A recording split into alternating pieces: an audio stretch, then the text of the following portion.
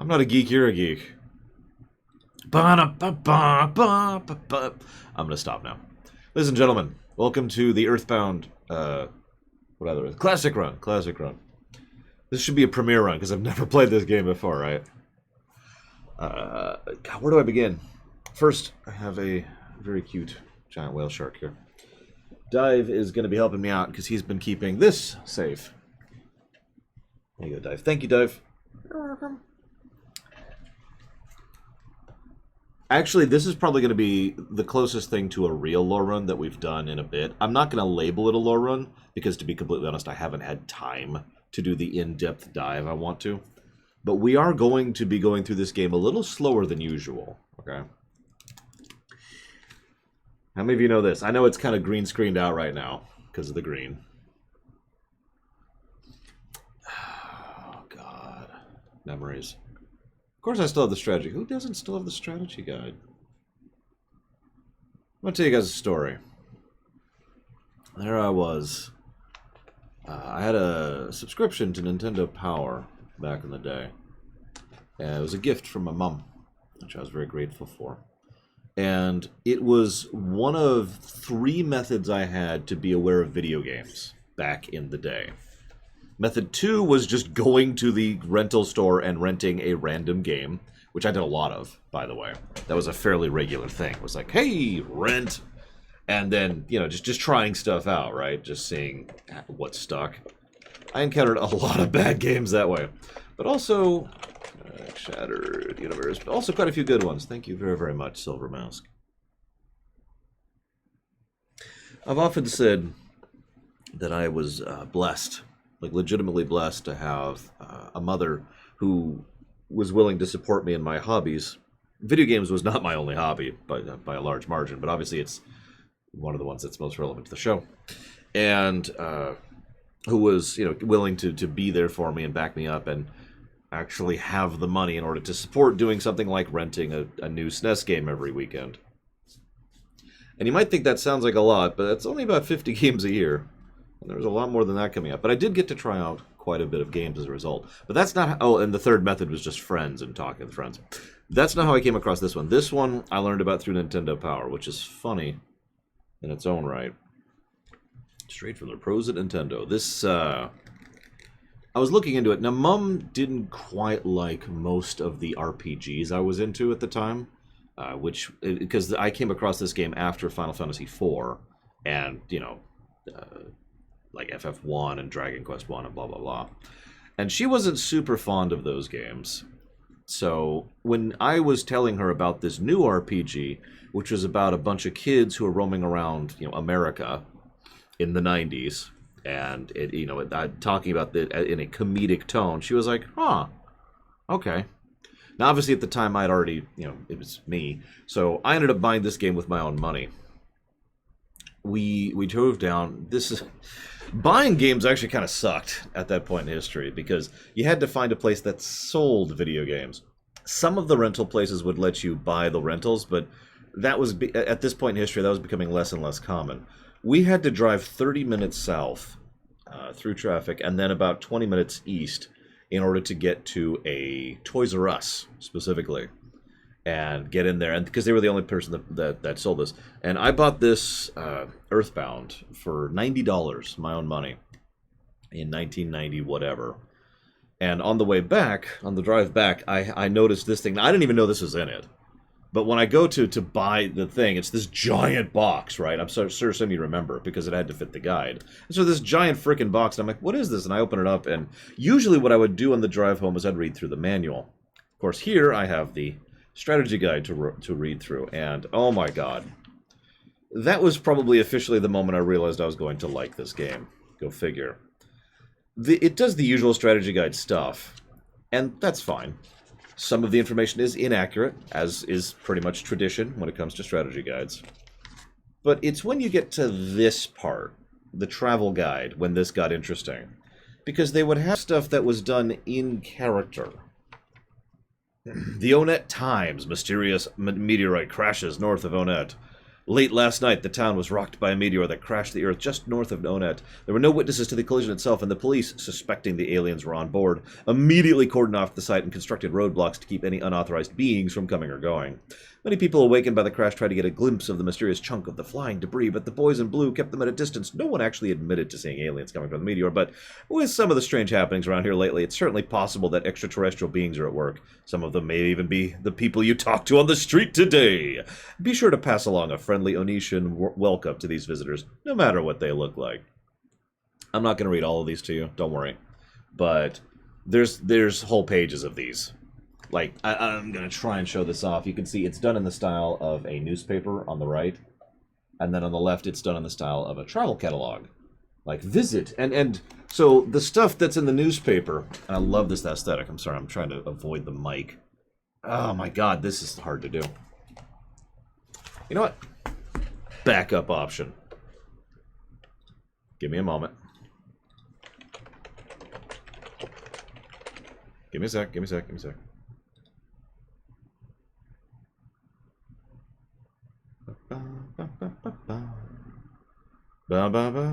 I just want to show you the style here. What page was that? I don't know. That song has been stuck in my head, even when I was still playing Oblivion. This is page 16. There we go.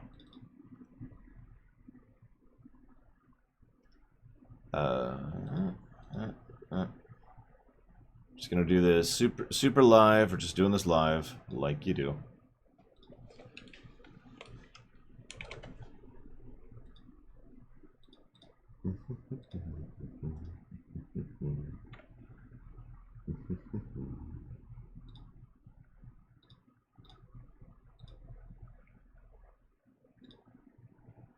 There we go. So here, you can see exactly what I'm talking about. It's done in the style of a newspaper. Volume 23, obviously.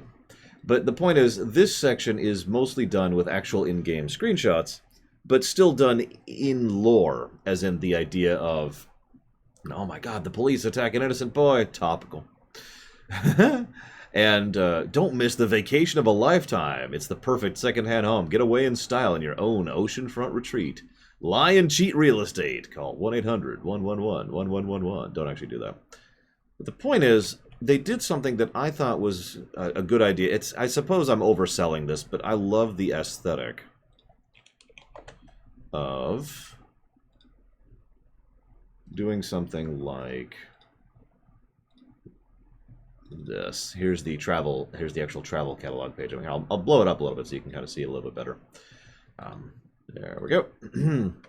But you see, it mix and matches real, actual footage that they grabbed for this, and just random little factoids which are silly and stupid, and they get sillier the further in we go, along with text or screenshots, along with screenshots for the game. See, the latest, greatest of them all, Killer Instinct in the arcade, and then you can see stuff like this down here. Historic library. Don't miss Onet's extensive library. It's a rich source of local history, as well as maps that they give freely to visitors. Shut up, SA2K. Sure, Mr. Red, why not? I mean, we're going a little bit more full tilt than we usually do. The next page after this has more of a strategy guide thing. Here's a map of Onet. Here's the labels for what's what. There's also, this is actually really unique. I don't know why Potato is subbing right now. Thank you very much. Would you mind telling me why you're putting that towards Dealer's Choice? I'd appreciate it. Thank you very, very much, Potato. Always appreciate. Most strategy guides will have, like, you go across the pages and it gives you an idea of what to do and where to go and which boss to hit and all that fun stuff. Earthbound, you see this right here? This is the walkthrough for the whole section. It's just a quick, non-spoilery bullet point of these are the events you need to do in order. And I know that's such a minor thing, but it's nice to see that. If it's not obvious, though, the level of effort and care they've put into this thing is ridiculous, and I cannot gush about this enough. Oh, by the way, you can get this online for free right now as a PDF. So anybody who actually wants to glance through this, there is a free online PDF of this sucker that Nintendo released a few years ago, I think. And obviously there's the map stuff. We also have the bestiary, which is put into the side here rather than having a whole section to itself. So you can see the kind of enemies you'll be fighting, as well as bosses as you go. And there's obviously pictures of real life stuff here. There's more newspaper stuff. There's all sorts of really cool things, such as Meager Living Farms. At Meager Living Farm, you won't get milked. In fact, you can stay for free overnight. Just look for the friendly cow outside. There is a spelling error in that. You got it, Potato. Thank you. Now, and yeah, I actually still have those, I think. But the only way to answer that would be to look physically, and I can't do that right now because I need to write down Potato's thing really quick. Where is it? Where's Potato? Where's Potato? There it is. Potato. There we go.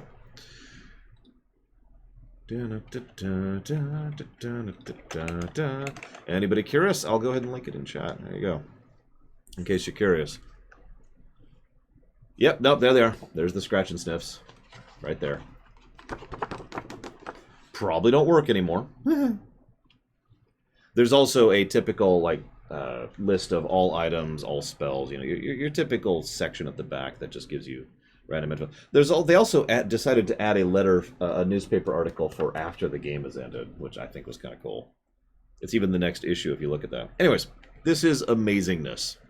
Unfortunately, I cannot give a plus to the game for the existence of this guide, which is a damn shame. But I can't. It's just, it doesn't work that way. Even though you can go get it online for free. But nevertheless, I cannot overestimate how much time and effort and care went into making this awesome. Oh my god. What are you doing here, Mr. Red? What are you doing?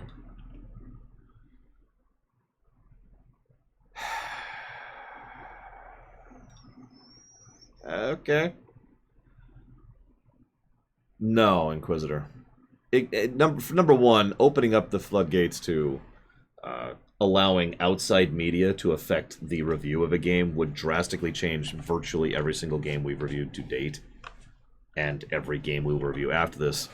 And B, and this is kind of the rule, that's not in the game. Thank you, Mr. Red. Thank you very, very much.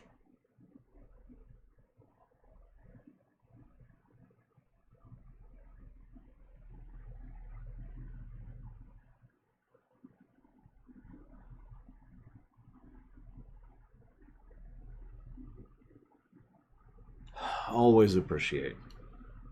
Thank you so much. You didn't put a message there, but I get the overall gist. So let's sit on it for a bit. I know that sounds horrible because you just paid for it, but let's see how it goes for our first session, shall we?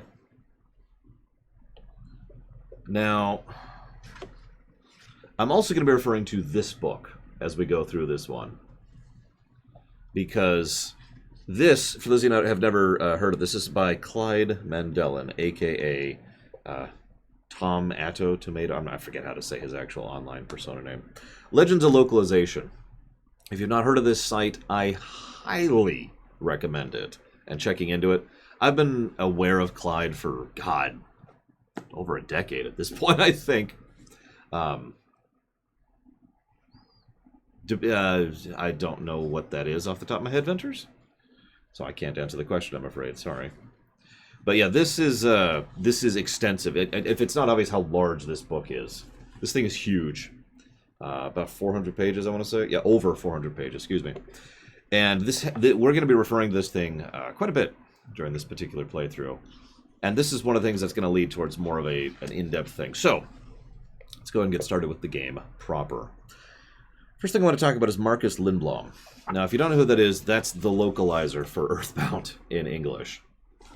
He has a whole foreword here about how he spent time and effort in making this thing and blah blah blah, and he did the best he could to try and make it work and yada yada. And the sales figures sucked. Now, That's the first thing I wanted to mention, is that the sales figures kind of sucked. Everybody knows this. This is, for the longest time, I actually called this Earthbound effect rather than Princess Bride effect. But this is the example right here of Princess Bride effect. This game did not do particularly well in North America, or actually, I should say outside of Japan, at its initial launch. It had several things going against it. First of all, it was coming out at kind of a unique time in SNES history where RPGs weren't quite on the rise. That wouldn't really help until Final Fantasy VII. The second problem was the fact that nobody had really heard of this company before, and this was a sequel, except it wasn't really, so that kind of hurt things. There were a few other things, but the biggest thing, and you're probably just waiting for me this, is the marketing campaign, which sucked. Now, what's funny about this is in Japan, so this was a sequel to a successful and well-known game. Funnily enough, you'd think that would mean they would do less on marketing, but actually it was the exact opposite. This game was marketed like crazy in Japan. I'm not going to get to hold this up to the screen, because then you just look at it and be like, what am I looking at? But yeah, there are many, many, many examples of the magazines that would come out and the guide content that would come out. There were artworks. We had adverts for like people. There's this advert of a woman who is just sitting getting her hair done while playing Mother. And this is, who is this? It's some kind of, please tell me who this is. Takuya Kimura, who was apparently a really big celebrity in Japan at the time, as far as like the heartthrob kind of a thing. He actually was part of the advert campaign for this. They released cards, they released little leaflets. There's actually a picture here. They had tons and tons of merchandise too. They had this giant Mr. Saturn plushie, like a 4-foot. Yeah, that's the one, Bio. Like a 4-foot wide thing. So my point is, Mother 2 was marketed like crazy and sold like crazy, but that is, of course, just the Japanese version. Now, what's funny is there's a specific individual, and I want to call his name out, Minoru Arakawa, and he was someone who was really responsible for a lot of pushing RPGs outside of Japan. In fact, he was one of the earlier people who would later inspire the massive marketing campaign that surrounded Final Fantasy VII, which, as I've already talked about on this show, was the big RPG explosion outside of Japan, thanks to many, many factors, which I've talked about before. But he was one of the first people to really push this idea. And he was like, we got to make this happen. We got to do this thing. We need to make this an entry. Earthbound needs to be the entry, the gateway RPG. He was the one who decided to release the strategy guide in the game, by the way. And he put, if you've ever seen what is it? It actually says here, the Final Fantasy Treasure Quest. Do you remember that? For Final Fantasy 1, that was his idea. Dragon Warrior, the poster, the Dragon Warrior posters, that was his idea. The Nintendo Power Strategy Guide for Final Fantasy 1, that was his idea. Super Mario RPG's development, that was his idea. What am I hearing? Why is this playing now and not earlier when Mr. Red donated? That's so strange. Whatever. There was also, he did a Illusion of Gaia thing. Lots and lots of stuff, right? That's all this guy. So he reached out, and Nintendo of America said, well, it's hard to market RPGs, so it's the 90s. Let's 90s it up. How many of you remember that? It's funny, because a lot of us tend to remember the 90s fondly, and with good reason. A lot of good stuff came out in the 90s, but the 90s were stupid. Like, there were... Oh my God, there was this really big... There were two big things... Three, technically. There were three big things that were being pushed in the 90s. Gross, attitude, extreme. And oh my God, it was everywhere. In fact, one of the biggest... If some of you probably remember, the big selling shtick, the marketing campaign for Sonic, you know, from Sonic the Hedgehog, was how he was just too cool for all those Nintendo games. If you want the game with the toad, you gotta play Sonic, and just... Oh my God, it was bad. Even then, I was like, what is this nonsense? Granted, I was already a teenager at the time, but still, it's just, what is this crap? Are you... So, Nintendo of America was like, you know what? Yeah, exactly. Beavis and Butthead and Ren and Stimpy are a perfect example of the 90s. And of course, let's not get into Spawn or not Todd McFarlane, the writer who, excuse me, the artist who doesn't know how to draw human beings. I can't think of his name. Anyways. But yeah, so they were like, hey, this game stinks. And there's actually 2 ads that they've included here in this book I'm going to share with you. One is, it's a picture of toenail clippings. And Rob Liefeld, thank you, Rob Liefeld. And the picture says, not since your prized collection of toenail clippings have your friends been so terrified of you.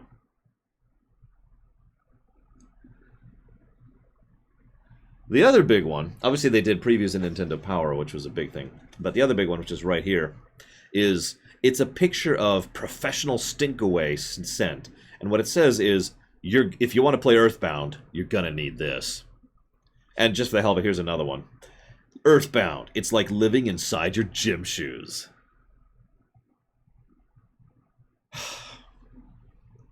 So that didn't do well.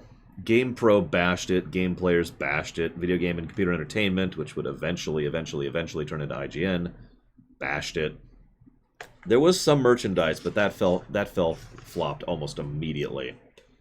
Overall, that was a big deal. And I point this out because everyone knows about this, but it is worth re-emphasizing just how bad this marketing campaign was and how much of an impact it had. I can actually name another thing that is very similarly torpedoed, specifically because of the marketing. The Last Action Hero, which is a movie, which was absolutely destroyed thanks to the marketing and one other variable, which is important, but that is part of the marketing, so I'm going to go ahead and give that to that. Now, you guys have heard me talk about translation and localization since the first videos I recorded all the way back in that stupid office. You remember that? In fact, just last week I got a comment on my FF7 rumination from then saying, do you have an example of the translation problems in FF7? This has been something that's been of interest to me for a long time for reasons I've actually discussed before, since, that was a hobby of mine for a while. FF5, Earthbound 0, moving. There's actually a really great example here of the 3 types of translation, which I've talked about before. There's translation, there's literal translation, translation, and localization. So the original dialogue here, and there's an actual example here, so I thought I'd share this. I'm gonna punch your lights out, is the original dialogue in Japanese. So the literal translation of this comes out as, I will break all the light bulbs in your home with my hand. That's that literally translated into English. So that's FF7 or FF4. Then it's like, okay, well, let's literally let's actually translate this at this point. So the actual translation then is, I'm going to hit you, which is accurate but lacks any of the flair or punch of the original statement. And that's Final Fantasy VIII, by the way, to use another example. The localization is, I hope you're thirsty because I brought some punch. In other words, trying to actually follow the idea of the tone of the original while still conveying the information of the original. That is localization, and that's FF9 and 12 would be the best examples of that one. And of course, most video games and if you notice, I just mentioned a PS2 game, most video games have had localization issues for forever. Well, that's because you're insane and evil, Zilog. So all of this having been stated, this is why I've worked very, very strongly pushing towards the idea of localization in video games for a very long time. And one of the reasons I have to absolutely praise Earthbound in particular, because Earthbound has localization of the 3 categories. I'm curious what you disagree with, because you didn't actually clarify there. Again, think about the era for a second. Try to actually picture a game that came out in the mid-90s, and then Square Enix, it took Square Enix until the PS2 era, way over here, like a full decade later, over a decade later, in order to finally get to the point where they have the same level of localization that this SNES game had. This is insane. Chrono Trigger was not very well localized, no. Nor was FF6. Both of them were translated, and in some cases literally translated, and in some cases incorrectly translated. There's some dialogue and things that are just wrong. So, yeah. That's, see, you say that, Zalok, but I have demonstrable evidence that you're wrong about that, because I've played Japanese games from the 90s. Yes, the FF6 theater will have localization, assuming it ever happens. So this game was properly localized. Holy crap. And there's another thing I want to talk about. Is this? Nope, nope, nope, not that, not that. Will I stream Mother 3? Probably not, no. I mean, it's not even on the queue or list right now. I thought there was one other thing I wanted to share before we jump into this.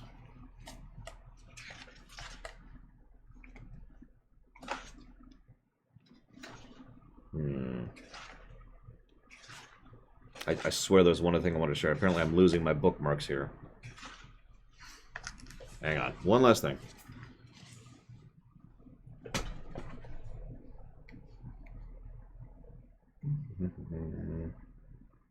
Ah, yes. This was it.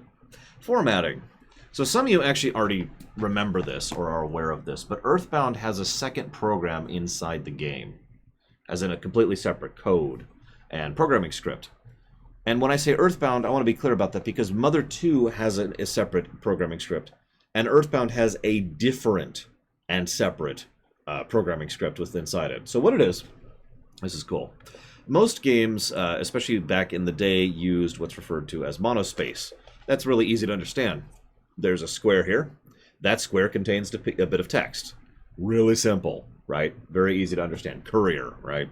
Although I'm not sure if courier actually qualifies, but whatever, you get the idea. Then there's something called proportional? Yeah, proportional fonts. Proportional font spacing is more like most of the fonts that, I mean, you're looking at some of them right now in chat. That's where the space in between each individual specific character varies depending on which character is before and which character is after. So that's proportional. Most video games don't do proportional when translating for very obvious reasons. Earthbound has proportional text.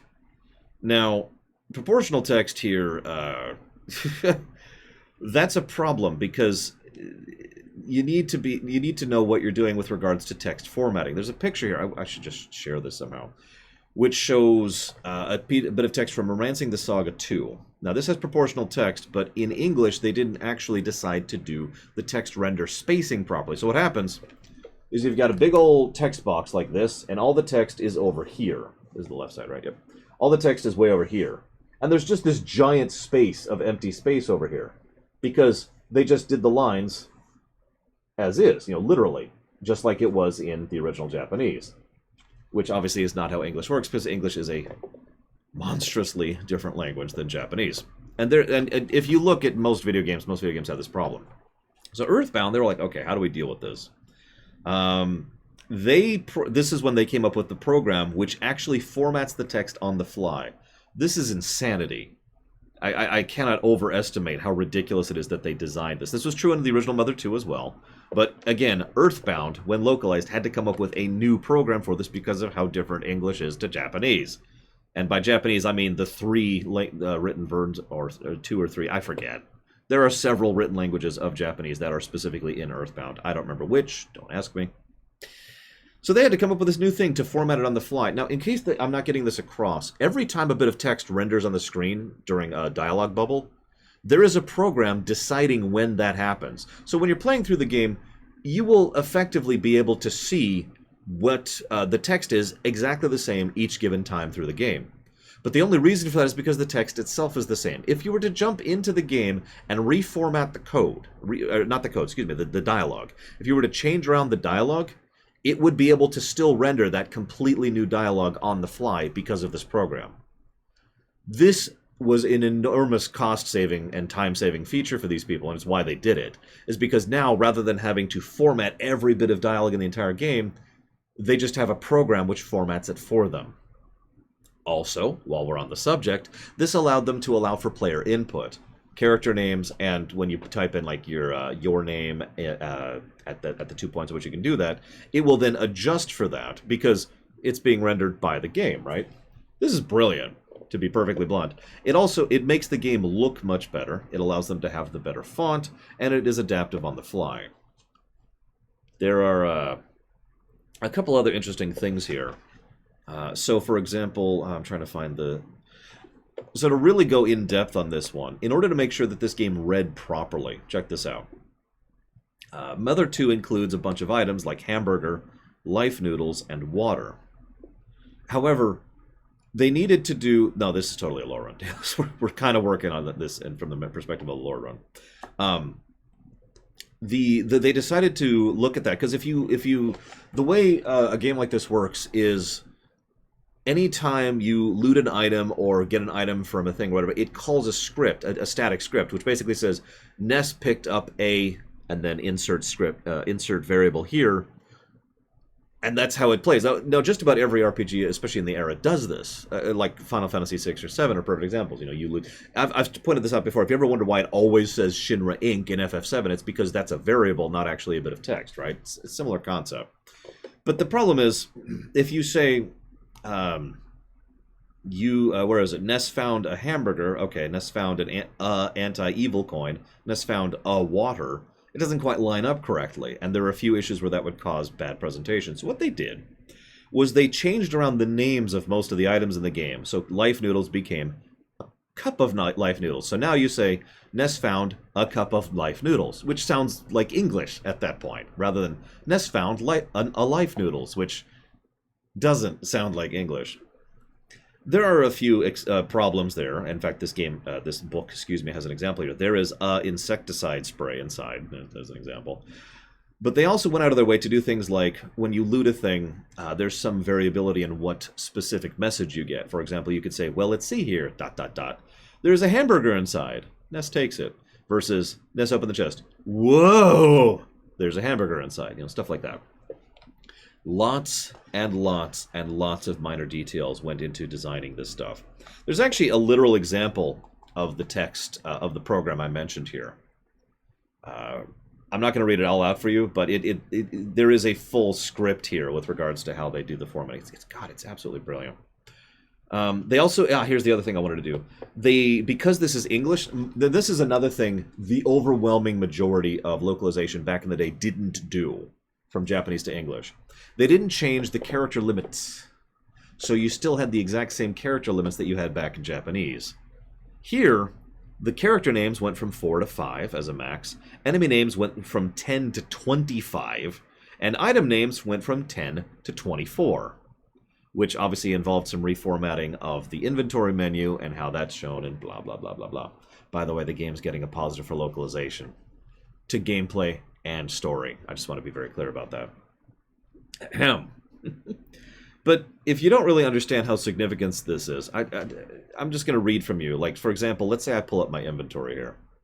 Don't do it, SA2K. So the inventory in Earthbound is large pizza, hand aid, silver bracelet, which is equipped, Mr. Baseball Bat, which is equipped, picnic lunch, and I guess that's another large pizza.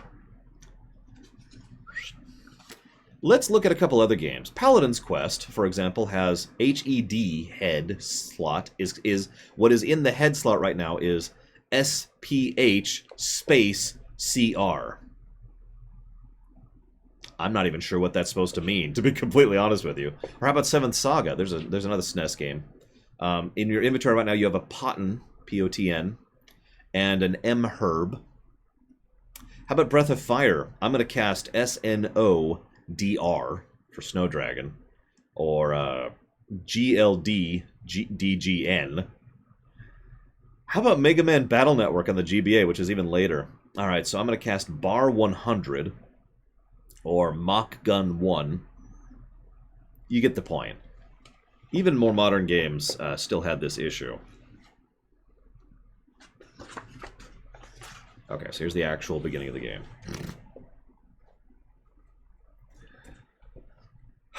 Alright, I need something that's not going to be a Kleenex. That's what I need. I need a bookmark. I didn't ask for this. Do I have nothing that can serve as a bookmark? What's this? You'll do. You'll do. There. Okay. Oh my gosh. Yeah, no, I'm just gonna do that right now. because not only is the localization excellent, but it actually improves the gameplay because it's part of the interface at this point. But the amount of work and effort they put into the localization and the programming of text formatting and the making sure the inventory was easily readable and the making sure that the text while being displayed while you're in combat and out of combat, which is actually a separate thing, that I think that absolutely deserves both of those positives. It has been... it's hard. Like, again, we have to get to the FF12 range for me to be this impressed with regards to this. We'll think about that, Inquisitor. We'll think about that. We're not there yet. We're not there yet. For now... oh, I need to make sure I have one other thing set up. Sorry, give me just 1 second. This will not take long. I just need to do this. That should be good. Nope. Do it to it, White Crow. That's my advice. Do it for yourself. Do it to it. Don't get discouraged. Flex all the time. Don't do that. Oh, right. I already have the game loaded. Duh. This will be probably the loudest section of the game right here, so this is a good time to... we'll see how bad the audio balance is.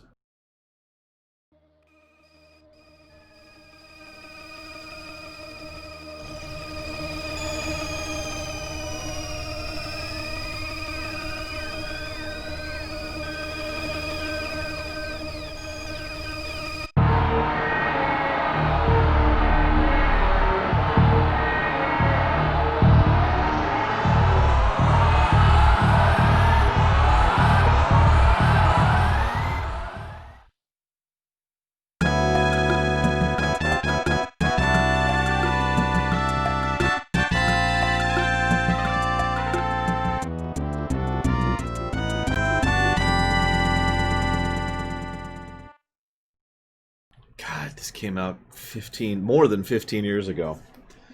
Before we even move forward, we're effectively turning this into a Lorerun. Before we even move forward, the original thing in Mother 2 said Geeg. By the way, it is apparently pronounced Geeg. Geeg strikes back, and oh my God, yeah, Geeg. Didn't I say 25? What did I say out loud? Because I was thinking 25. Did I say 15? God. Yeah, no, I'm sorry. I was actually thinking 25. I have no idea why I said 15. Oh, because there's a 15 right here. That's probably what I was doing. 25 years ago. I was confused. Everyone's like, 25 in chat. And I'm like, what? Why? Why are you repeating what I just said? Geeg was his original name and is how it's supposed to be pronounced and spelled. G-Y-I-Y-G. Right. Now, what's funny about this is, again, remember, Mother 2 was really supposed to be... it was a sequel to an exceptionally popular game. So the very opening thing says, Geeg strikes back. And it was supposed to try and indicate the idea that, you know, oh my God, we're actually having to go back against Geeg. He's back! The main villain... spoilers, Geeg is the final boss of the first game. Instead, of course, they had to change that around. This is just one of many examples of how they had to completely alter something because... Mother 1 didn't exist outside of Japan, so instead they changed it to The War Against Gygus, which I'm going to pronounce Gygus, by the way. And yeah, I didn't even see your question, Bio, I'm sorry. It's worth noting, by the way, there's something really weird about Earthbound. And I know this is going to sound strange here, but Earthbound has been spelled multiple ways depending on who you ask. And to be honest, I'm not even sure if there's an official answer to this. It's either the E and the B are both capitalized, they're two completely separate words, the B is not capitalized, or only the B is capitalized, and all of those have been used in official works. Anyways, obviously the title screen is completely different. Let me check something here really quick. Yep, okay. Go ahead and slot that back in there. God, I've been talking for 40 minutes. This really is a Lorerun, isn't it? Still haven't seen your question, Bio. Other than the jazz hands. Quick, ask your question, quick, before we keep going. Yeah, I honestly, of all the things I know about this game, I don't know why it's called Earthbound. Mother... Okay, so the reason for the title Mother makes sense because they're referring to Earth. Yeah, that's the Earth. Sure. 187. Hang on, hang on. Let me see exactly what you're referencing here. Bio.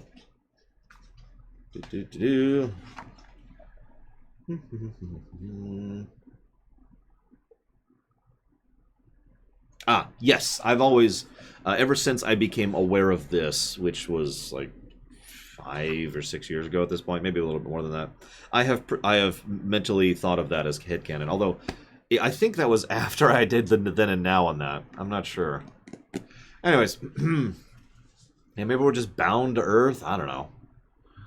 Of course, I have the book right here. Why wouldn't I? In fact, I have both books, but I'm referring to that one a lot more for Lorerun purposes. This is mostly just awesome. Now, I hate to do this, but I'm going to go ahead and take my first stretch break here because we have so much to discuss and unpack. I don't want to pause for a while, so I'll be right back. Stretch break. Make sure you stretch. Do your stretches.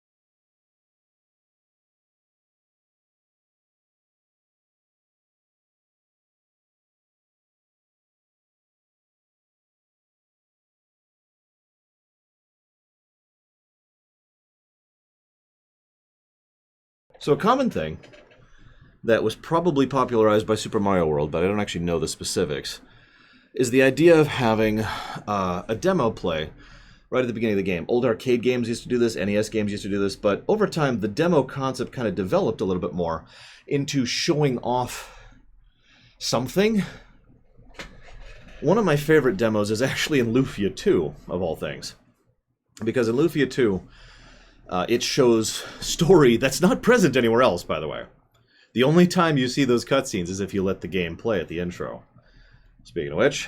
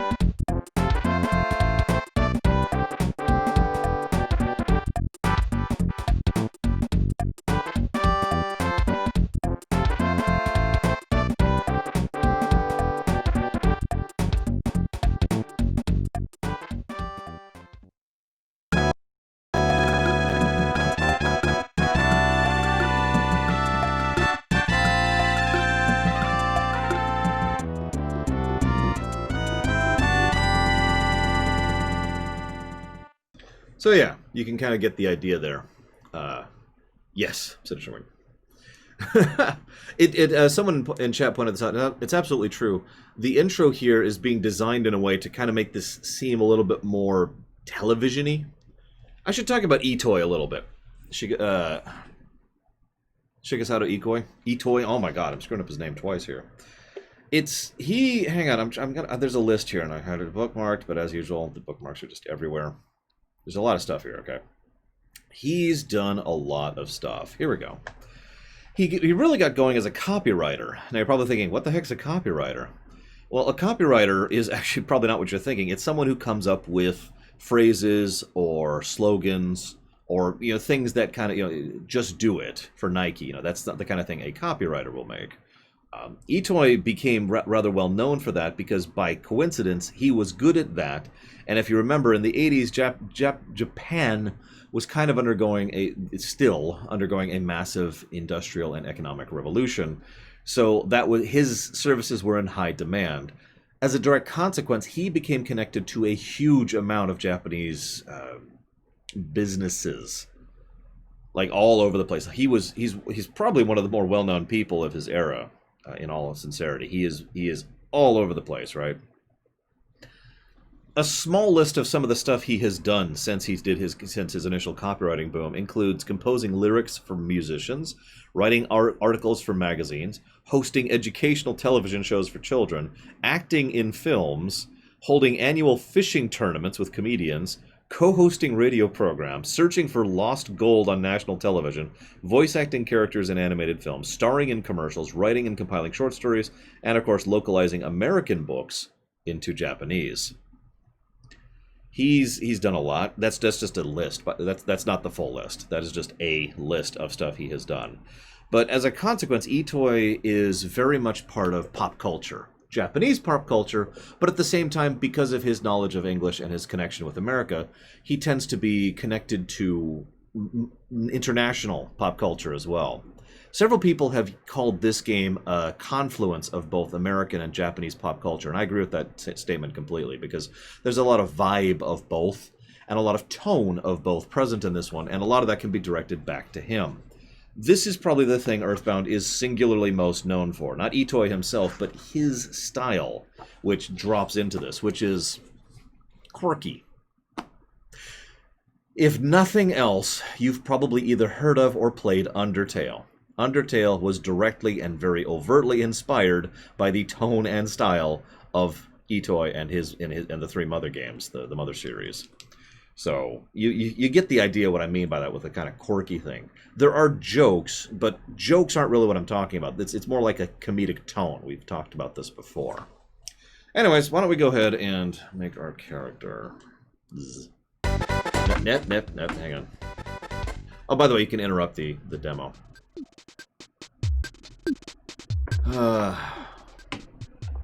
So, this is not the best thing. There we go. So we begin a new game. The first thing that we can do is we can decide on which window type we're doing. They're not actually called window types in English. That's something the localizer added. Originally these were called... we're gonna go a bit fast. Stereo, obviously. Instead they decided to call them flavors. Now, this is neat and all, but honestly I just prefer vanilla for this. Now we name our characters. Okay, not a big deal. Let's look at our character names, shall we? So of course, here's the three things. In the original, in Mother 2... Shut up, Mike. In Mother 2, you could do your characters in hiragana, katakana, or kanji. And the layout had to be changed substantially to even acknowledge and allow for that screen right there, English. And we can only just switch between the two things. But, whatever. We can name them whatever we want. This is kind of cool. Check this out. We can name him, we can just hit Don't Care, which gives him a default name. But you know what? I don't like that default name. How about Alec, or Roger, or Will, or Brian, or Tyler, or Lane? In Japanese, his default names are Ness, yes, with one S, by the way. It has been confirmed by eToy that Ness's name is specifically a reference to the Nintendo Entertainment System. So, NES is one of the possible names. Also, Hat, Takuya, John, Monkey Maru, Mario, and Sit Up. We'll go with the defaults for this run, because, you know, Lorerun. Not that this is a Lorerun. Paula here. So we have Paula, Nancy, Sky, Paige, Marie, Holly, and Jane. By the way, Paula specifically is the reason why the character names were pushed from 4 characters to 5. They had a choice. Change her name completely, or change around the text structure in order to add an extra text. An extra character, excuse me. They decided to do the text thing, which I already mentioned, in order to add the extra character. Her names in Japanese are Paula, Ribbon, Goroko, Yoko, Ria, Peach, or Shake. Oh yeah, by the way, this game has really good interface design. No. Yes, no, that's right, that's interface. I'm right. Because this game was so ahead of its time. They had the option for context-sensitive shortcut keys. What I mean by that is, if you... Here, I'll demonstrate. I can back up without even having to go to back, even though that is a thing I could do, or I could hit start without actually having to hit A or going down to the thing down there and hit OK. There are more and better examples of that, but even right in the intro, you get the idea. Oh yeah, by the way, in case I didn't point it out, you also have all this stuff over here. You can name yourself doo-doo-doo, doo-doo, if you really, really wanted to. Anyways, English names. Jeff, Dan, Henry, Isaac, Ralph, Sean, or Rob. In Japan, his possible names were Jeff Glasses, Tsuyoshi, excuse me, Paul, Oron, Luigi, or Fetch. By the way, there's a little joke here. Why did we call him Glasses before he was born? We just knew.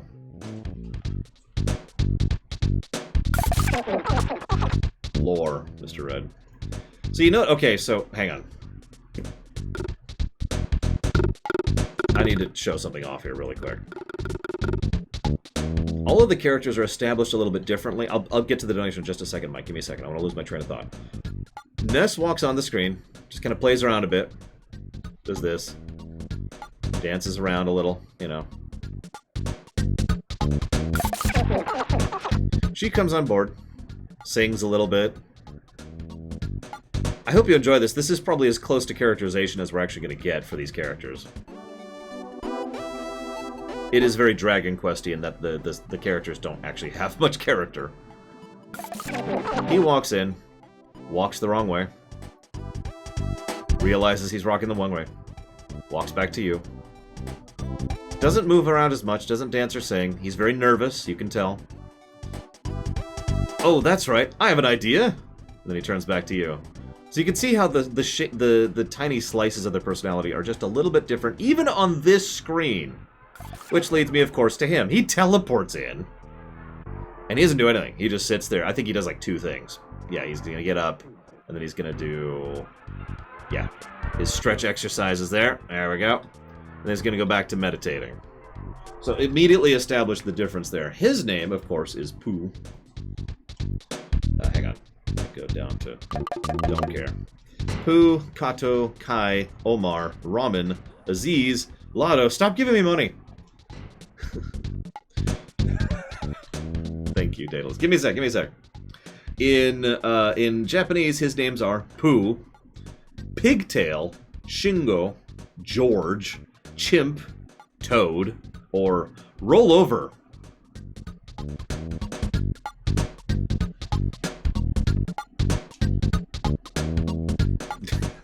Shut up, Dakota. Hang on.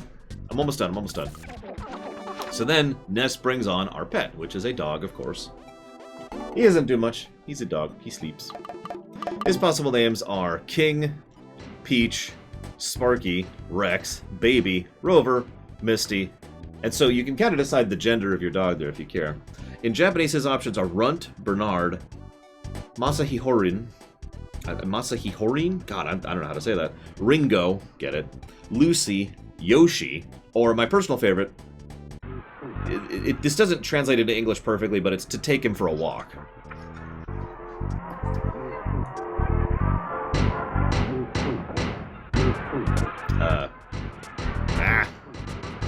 There we go. What's your favorite homemade food? Options in this game. I'm sorry, I'm doing this in the wrong order. Correct. Boogity. Steak, pie, pasta, cake, eggs, bread, salmon. In Japanese, sushi's not on the list, not really. So we've got Salisbury steak, sukiyaki, morisoba, honey pie. What the heck is honey pie? Bananas, mushrooms. Oh, that's the Mario reference again. And of course, dog food.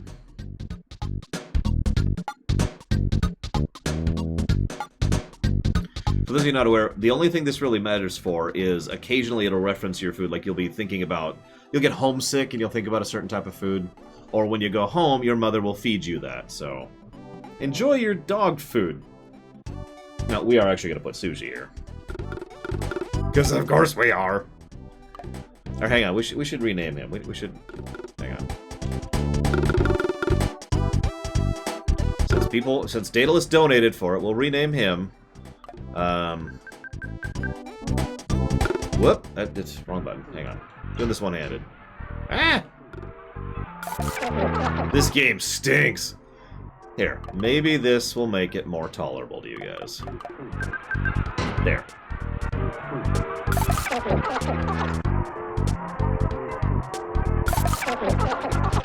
Okay, so let's do sushi. This is a heavy book.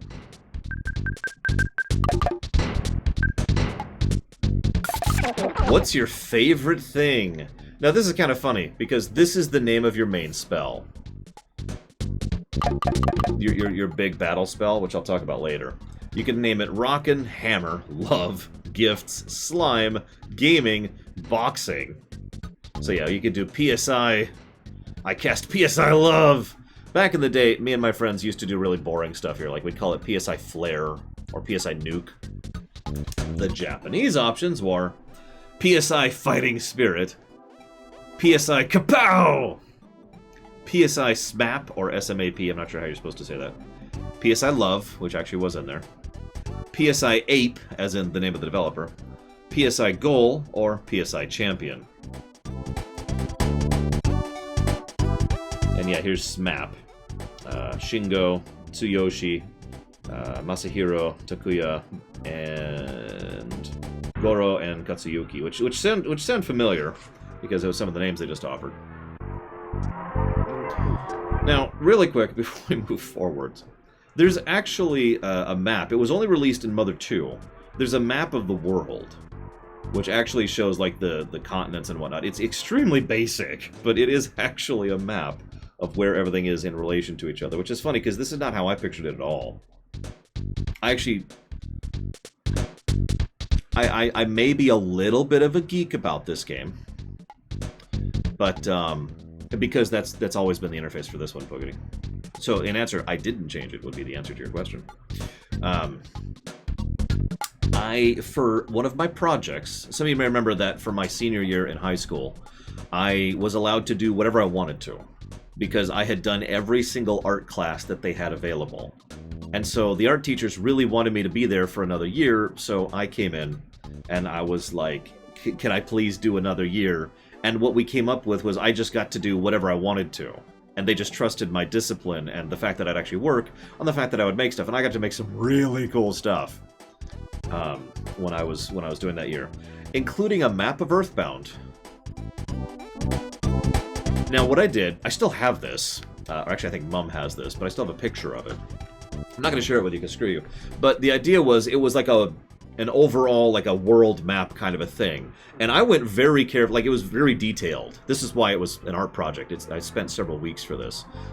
Because I would go down and sketch out, okay, here's where this I would go on a building by building basis. And I sketched out Onet, and Tucson, and Threed, and then Forside.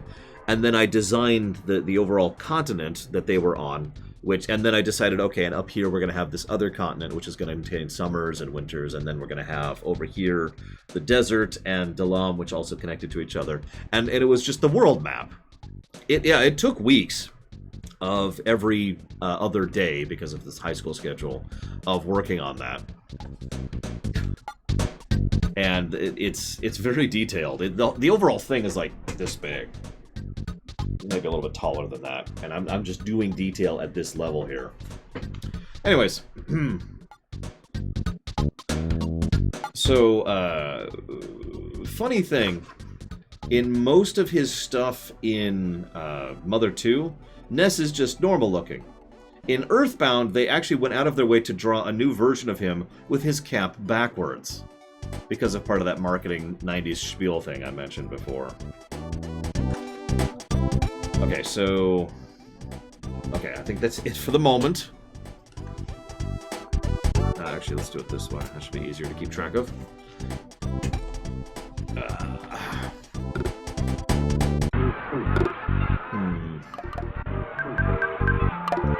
What should we call our super spell? PSI lore! No, that's dumb. Let's do... I mean, we could just do Rockin'. We could just do the default. PSI Rockin', but that's dumb. I don't think I've ever done Rockin'. Got it. We'll go with a classic.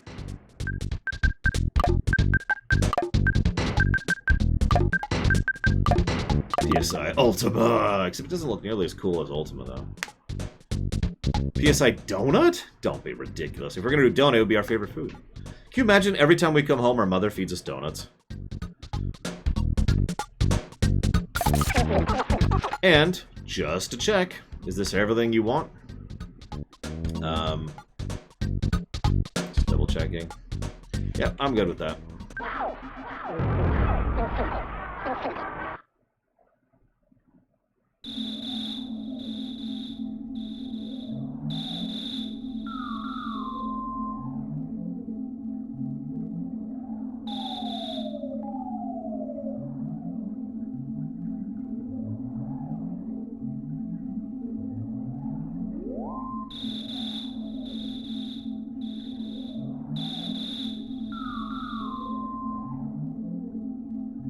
Seriously, DeQuack.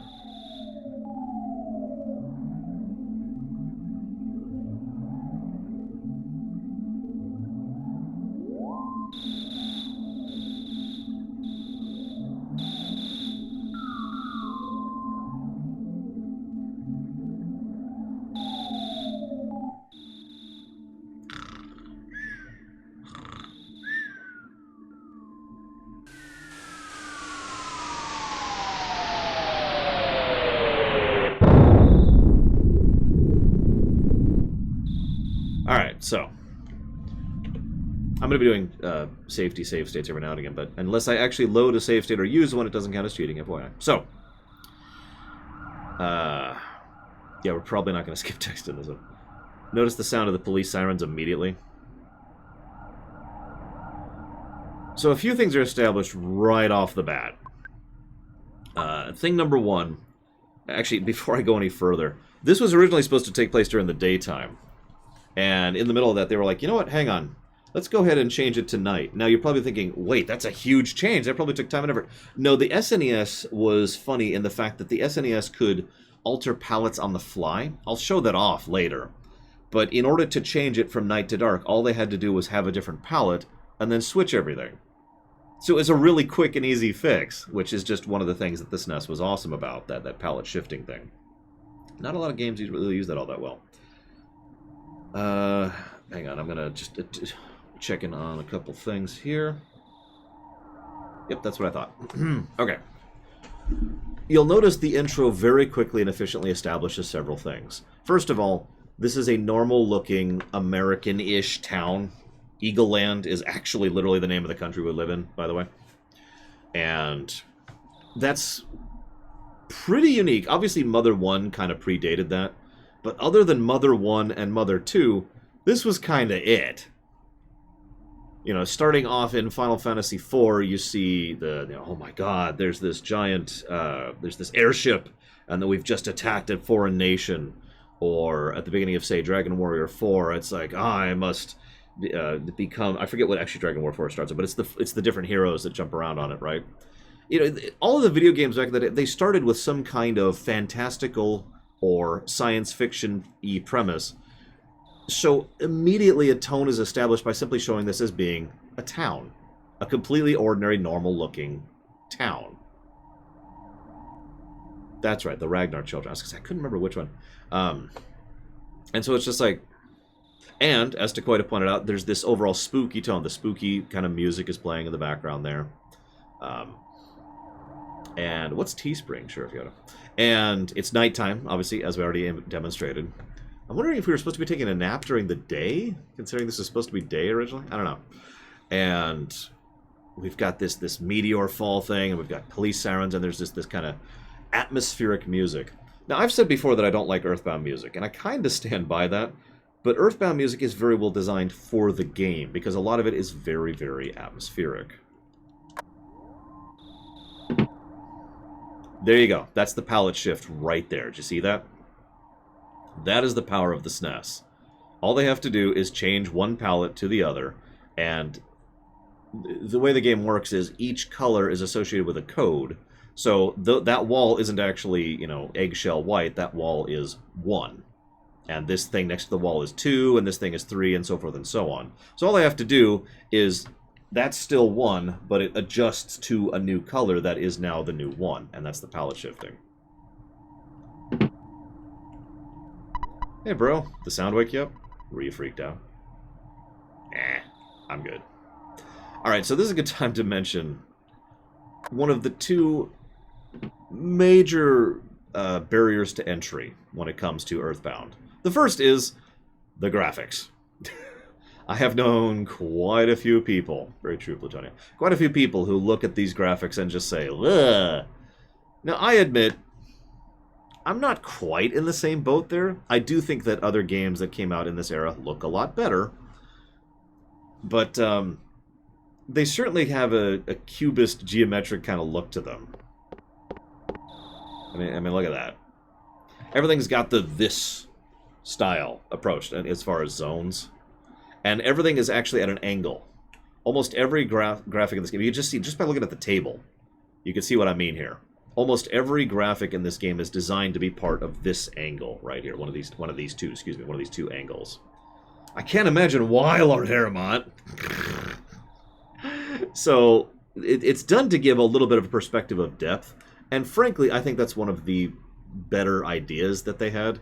Because if they had tried to do a classic straight approach, it would have looked really bland and boring. As is, it at least has a style to it.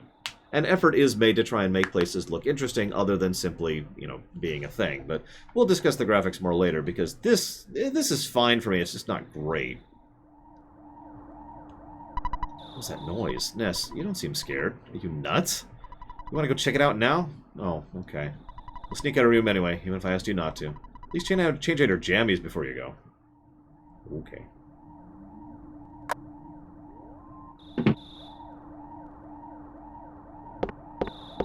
Yeah, I would say Earthbound's look is quite iconic, for good or bad. Careful. Come home as soon as you can. Hey, I'm gonna talk to the dog first. Besides humans, dogs also sleep at night.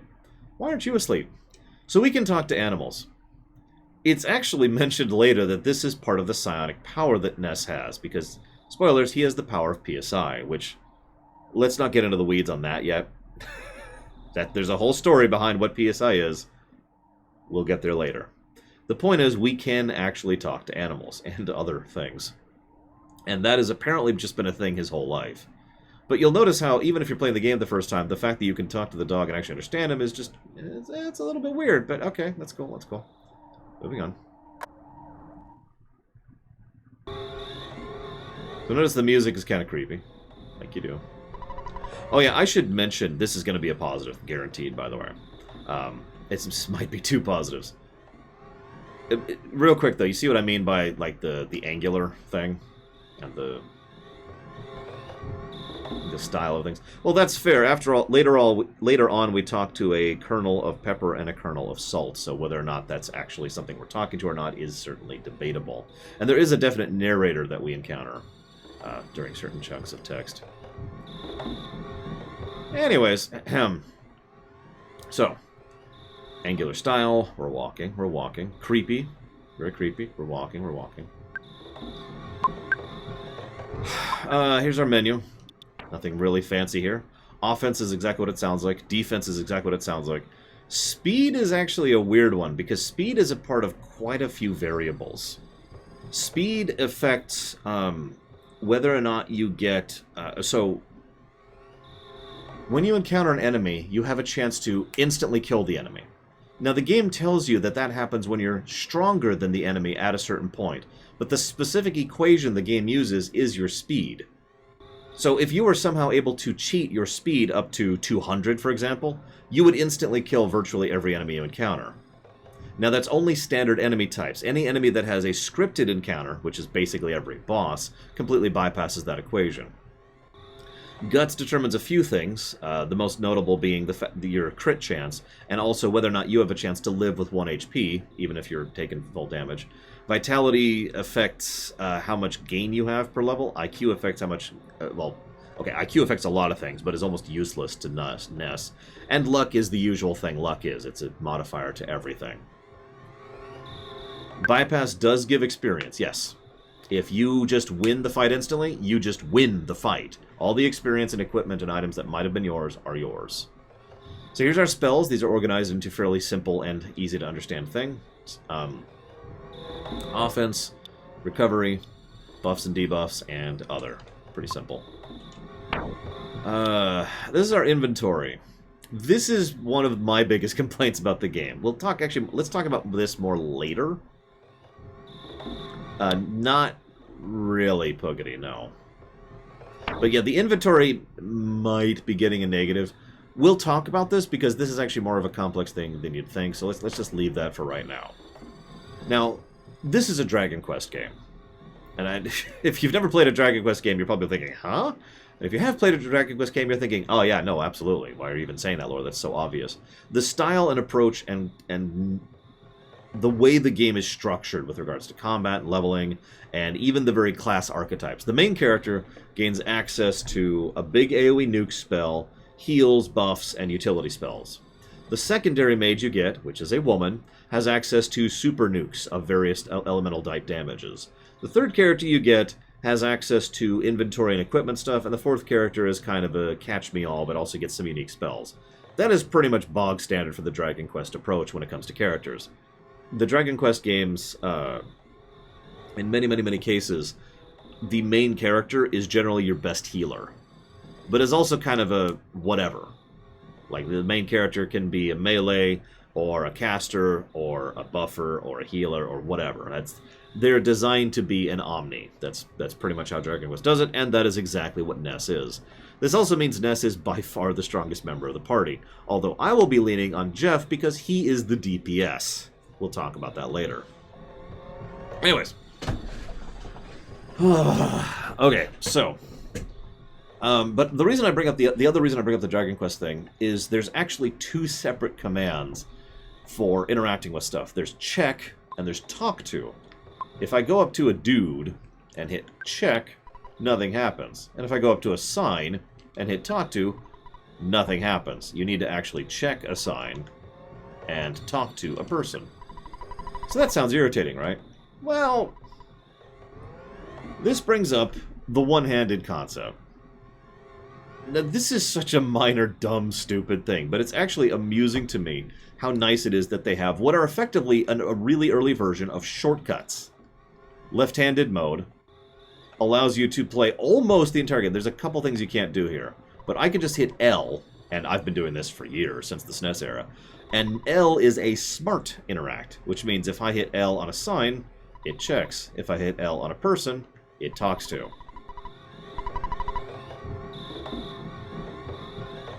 This is such a dumb, stupid little thing, but it is surprisingly convenient to be able to do that.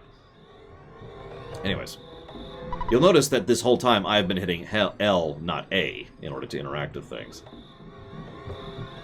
Don't panic, it's just a, what? Meteorite that, fell. I just want to, what? Go home. It's fine. Oh, I didn't actually read this one out loud, sorry. Onet police are famous for closing roads if something is going on. We're going for the world record. Well, if you're right-handed, no, you cannot. You're screwed. Death to the right-handed. Did you hear the Big Bang? I think a meteorite landed nearby. I want to be the first to see it, okay? I'm going to try to be the first to get there.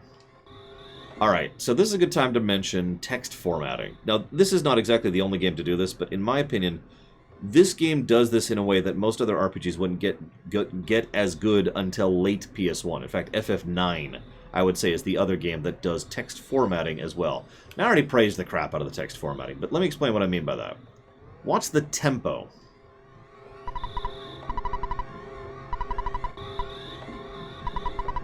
You saw that, right?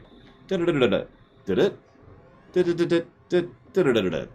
Like, there's an actual tempo and timing to the rhythm of how text is rendered. This is part of that program I mentioned earlier. There's actually inputs you can put for pausing or waiting on input or reading a text at a certain speed or whatever. There's different ways that you can put into the script of the program they built in the game in order to render the text differently, which adds tempo and tone to all the dialogue in the entire game. Like that right there. Was actually how that text was rendered. And the text is, don't you know what time it is? Get your butt home. Pronto. And you see how that just lines up smoothly and beautifully with how you would say that in English. Yes, and they're all dumb, Mr. Red. Moving on.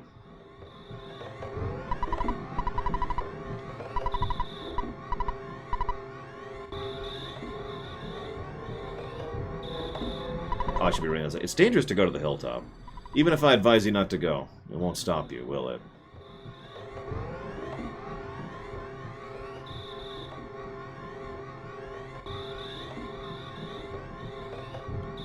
Hey you, don't you know what time it is? Nah. And now I have to kill Bio. There's an item. Okay, so, items. Help! Bread roll. When eaten, you recover about 30 HP.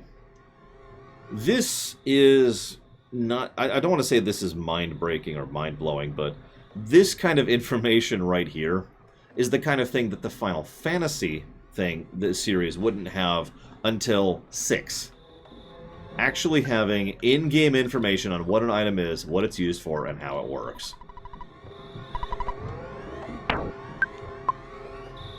You're right, Plutonia. I'm sorry. I don't know what I was thinking.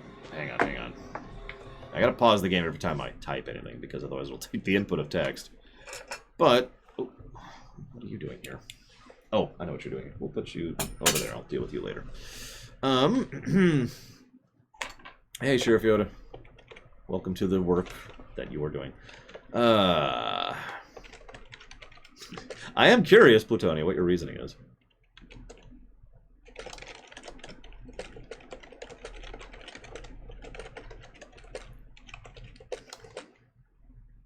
Let's avoid spoilers. Has anybody not played this game? Because we're going to use the usual Lorerun approach, which I'll spoil when it's relevant, but I'm not just going to start talking about how it was his sled right off the the initial thing.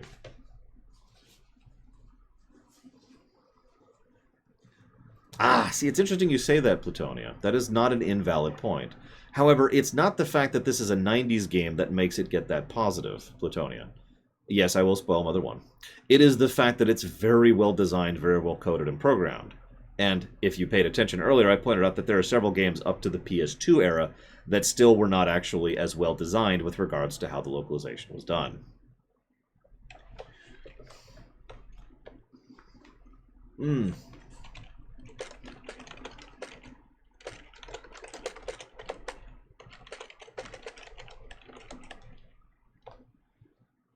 Yeah, look at FF6 on the SNES, which is a game I love, and you will see what I'm talking about.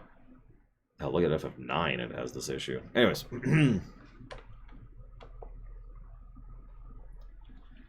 Uh...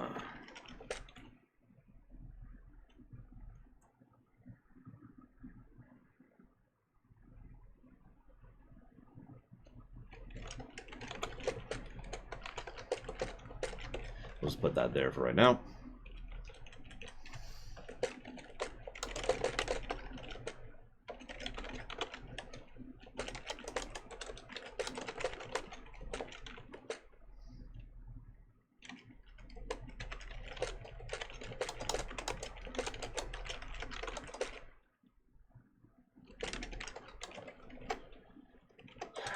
Okay. So we've got the interface and convenience features, localization. I'm going to jot down a potential negative for inventory just now, just to get it on there, because that might be a thing eventually.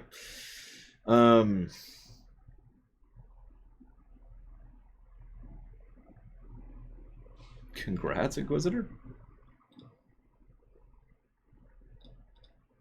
We got this, and probably that. There we go. All right. So this is lie or exaggerate. Okay, real talk, for the longest time, I did not actually get the pun here. Hey, Ness. Hi, buddy. A meteorite fell down and went boom. It was a real mess for a while. It's fine, because I always eat garlic and work out to make my body stronger. However, the weaker citizens probably fainted. I also want to tell you... Whoops, I almost told you about my... by the way, Ness, did you check out my billboard? I wrote the message myself. That's my real job, you know. I'm a billboard guy. Why don't you check out my work? This is Lear X Aggregate. Seriously, for the longest time, I didn't get that pun. Probably because I wasn't saying it as liar exaggerate, but anyways. Oh, right, what's his name in Japanese? Hang on, I've got the bookmark here and everything.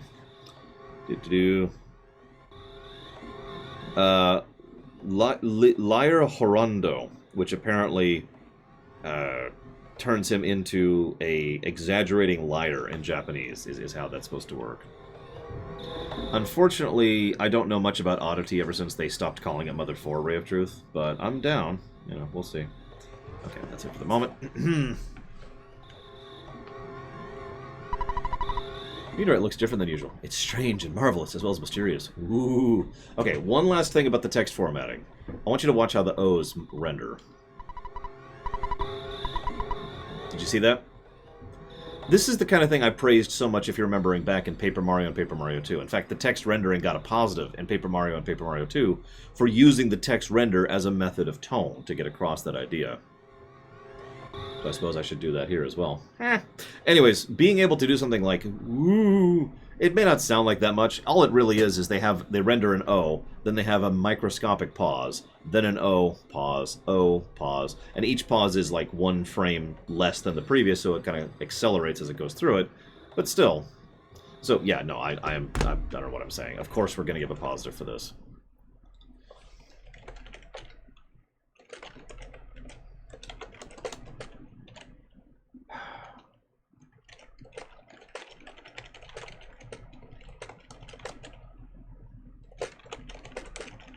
Hello, Majdi.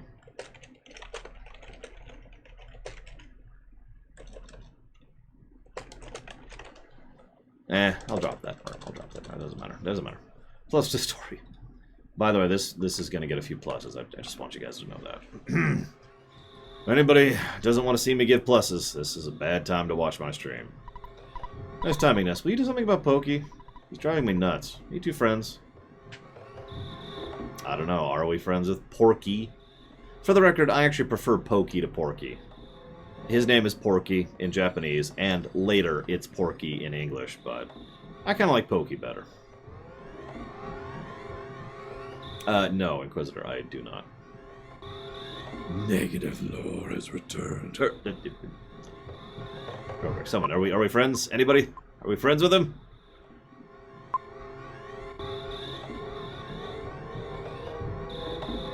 Nobody's answering me. Nobody cares whether we're friends. Okay, there you go. We're not friends. Aren't you neighbors? Come on, help me out here. Hey, Ness. Don't be rubbernecking. You're getting in the cops. Oops. I mean, officer's way. You can go home now. Tomorrow, Pokey will tell you about the strange meteorite. I'm fine here, but you're bugging the offices. Clear out, get out of my way. Clear out, get out of my way. Clear out, get out of my way. Clear out, of way, out, get my... Whoops. My mistake. I mean, get out of my way. Shh, shh. Okay, God. So as with basically every other RPG of the era, this is a big... everything is done by scripts and triggers. So if you know what you need to do, it's actually funny how little you have to do in order to complete this game, which most of which I know thanks to speedrunning. But yeah, all you have to do for this section, and all you're required to do, is go talk to Pokey and then come back home. The moment you talk to him, your mother spawns right there. Welcome home. It's not necessary to talk about it tonight. It's late. Get off to bed. Okay.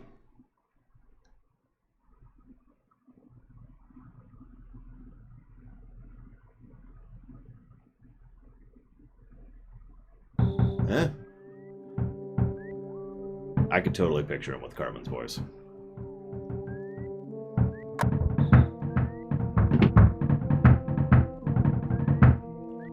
Someone's knocking at the door. What an annoying knock. Seriously. My land, who could be knocking at the door at this time of night? Would you answer it? So... yeah, this is just... who knocks like this? This is, there's the shave and a haircut 2 bits riff. But it also includes, it's apparently set to a tune, which itself is set to the phrase, Ome, oh, I don't know how to pronounce that, which means, are you an idiot, in Japanese. So he's basically, not in Japanese, he's knocking... a reference to a skit which says, are you an idiot? Which certainly implies a lot about Pokey. By the way, in Mother 2, rather than the exclamation mark there, it actually says Dawn. D-O-N. You're probably wondering, what? Dawn is actually the Japanese sound effect for loud pounding. Obviously, they couldn't do knock or anything that would work in English there, so they decided to go ahead and just turn it into the exclamation mark.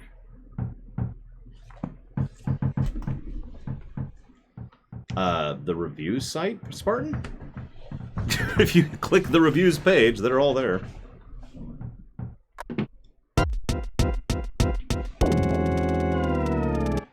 Listen to what I've got to say. My brother... shoot, I was going to do the whole rap, but I forgot the lyrics. You better help me out or I'll also cut you like a knife. There we go. Okay, we're done. Listen to what I've got to say. When I took Picky to the place where the meteorite landed. Oh, good evening, man. You're looking lovely as usual. Anyway, as I was saying, the police that were guarding the meteorite landing left suddenly to deal with the sharks. You know the sharks. They're the local ruffians. They were really going wild. Suddenly I noticed Picky was gone. I blame the cops. It certainly wasn't my fault at all. When my dad gets back, I know I'm going to get it. Okay, so, their dad is actually abusive. Not to the horrible extent, but he's not a good dad in the original Mother 2. All of that was effectively removed from the English localization here, with very, very minor exceptions. So in the original translation, he was saying that he was going to get spanked 100 times. And that was apparently deemed too much, so they got rid of that. You're my bestest friend. Won't you help me find Picky? Oh. Oh, Pokey, we really are your only friend, and it is so sad. If we ever do stream Mother 3, we'll talk about that. Let's blow this popsicle stand. Before we go, why don't you say goodbye to your mom? Don't you agree, ma'am? Okay, fine. I know the dog's unreliable, but you should take King along. The cracked bat in Tracy's room could help out at a time like this. No matter what anyone says, you're a courageous, strong boy. My very own natural-born fighter. You'll go far. Remember to go for it. But I think you should change out your jammies before you leave. Okay. I guess. Get my backpack. Got my hat. Let's do it. Oh, I should probably actually get a weapon. That's probably a good idea. You can actually get it earlier, but she tells you about it. You know, off chance you didn't know. Alright, so I mentioned inventory, and someone else brought this up too.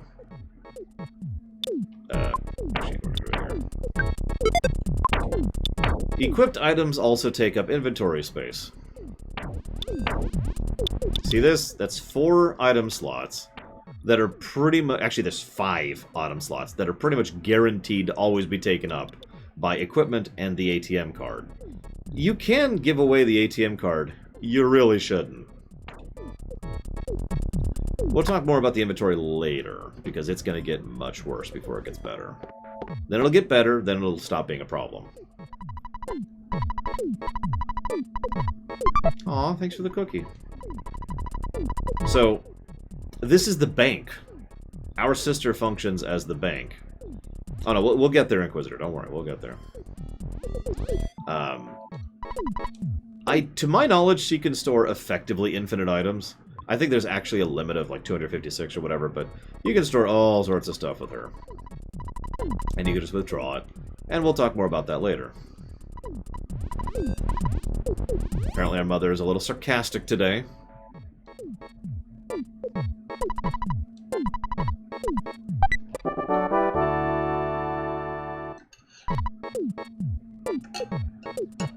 I'm sorry, what do you mean, Dakota?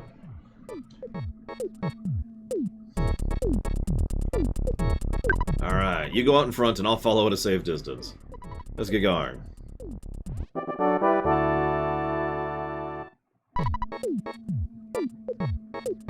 Oh my god, the phone's ringing. Hello, it's your dad. Work to exhaustion when you're young. You ever heard of a weird saying like this? Just remember, I'm always behind you 100%. Don't be afraid. I know you're brave. You can do it. Don't forget to call me periodically during your adventure. I can make a record of your progress when you call me. And this is... Oh, gotcha, Dakota. Yeah, no, I get you now, I get you. I thought you were going to talk about how you have to left-click to move, and I'm like, but you don't have to left-click to move. Anyways, oh yeah, I deposited $30 into your bank account. You have your ATM card? Withdraw money from a cash machine. I'm the father of a hero, at least. Slam. Beep. So, yeah, so we're introduced to a lot of game mechanics very quickly and efficiently here. Equipment, inventory, healing items, party members, the bank, leveling, as well as gaining money. Now, what's interesting about this, though, the only actual thing you have to go to the phone for is saving. Because he will tell you how much experience you need, but you don't need to know that. And he will tell you he's deposited money, but the money's deposited the millisecond, like the frame, that you defeat an enemy, and you get the money after a battle. That's when the money's actually deposited into the bank accounts. You never have to talk to the phone unless you want to save. Now enemies will spawn. Let's talk about how enemies work. There are 4, off the top of my head, types of enemy movement protocols. There's straight line, which I'm going to demonstrate in just a second. There's roaming. There's teleporting. And then there's, like, weird. We'll leave weird for later, because that's not going to show up for a while. This guy, this snake we're about to attack there in the lower left, he's straight line. As soon as he sees you, he just beelines for you. There's ways to game that, and speedrunners will, tell you more about this than I know. I guess running away is a thing, but even running away isn't actually a movement type. It's just they use their movement type while running away. If someone attacks you from behind, this happens.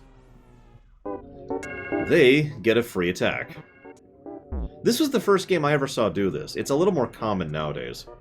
But this, by the way, this is a bad time, Gum Gum. This is effectively a Lorerun. I'm just letting you know in advance. I'm not going to be reading all the stuff about Kyria today, okay? FYI. Anyways, so here's our options. We can attack. We can cast, although we of course have no spells. We can defend, which is exactly what it sounds like. We can run. We can use inventory. Or we can auto-fight.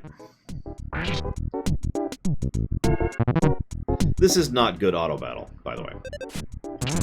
This is boring auto-battle. I'm surprised we already got our first crit, so let's go ahead and talk about crits. Crits in this game are called smashes.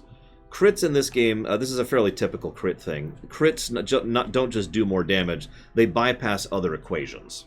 So, in other words, all of the damage is done regardless of weaknesses or defenses or anything else. It's just straight damage, straight through whatever they got. So that was movement type 1, which is lunge. This is movement type 2. I already mentioned this. This is the thing. Of course, he's not really... There you go, like that, like that. There you go. I was trying to show it off. Now, you'll notice one thing which kind of sucks. To my knowledge, crit is always beneficial. I could be wrong about that, Dakoita. So hang on, there's actually two things I want to talk about here really quick. Oh, I get you. A crit might do less damage than a weakness keyed attack.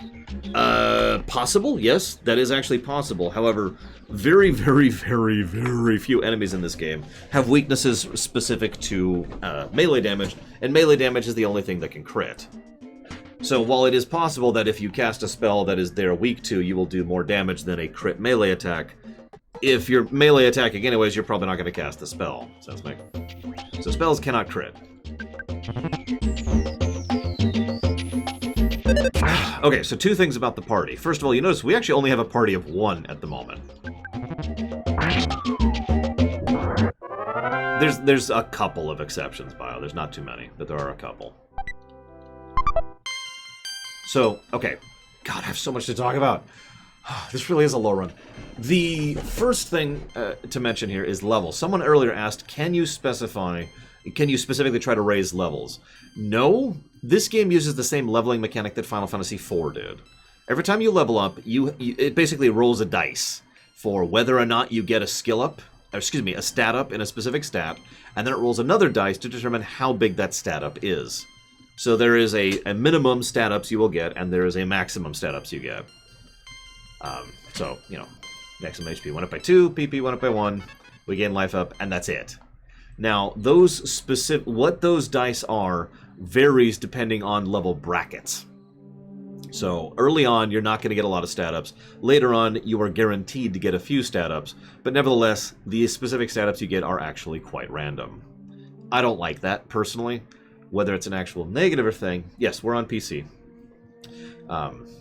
You've never seen me use a gamepad before? Really? I mean, I was using this with Digimon just a week ago. Anyways, same controller, too. If you reset, will it be the same? We should test that, because I don't know the exact moment it does the dice roll. So I don't know. Well, next time we level, I'll do a save state. But yeah, there's no real way to min-max other than by doing the FF4 method. For those of you who don't know this, there are actually guides you can find still about how to min-max your stats in FF4. What they boil down to is level to the point where you're right before a level, save, go level, check the stats, and then, you just save scum the stats. That's the method, which, not a great method. Now, I don't know if that's negative worthy, because generally speaking, I don't think it's going to be an issue, but we're going to be trying very hard not to cheat, even though it's a low run. We'll see. Let's talk about party members. Actually, let's talk about three things. God, I have so much to talk about. Party members. You've already seen this happen twice. Part of the problem with having a party, and you can have, I think, a maximum of 5 total party members at any given point in time. I don't believe it's possible to go up to 6. Every single member of your party counts for you. So you notice how King, who is in the rear, got hit by the target, because King has collision. So if King gets hit by a target, that's it. So even if I turn around, like say I'm doing right now, I am now facing a hypothetical enemy. The problem is the party is still showing its rear. That sounds dirty. It's still a back attack. It would still be a back attack because it would still hit the back of King, the person in the very back. And this can be problematic, especially later on when you have the full 4 or 5, depending on what you're doing. I'll talk about the 5 thing later. The other thing about the party members, though, is their guest party members have their own scripts. This is, again, pretty much straight out of the Final Fantasy series. They have priorities, and each time their turn comes up, there's a dice roll to decide what exactly they do. Like, I've talked about this concept a lot in the Final Fantasies, for example. FF6, FF12, you know, the gambits. They have their own gambits. You cannot customize them, so there's no positives for that. But they will do a certain number of things. That also makes them vary substantially in usefulness. The reason I'm okay with this is because in almost every case, this is done more for narrative purposes than gameplay purposes. For example, in the party we have right now, King will unfailingly attack and defend you as he's in combat. That's pretty much the only thing he does. Pokey will very, very rarely do anything useful.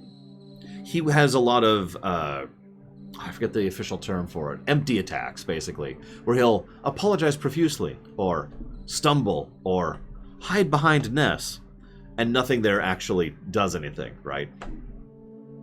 So what that means, and this is again a topic that goes back a ways. It's when the dice roll comes up and the actual action is nothing, and either an animation plays or a text thing plays or whatever. Yeah, effectively the equivalent of using Splash in Pokemon. For those of you familiar with that, the overwhelming majority of his script is just Splash. In fact, I'm not sure he can do anything useful. I think he does have an attack, but his damage range is so low he'll be doing less damage than the dog. The dog does not do good damage. Hang on, I need to check to make sure I'm not missing anything for this section.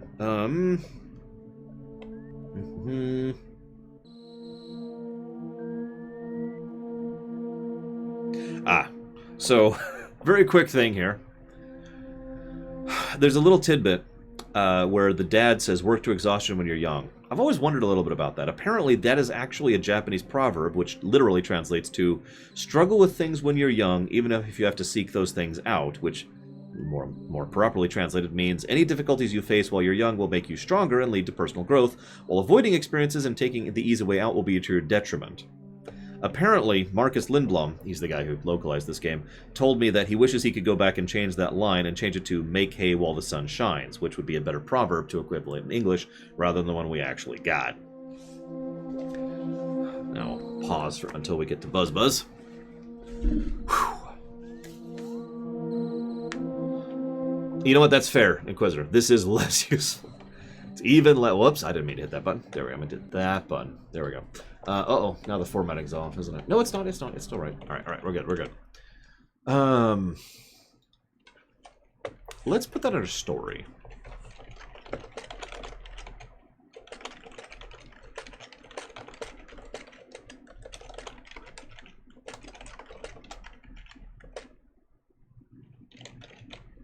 Under extremely specific circumstances, Spartan, yes.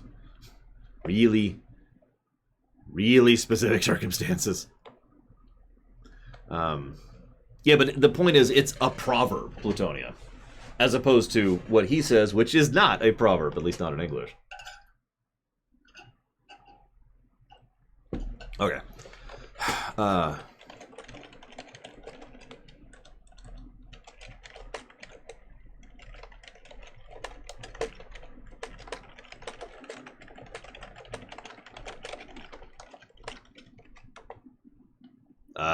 You know what? Kinda, Mr. Red, yeah.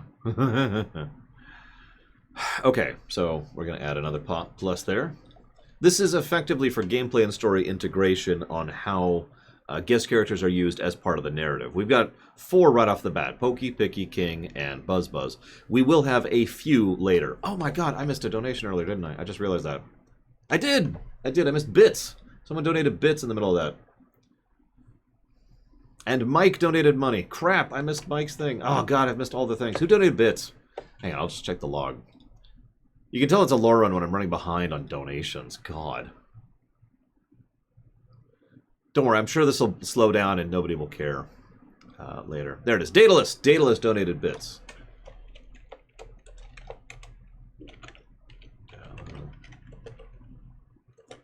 And then we have Bio and Mike subbing? What? Wait, which one of those subs is real?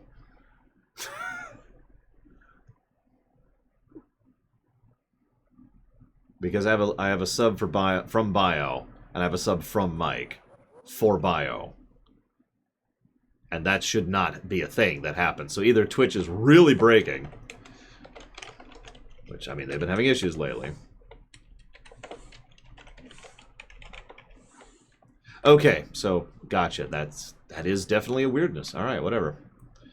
So Bio, you get to pick what the sub goes towards. Mike, you donated earlier an actual donation, which you decided not to put towards anything because you hate me, apparently.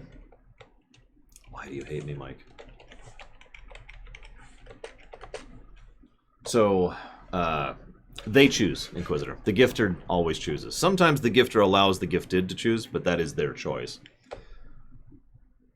Can go to Mummy Demastered? Nope, that's funded.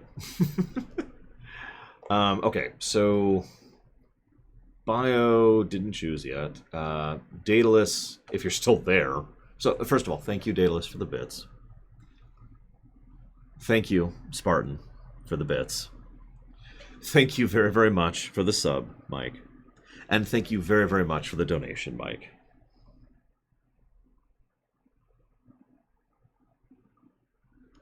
Always appreciate. Thank you, all of you, very, very much.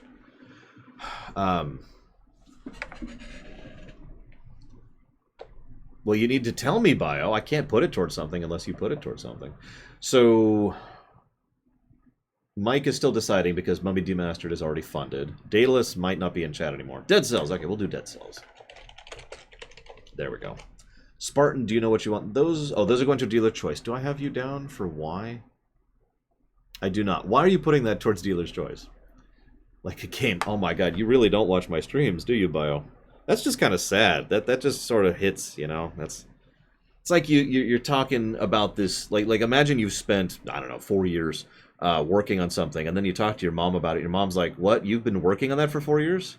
I've never heard anything about that whatsoever." And I'm just like, "Oh, okay. Well, I guess that's a thing." Guys, Bio doesn't watch my streams. I guess that is what it is. If you go to lorerunner.com, Bio, and scroll down on the left side of the screen, you will see 3 tabs, short, medium, and long. And if you click any of those, you will see all the games that can have money put towards them.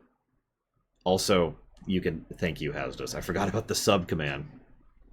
Because Bragwin actually came up with that command.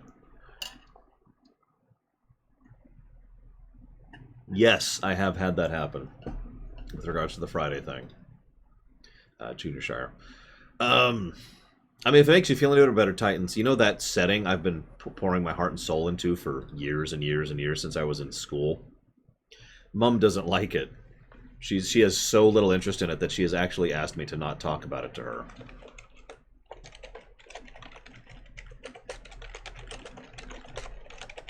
And thank you very much, Scottish Warrior. I do hope I distract you sufficiently. I will put that towards Marvel Ultimate Alliance 1. Thank you. Yes, Inquisitor, although we don't call it the Imperium anymore. Because actually it's really obvious why we don't call it the Imperium anymore. First of all, I never came up with that name, and second of all, there's other things called the Imperium, and let's just avoid confusion on that, so it's called the Extant. Lower Extant for the full title, but Extant. I'd love to, Zobe. In fact, one of these days I want to make games, plural. I have so many game ideas bouncing around in my head. Alas. Anyways. Okay, so I talked about the characters. I talked about the in-character thing. Oh god, there was another thing. There was another gameplay feature I was going to talk. There's so much to talk about. It's like every Lorerun. We start off with tons of things to talk about. Okay, dealer's choice. Well, now I got to pause again. Do you mind my asking why you're doing dealer's choice, Bio? Because there's a lot of possible reasons why you could be doing dealer's choice. And you're obviously not familiar with this because you don't watch my streams. But I've been trying to get info on why exactly people are doing that. That is very true, Hazardous. It's still discouraging, especially if it's someone who you care about or trust or love or whatever. It's like you walked up to your friend and like, "Hey, look what I made," and the friend's like, "Wow, that's stupid." Like that hurts, right? Even if I still am going to do it and I still care, it still hurts. Anyways, I should try to see if I could get this thing working. Maybe. I don't know. I'll debate it. Moving on. I don't remember what the other thing I was going to bring up was. You just wanted to get it out of the way. Ouch! Oh, that might be the worst answer I've ever gotten for that. Holy crap, Bio. You really do not give a crap about my stream, do you? That hurts, dude. Jesus. Let's move on. Dog. Oh, respawns. That's what I was going to talk about, was respawns, because there wasn't a dog there earlier. So I'm going to auto-fight for a lot of the earlier stuff.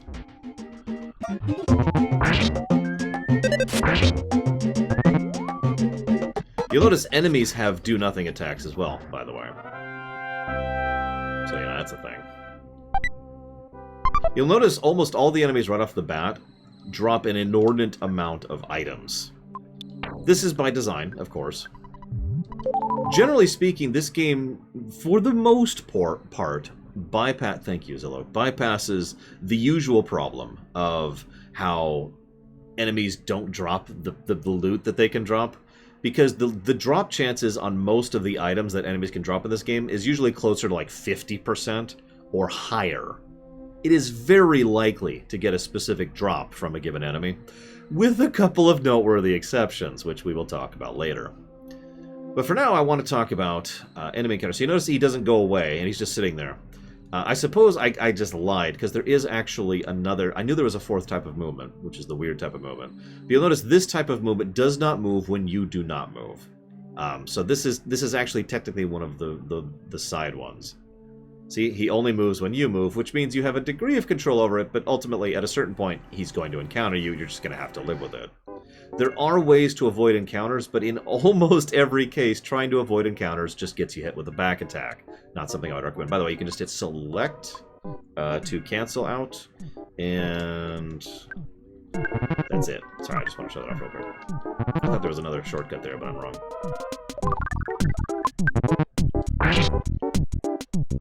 By the way, you ever want a game to learn how to speed read in? This is a good game for learning how to read quickly in.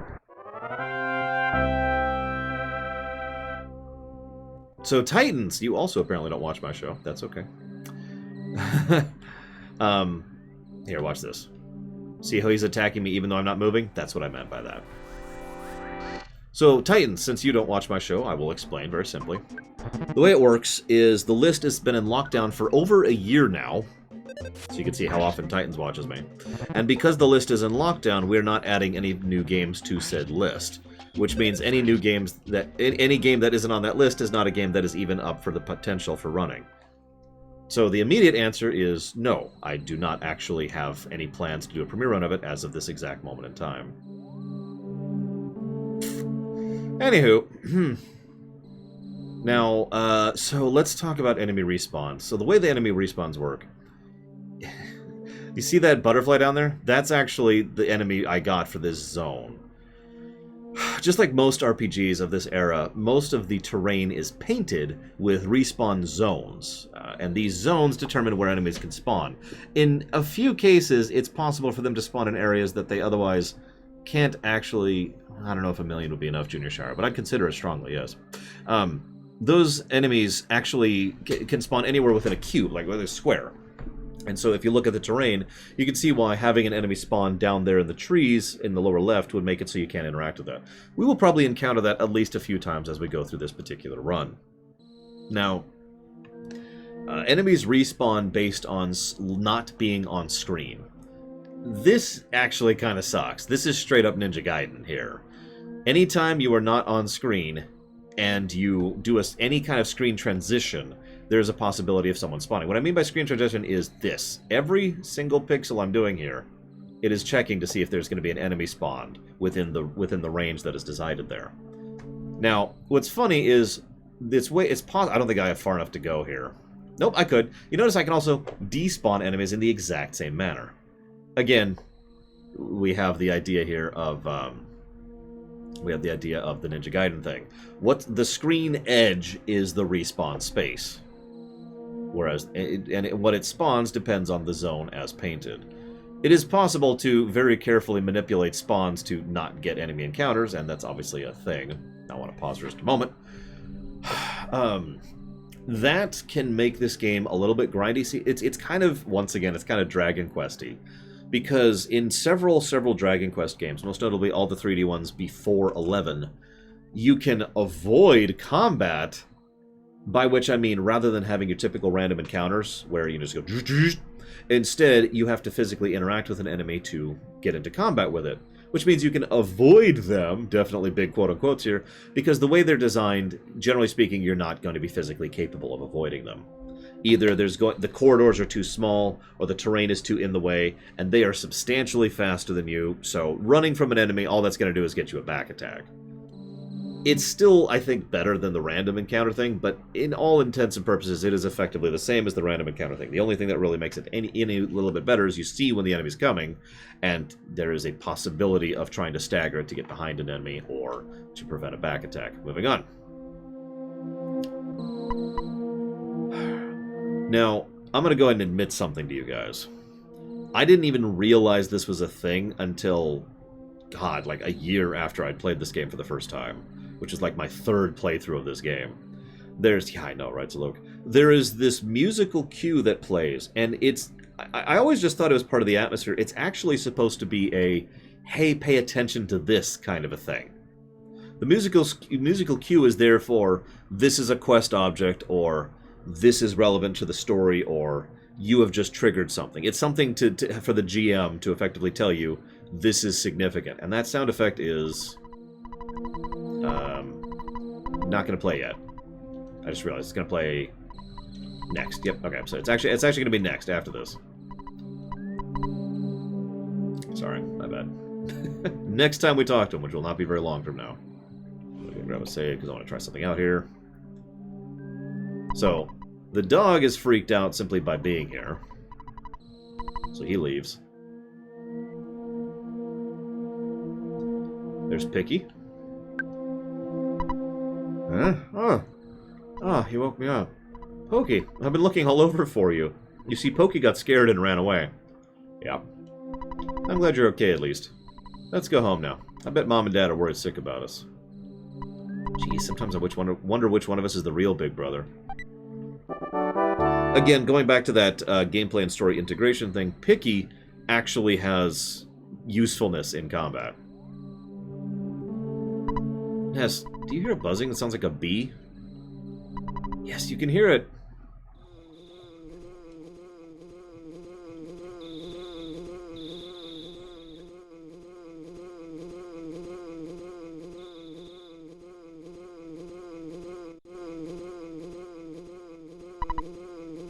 A bee, I am. Hang on, something's wrong. Why is this wrong? Oh, god dang it. Okay, hang on. Rewind. This is why I made this save state. Hang on.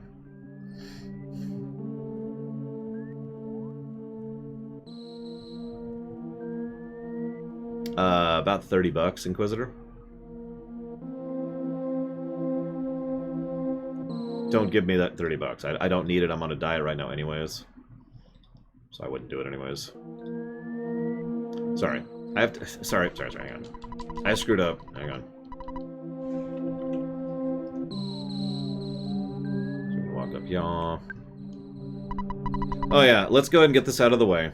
This game has unskippable cutscenes, so that's probably going to be a negative to gameplay. I can't imagine that will not be a negative to gameplay. So let's just get that out of the way.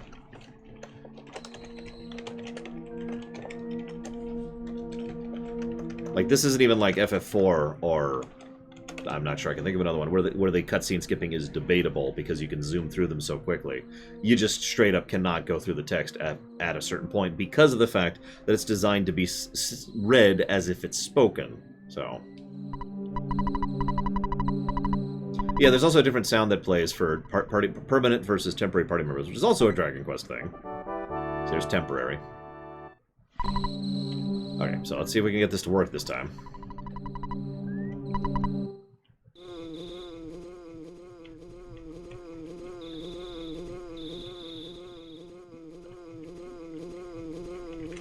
Why is this not working? Why is this not working? I have controller 2 turned on. I just double-checked it. What the hell? Anyways, you can control the Shaft of Life with second controller. I don't know why it's not working. I was just going to show it off. Whatever. Let's move on. Let's move on. A bee I am not. I'm from 10 years in the future. And this is a good time to talk about how Japanese functions differently to English, or... I don't know what other languages do this. Japanese allows tone to be in written text. In other words, there are methods of speaking, like a cute girl or an old man or a punk who's disrespectful. These kind of voices are things that can be shown in text in Japanese. And this is actually really common. This is something I've come to understand as I've studied translation and localization of a lot of JRPGs, because there's a whole lot of times where they will specifically add that kind of tone, and it changes a little bit of what we're seeing, whereas in English, all we get is the text. I bring this up because Buzz here is specifically speaking with this really old man, wisely kind of a voice. In the future, all is devastation. Gygus, the universal cosmic destroyer, sent all to the horror of eternal darkness. However, you must listen. Where I am from, there's a well-known legend that has been handed down from ancient times. It says when the chosen boy reaches the point, he will find the light error. The passing of time will shatter the nightmare rock and reveal the path of light. You see, it is my opinion you are that boy, Ness. This, I believe, Gygus' monstrous plan must have been set in motion somewhere on Earth. If you start to confront the enemy immediately, you may have time to counter the evil intentions of Gygus. 3 things are of utmost importance: wisdom, courage, and friendship. The legends from the ancient times tell of 3 boys and a girl who defeat Gygus. I will tell you more later. Go now, and do not be anxious about the future. You have much work to do, Ness. Did you listen to what I told you? Of course I did. Thank you for listening to my long story. You are as exceptional as I expected you to be.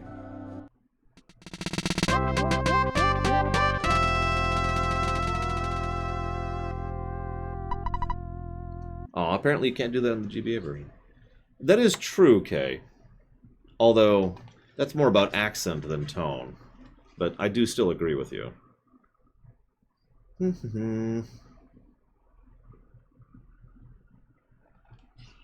Checking a few things here.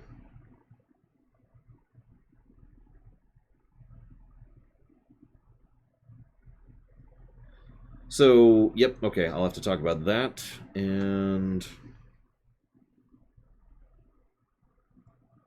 that, okay.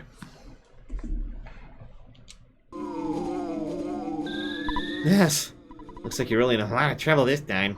3 boys, he said? I'm not one of those 3, am I? Because I'm not into this kind of thing at all.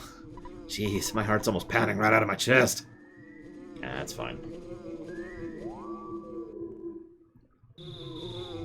Well, where's the beep? Sorry, dumb joke, dumb joke. Okay, so, that thing I mentioned earlier about the sound effect. I have something to tell you, and only you. That's it right there. Anybody who's watched my videos for a long period of time knows I've actually used that sound effect a few times, and to this day, me and a couple of my friends will kind of go do whenever we're like playing a game together or some kind of mysterious event happens, and we'll just kind of reference it, you know? And yeah, it's actually very similar, now that I'm thinking about it, in approach to the Zelda You Completed a Dungeon term, too. It's just, this is entirely a narrative thing, whereas the dungeon thing is more of a gameplay thing. You'll notice there's no encounters on the way back. That's because we have a boss fight. It's been a long time, Buzz Buzz. You've been successful at foiling Master Gygus' plans. But, Buzz Buzz, you must now surrender. You're no longer a hero, but just a useless insect. I'll stomp you hard. Notice the different animation there. And notice how instead of the brackets, it's the entire screen. These are the 3 relative things that show the difference between a boss... No, I have not bio. A boss and a regular encounter. Because a boss doesn't have the brackets, has the different opening thing, and has a couple other different rules. Whereas a normal encounter does. Now we're going to go ahead and just heal. Because we're a little hurt. Buzz Buzz spends almost every early thing constantly trying to protect us, which is important. Because... well, hang on. Jesus, Buzz Buzz. Because he will use spells we won't even see until later. And those spells will absolutely annihilate us at this level. This also, by the way, is a great way to tutorialize exactly how certain spells work. Because Buzz Buzz teaches us how the difference, how one of the psychic shields works. And the enemy teaches us how spells work with regards to certain spells. We'll learn more about this later. To my knowledge, it is not possible to lose this fight because Buzz Buzz always starts with the psychic shield. And the enemy there pretty much does nothing but psychic attacks. So, one other thing really quick. In the original Japanese text, he specifically mentions that he was hired as a mercenary by Gygus. Now, if you don't understand why that's significant, this and a couple of other tiny little tidbits clarifies the relationship between the Starmen, which is what he is, and Gygus. Because in English, we've just had to kind of debate for the longest time as to, whether or not the Starmen are minions, or followers, or whatever. But in the original Japanese, it's made very clear they are just a group of interstellar mercenaries who have been hired by Gygus, and that's it. 2 other things I want to point out before we move on. First of all, you'll notice... the background is doing this in time to the music. And I suppose this is a good time as I need to bring up the backgrounds in general. I'm actually going to pause this for just a moment. I'm going to go ahead and admit I do not like the backgrounds of the combat of this game at all. The enemy sprites vary in quality. We, of course, have no sprites, but the enemy backgrounds are not a thing I'm in favor of. I would almost prefer it if they were just gone. Which apparently I've unbound those hotkeys? Did I really?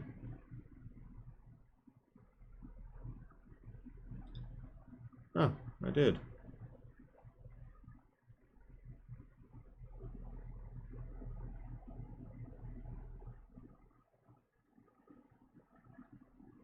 Yeah, no, that's right. Whatever. Anyways, it's really psychedelic. Basically, all the backgrounds are like this, and very few backgrounds have anything to do with anything. There's like 3 backgrounds in the whole game where the background is relevant. Otherwise, it's just some random background patterns playing on other patterns. It's actually pseudo-procedural, and by that I mean they just put the images together. They just have a morphic effect going on, and they just do this over and over and over. And that's it. Like I said, I don't care for it. I would actually rather have nothing, and in several cases, it detracts from my enjoyment, so this is probably another gameplay negative. I'll debate this long term, but I'm not a fan of those.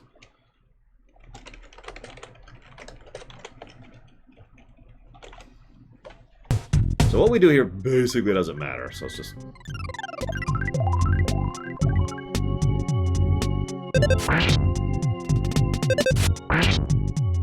I don't remember them in Mother 3, to be completely honest with you.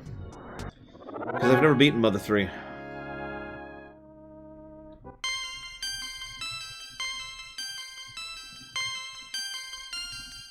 I mean, I know the ending and stuff, I've never actually beaten it myself. I was taking a big chance there. He came from 10 years in the future to kill me, so we can't relax yet. From now on, you'll be fighting enemies sent by Gygus, as well as humans who have evil thoughts.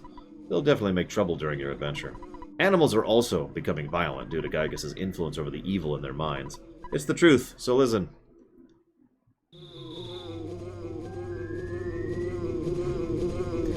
Possible Nithrius? They had to do several tricks to save space in this game. Several tricks. In fact, they had to come up with a new compression format for the text, because the text in English, specifically, took up too much space on the cartridge. As in, it wasn't going to fit. So they had to compress the text to make that fit. So it's entirely possible that they used a few text size-saving formats. Well, the Sam Hill you boys been. I'll have to think of a suitable punishment. I'm really sorry my kids troubled you so much. Both of you are really going to get it now.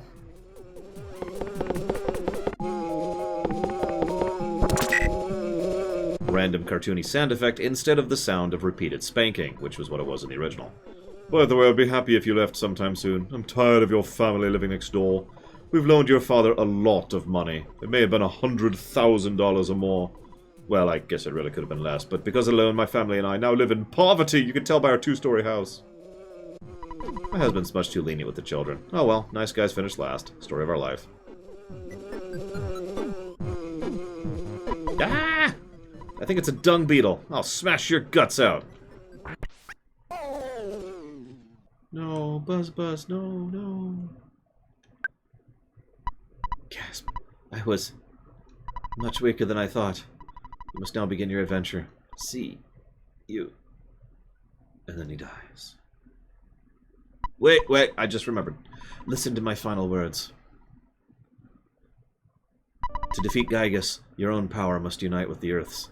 The Earth will then channel your power and multiply it. There are 8 points you must visit. Make these points your own. Each of these locations is your sanctuary. One of them is near Onett. It is called Giant Step. Go there first. Do you understand? Alright. You're a very intelligent young man, and oh, the pain! Everything's getting dark. Ugh. Before I pass on, I want to give you something.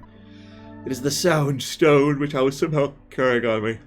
You record the melodies from the 8 Your Sanctuary locations into this stone. It's an awesome item. By the way, I'm almost gone. Do you want to hear my story one more time? And you can just repeat this forever. It's already dawn outside, but it doesn't matter to me. I'm fading fast. Now, it's hard to see, but he actually flickers away and dies there. Nag, nag, nag. Let's see, hang on. A couple other things before we move on.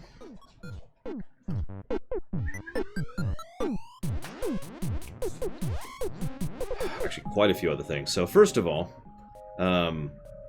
in the original Mother 2, he actually says hundreds of trillions of dollars, as opposed to $100,000. That's probably one of the localization trip-ups there, because... Also in Mother 2, she also refers to how she hates the fact that her husband is giving us money instead of him being too lenient with the children, which is what it is in English.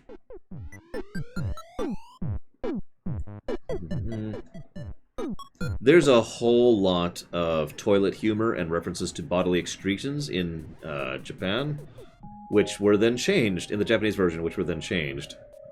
So, FYI on that one, I'll just do that as a generic thing here. No, okay.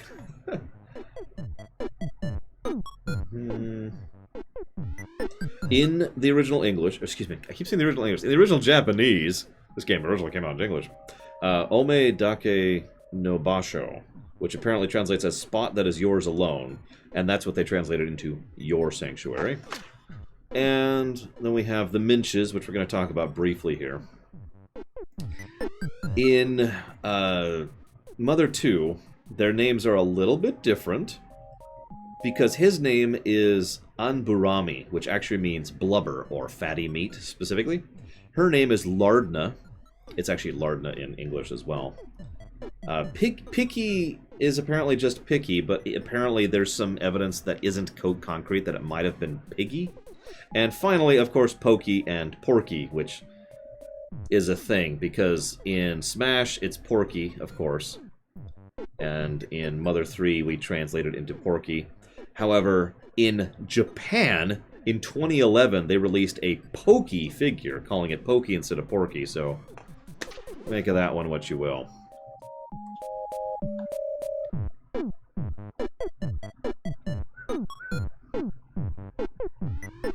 Just checking something here really quick, because I want to talk about that, and that. Okay.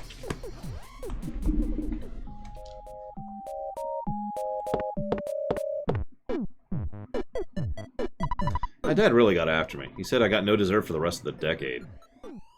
I don't want to look at the meteorite anymore. Okay. I actually prefer Pokey over Porky.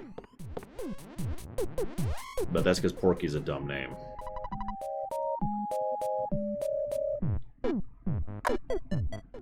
Palette shift.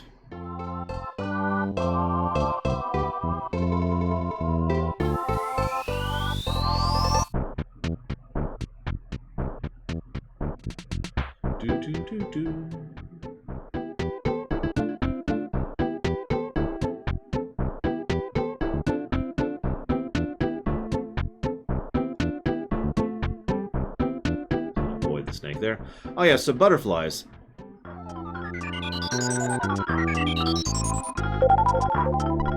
Yeah, but it doesn't make it less dumb, Bio. Anyways, butterflies restore, I think, 20 MP to you. I know they're called PP in game. I'm never going to call them PP. So, restores 20 MP, I think. It's a decent chunk. And butterflies can randomly spawn in the place of any enemy in an area where a butterfly is actually a part of the enemy encounter. Or part of the encounter list, excuse me. There are some specific areas where it is substantially more likely to get a butterfly, and there's a couple of spots which are called butterfly rooms, which just have a butterfly spawn in them. They're the equivalent of like the well you usually have in like a Final Fantasy game where you just restore your health. They have that in Breath of Fire as well, or like the person who's like, I'll heal you up in like a Pokemon game. Same general equivalence, because once you gain access to a healing spell, that's how you deal with that. Okay, so that is effectively the intro. Technically, the intro keeps going for a little bit. But there is, you can see how we've already kind of covered several things here. There we go.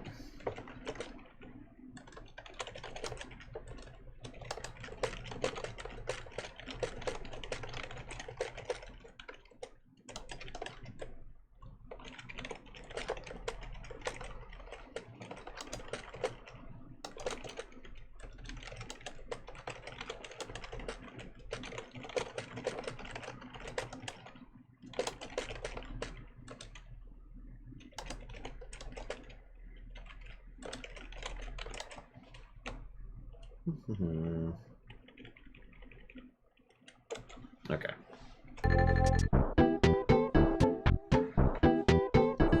So actually we should get the map first so I can show you the map, because we don't actually have a map right now. Have a map, please. Kids can borrow only maps at this library. Do you want to borrow one? Yes, please. ONET isn't the only thing on the map. All the info is there except for the info that isn't there. Pressing X button allows you to view the map at any time. You know, little kid near the top. They had to change that because the SNES controller in Japan is actually different than the SNES on the Super Famicom. It's different than the SNES controller on the SNES. Now, this is the map. Surprisingly informative, as I mentioned, kind of when it comes to my own map design. Every building is there. Every building that you can interact with, and in many cases, all the stuff you can interact with is there too. Like, you can actually see each of the individual signs that you'll be able to look at, as well as, of course, actual labels for hospital, which is where you get rid of super weird cures or resurrect someone. Food, self-apparent. Food, self-apparent. Hotel, also pretty apparent. And shop, also pretty apparent. Oh yeah, I also wanted to show off one other thing really quick. It's a minor thing, and it makes sense because obviously there's just not as many towns in Earthbound as there are in a lot of other RPGs. But most of the towns are larger and have more people to interact with than most of the other RPG towns of its contemporaries at the time. That's arguably true even, again, up until the PS1 era. There is a lot of people to talk about. And I'm just going to kind of... There's a lot of people here with a lot of dialogue. Hotel rule. You stay at a hotel and you wake up with full HP and AP. MP. Life recovery goal. Recovering your life will restore your full HP, but no MP. And so the library is the tutorial room. You can go through here. A lot of RPGs going back into the early SNES and later into the PS1 era had this kind of a concept. It's a completely optional place you can walk into and talk to people who teach you how the game works. A man of few words. It's useless talking to him now. We'll actually talk to that guy much later, by the way.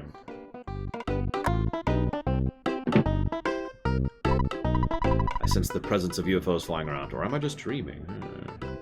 Recently read a book titled Our Convenient Society. Our modern society demands there always be an ATM in hotels and drugstores.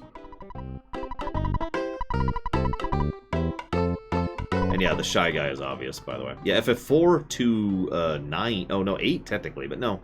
We'll go up to 9. Or, sorry, 7, not 9. 7 did that. 8 had the, 8 had the computer. 9 didn't have anything. 9 was the first time they stopped doing that.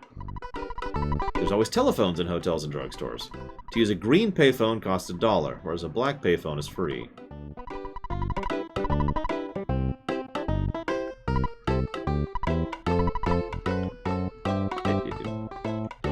Aha! Okay, so minor complaint, and you'll see this happen a bit. There's the shy guy face. It's a little easy to... That's true, 9 had Mogster.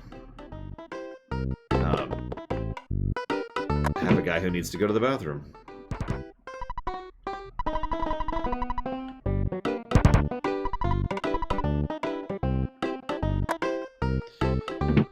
It's easy to get stuck in some parts of the terrain because effectively everything has collision. I'll explain what I mean by that a little bit in a minute. Can't believe I saw it with my own eyes. I was staring at the window. There it was, just fluttering there. A magic butterfly.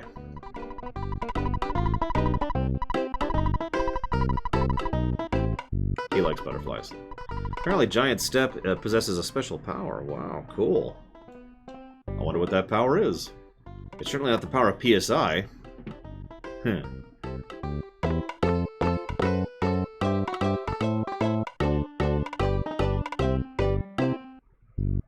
Now, it's easier to show off in Foresight, but I'm pretty sure I could show off what I'm talking about here. She actually, by the way, tells you about the map thing if you talked to her earlier.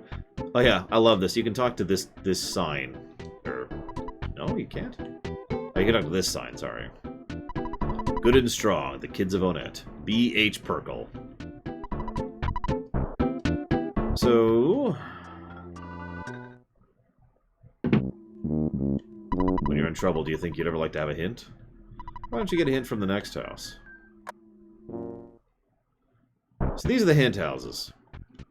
I don't think I've ever really used these.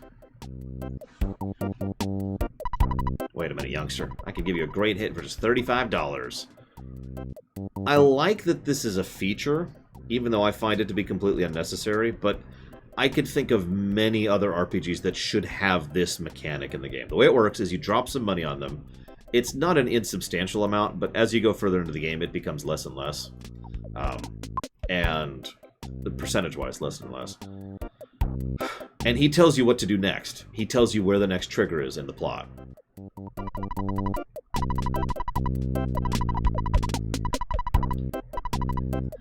Hint places are all over the places. Hint houses are all over the place. And he will flat out tell you what you need to do next. Yeah, it's like the fortune tellers in Zelda, but a lot more direct. Like, he will flat out tell you, the next thing you need to do is you need to go talk to the sharks in the arcade, for example, at this point. So, a couple things. Oh my god! I'm getting run over by a car. It's so horrible. As I said, almost everything in this game has collision, and very few things are properly transparencied. Like this stop sign, I can get behind the stop sign because it's transparencied. I'm probably using the wrong terminology, and I don't really care. That's actually the exception, though. Most things are not properly transparenced. Like, let's see if I can find a good example. Like this building is actually a good example. This is the upper edge of the building. Look how far away we are from it. But I cannot go further south from here. Now, for the most part, that's just a minor thing that doesn't really matter. You'll notice this also is more of a problem in later buildings than it is in early ones. Stomp, stomp, stomp, stomp. Sorry. There are a few points where that irritates me, but it's usually minor stuff. And like I said, we'll cover that more later when it actually comes up. Moving on. A girl named Paula lives in Tucson. Why is she special? Oh, that would be horrible, Bio. Drugstores to the east. East is the opposite of west. Oh yes, you can encounter enemies, by the way. There are actually, you can see one right there. There are enemy encounter paints here and there. And as you can see, we just despawn them as usual. That's mostly relevant for specific encounters to a town. Onet has the sharks later on. Threed has the zombies. Foresight has a couple of enemies that are town-related that only show up in the northern areas of town, etc., etc. What if someone overhears us? Right. You jerk. If you go outside of town, the enemy encounters start happening almost immediately.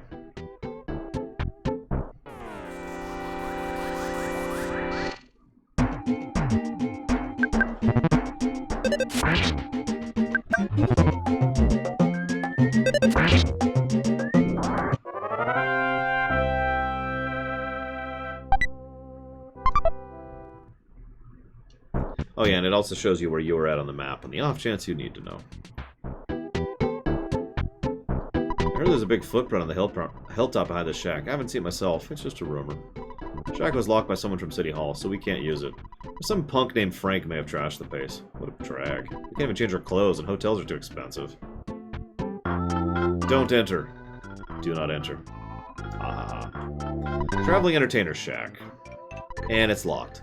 So, we already have our objective just from roaming around briefly. Granted, I know where I was going, but even in a normal roam, especially if you follow the road here, it'll lead you here. You'll find out that the footprint is up there. We already need to go to the footprint, so now we have our goal. Get through that door. Get that key. We also heard Frank name dropped. So, this is straight up tutorial. I am your average run-of-the-mill moe. So he's the one who's going to tell you about back attacks and front attacks.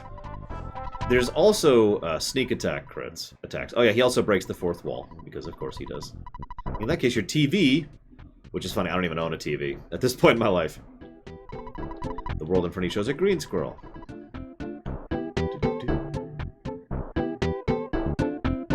Yes, I'm doing watch-out duty for the hideout. Can you take over? Just kidding. Being watch-out's my job. Okay. We'll go ahead and head up to the area. Yaw. I'll give you my Mr. Baseball cap. I know you've wanted it for a long time. It's the best cap for someone really brave like you. I had a dream about you and you were traveling with a cute girl. If that dream could come true, say hi to her for me. After all, I am single. You've grown since the last time. You're beginning to look like a man.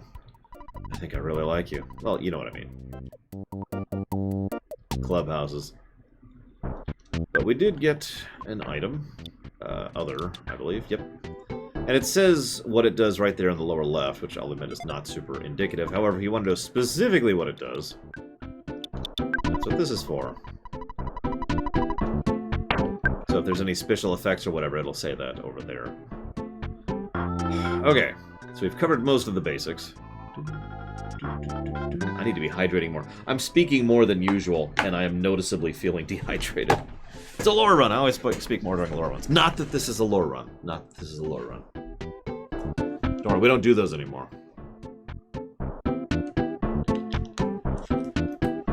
I will admit I have no idea what this game's going to end up as far as score. I really don't. I love the crap out of this game, but that doesn't make it a good game. It just means I like it. Okay, so we got the payphone thing, which I will talk about later. Breaking the fourth wall, which I already talked about. A few localization changes here.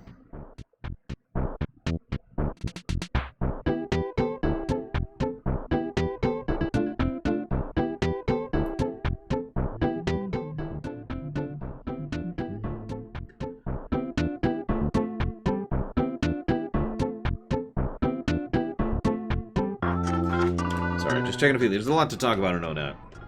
This is probably going to be a sushi game.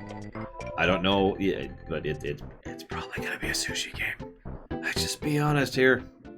Okay, so we'll do the pop quiz thing next. Oh yeah, by the way, do you guys know the Beatles are really popular in Japan? Thank you, Netrius. I do appreciate it. What do you mean, Sabacom, if you don't mind my asking? I mean, care and polish are definitely in this game, which is funny, because its flaws are flaws of core design. Like, you can't patch out the flaws of this game. But the kind of things you would usually patch out to fix in other games don't have to be patched out here, because they're fine. The polish is already there. A very good friend of mine, who you probably know as Third, actually doesn't like this game. In fact, he didn't even finish it. He couldn't finish it. He found the combat too boring, and he didn't like the graphical style. And it's kind of hard to get past two of the things you'll be seeing all the time, right? So I don't blame him for that. So I can see why this is a game that not everyone likes. Oh yeah. Let's go into the Boiga shop. Do you think you get more value out of $14 worth of burgers than $8 worth of french fries? Who pays $8 for french fries? God. I'm so much more relaxed. They never ask me, would you like fries with that shake? Seems like I'm always here. Hope you don't mind. Hello, may I take your order? Smile, smile. I'll never explain it at say 2K. Ever.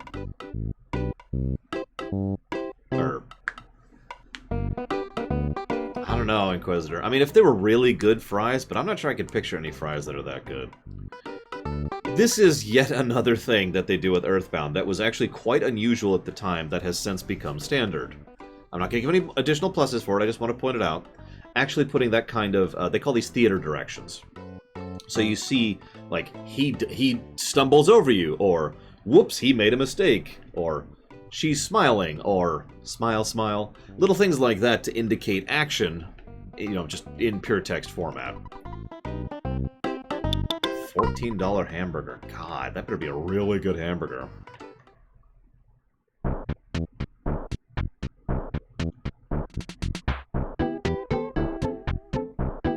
Sorry. Sorry. I mentioned how I don't like most of the music in this game independent of the game. There are a few exceptions, and almost all of them are town songs.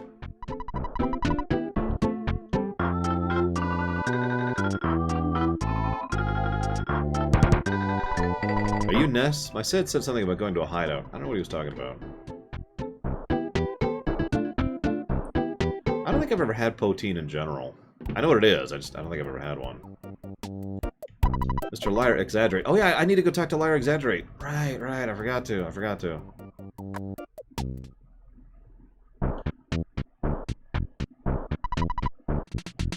Wild bows are hanging out in the town. Cops have really been cracking down on everyone. Considering moving to Tucson.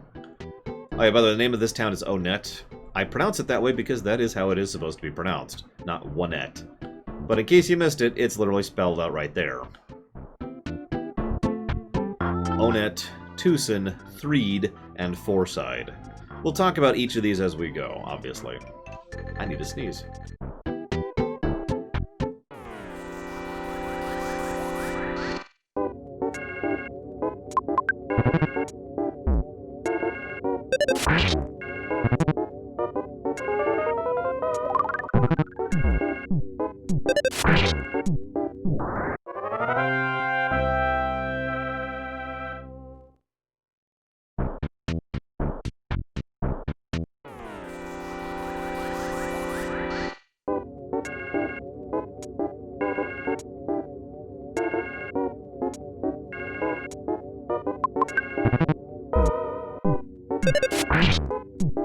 I was gonna say, for 14 bucks, with what I'm eating on a down week, which this is currently a down week, I'm pretty sure I could spend 14 bucks and eat for a week without even trying.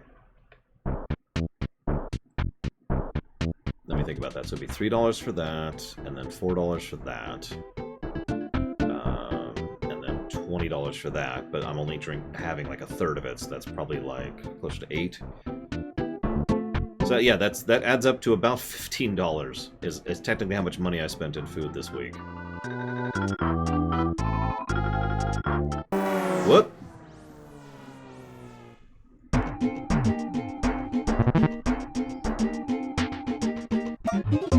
No, Ventures. I was looking at chat. By the way, yeah.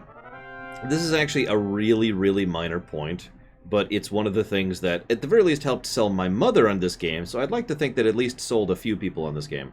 You don't kill most of the things you fight.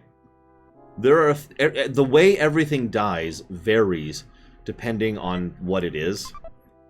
So in that case, the bird became tame. We don't actually kill the bird. If you are defeating a person, they go back to normal. Now, some of the actual monster-type things, like zombies and whatnot, they will actually, they'll dissolve into a pile or something like that. Nah, whatever.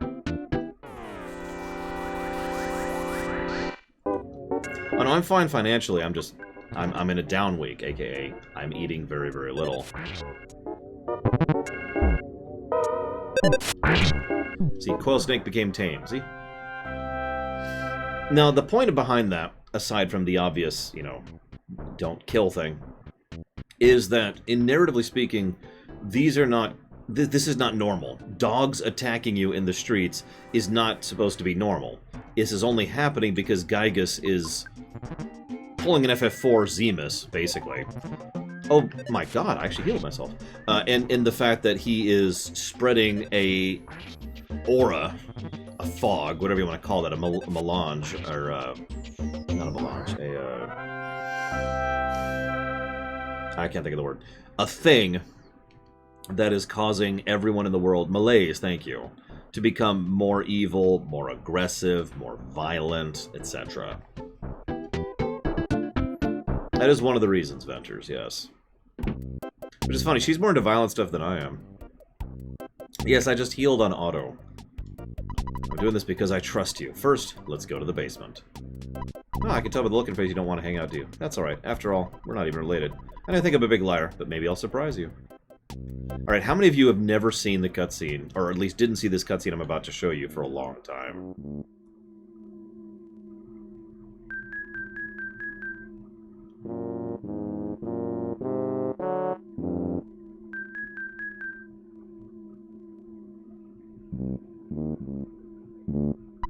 So, Ness, buddy, I found proof of a great treasure, a huge haul. Yeah, I'll show you, but you're the only one. Come on. Sure thing, exaggerate. Huh. If this is a sign of what lies below, I'll just need a little time. My destiny is to find and dig up buried treasure. I'll eat garlic and work out to help strengthen myself. Go home now, you're getting in the way of my work. I may start to get greedy thoughts. The gold statue. Notice the unique sound effect, by the way. That is the Mani Mani statue.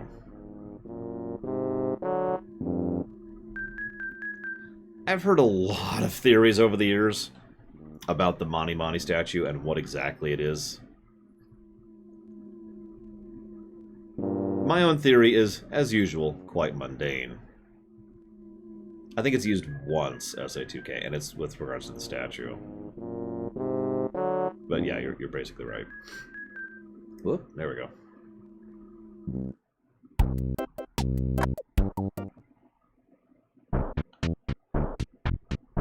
We'll talk more about the Mani Mani statue later.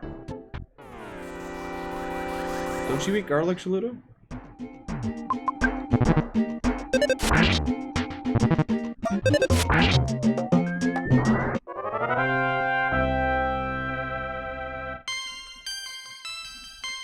Hey, my speed finally went up. Hypnosis, a kind of useless spell. Funny fact, just like in most RPGs, most of the status effects are useless except when used against you. Fun fact, there's a spell in this game called Flash. Flash is the status effect spell. What it does is it does a random status effect. The higher the level, the more status effects it can do. At the higher levels, Flash can cause death. There's the instant win. You notice I pointed out that my speed went up? That's why I can now instant win. You notice they're not even running from me yet. That's a separate formula. So now I can instant win against snakes. This means that I will generally... So the moment you get to the point where you instant win a combat against a certain enemy type, you kind of want to seek out that enemy as much as possible, because that's just free experience and money at that point, right?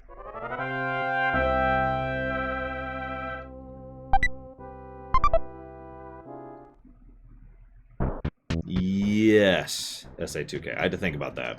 I know that there are several speedrun routes depending on what type of run you're doing. But yeah, it is advantageous to do the underworld last, but you don't actually have to. But you really should.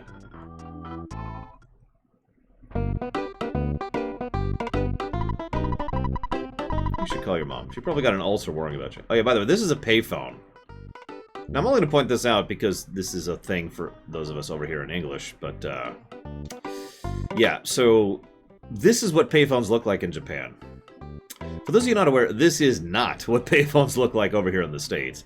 I had to actually, thankfully the guide actually points out that that's a payphone, and that's how I was aware of that. Because I just see this random green thing, like, what the heck is that? The ATM machine, that's easy. Here's Rafini, the dog, being possessed by the spirit of a game designer. So this tells you part of something, which I'll show off in just a second.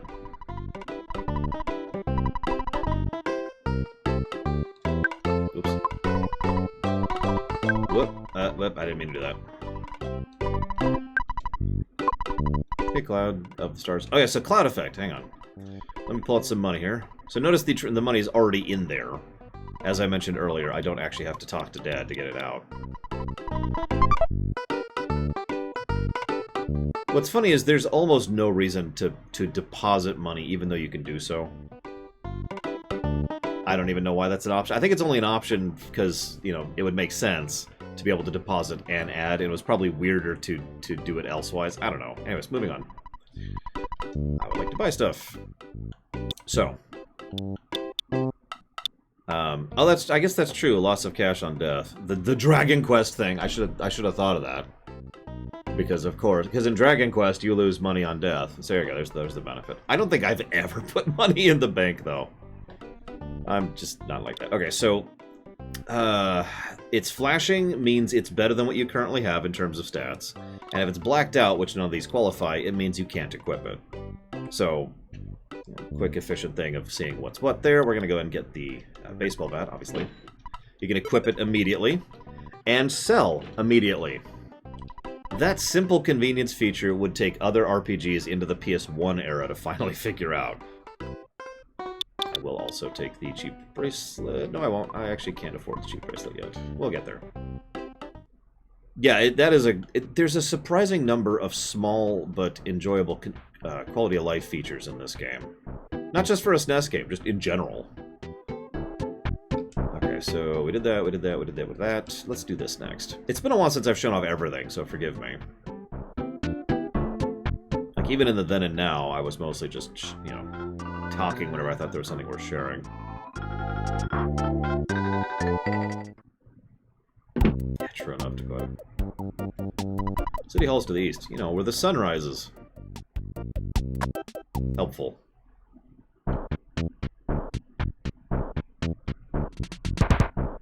Trying to sell us the newspaper. Go away. We don't read the paper. And we don't have any milk either.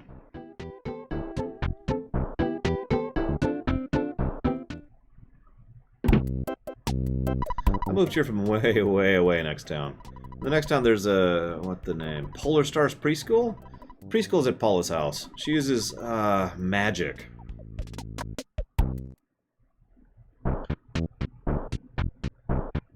Fine. Just get this out of the way.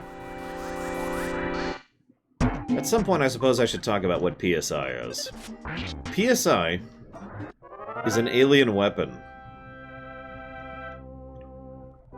I don't know why that amuses me so much, but magic, you know, PSI power, is actually something that was invented by alien scientists as a weapon. George and Maria were kidnapped by aliens, and when they were... stuff happened. I'm not going to go over all the specifics. This is stuff that happened in Mother Zero, that is to say, the previous game. But it is relevant to this game because the power was stolen. George took this technology from them, and by the time Earthbound comes around, it has spread a little bit, to the point where quite a few people have access to PSI. That's the only thing that's relevant with regards to that. But the whole reason the aliens decided to go to war with Earth in Mother 1 was specifically the fact that we stole their magic, and so what the hell. There's some other possible interpretations about that, which, again, I don't want to go too much into Earthbound 0 or Mother 1 or whatever at this point. The relevant point is this is a weapon that was developed as an alien tech, which has now been spread into the gene pool throughout Earth. This is why there are multiple people who can cast PSI. Not just the 4 main characters, obviously, there are others. But it's still pretty rare. There's still very few people who have access to this particular magic. I think it's transferred by, well, considering I know it's genetic, Inquisitor Zero, I'm not sure is the answer to your question. Whoa.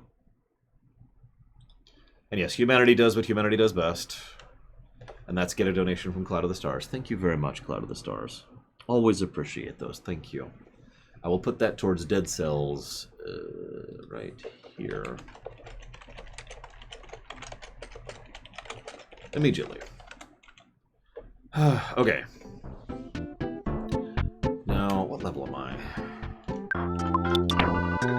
4.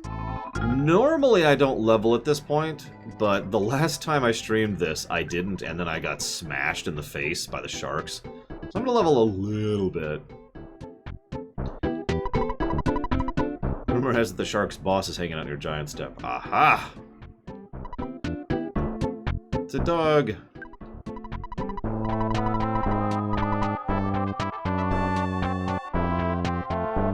Did I skip it?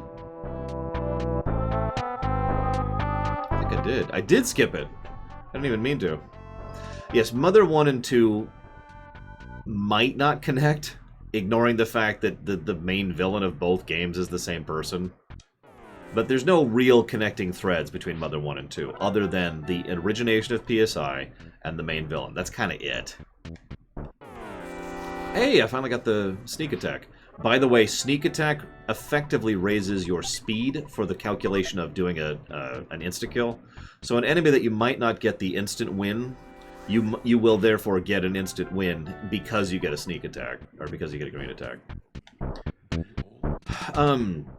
Mother 2 and Mother 3 connect very directly.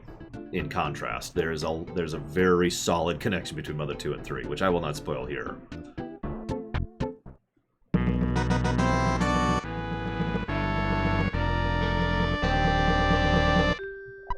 Pictures taken instantaneously.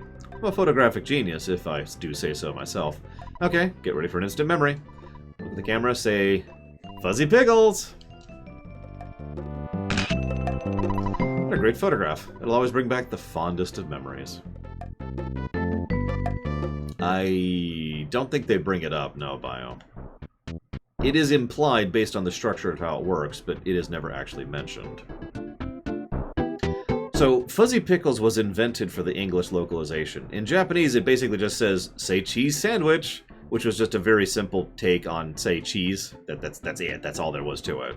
They added the Fuzzy Pickles line for English, and it's become a rather well-known thing. There are actually quite a few other video games that reference Fuzzy Pickles as a, say cheese kind of a thing. Hey, there was garbage in the trash can. Huh, who knew?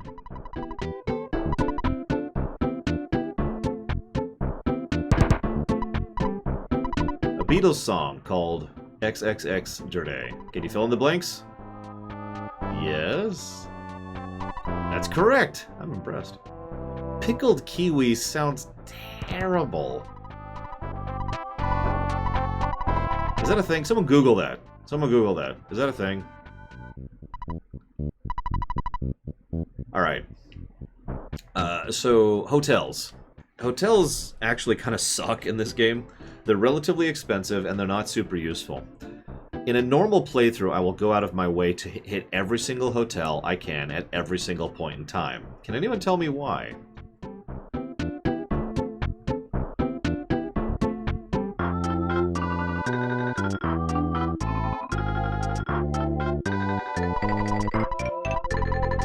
Yep, bingo, you got it. It's the newspapers. You get little newspapers, and each major plot event that happens triggers a new newspaper. I wonder if Earthbound has been released yet. Nope.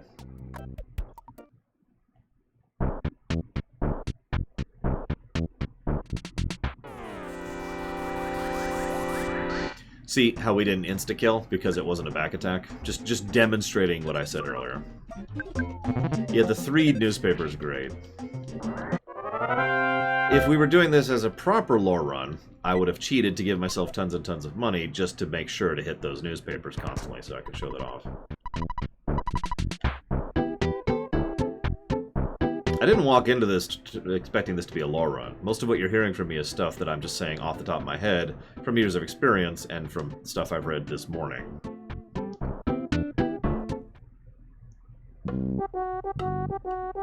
I'd rather be working as a parking meter cop. It's just been too busy lately. I'm sick of it. Judy? Man, am I steamed. Don't even try talking to me.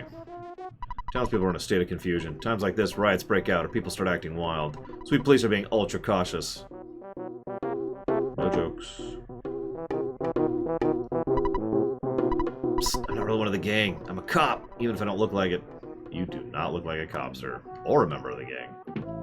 Huh. A completely empty room.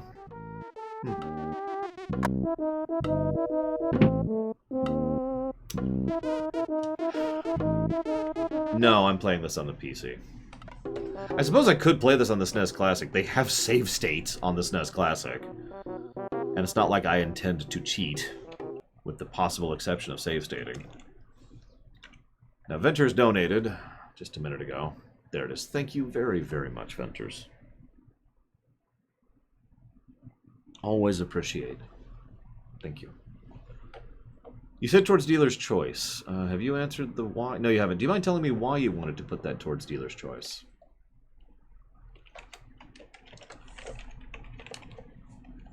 So I could jot it down.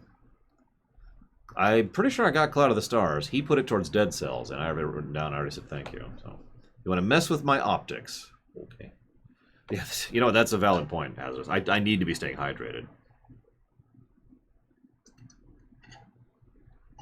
Because, holy crap, I am talking way too much today. As opposed to every other day where I barely talk at all.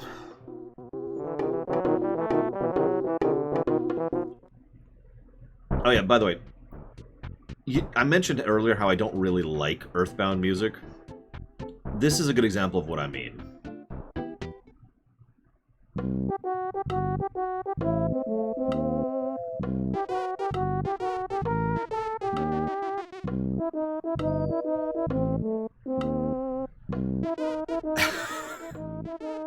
You know? I don't think stretch is a word I've translated yet, Platonia. I'd have to look it up and invent it.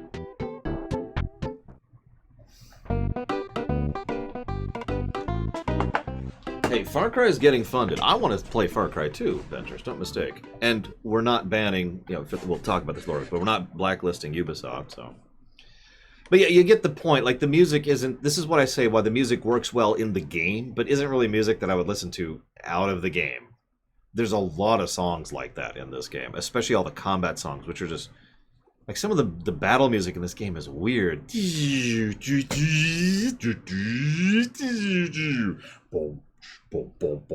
Like, anyways, now the creepy music is great. And like I said, some of the town songs are fantastic. Yeah, that's a good comparison, Sophicom. So you're curious what I will put it towards. We'll put this here. There we go.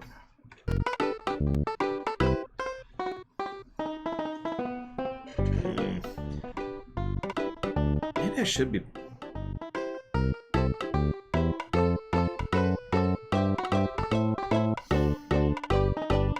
Sorry, I'm debating something. Yeah, the Scaraba theme. Great music. I want to tell you the story of the creature from the vegetable soup. This is a great line of dialogue here, by the way. But I won't, because I don't want to bother you with a story that has nothing to do with your adventure. If I keep talking about unrelated stuff, you might start ignoring impertinent messages. It's important for you to talk to people. Also, a person might give you a different message depending on when you speak with them. So we talk to them again. Thank you for taking the time to talk to me again. Ah, you see what I mean? It's important to take time out to talk with many people. Yes, keep the lines of communication open, just like you're doing now. This might be the best form of dialogue tutorialization I have ever seen in a video game. I mean, most video games don't tutorialize dialogue, like she just did. And she did it by completely straight up breaking the fourth wall, so that's whatever. But I have to admit, the first time I saw that, I was like, huh. That's also why I talk to NPCs multiple times as a usual habit ever since, is because of Earthbound.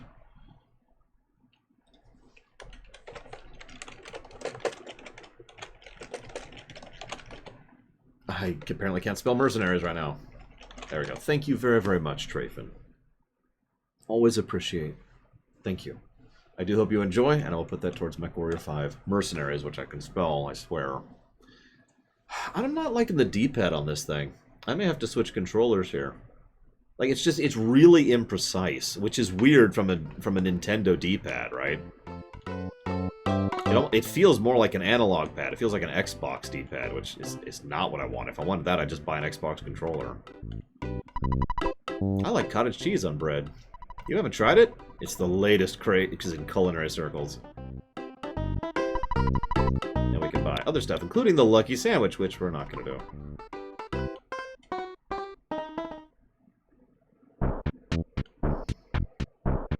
Whoop, oh no! Okay.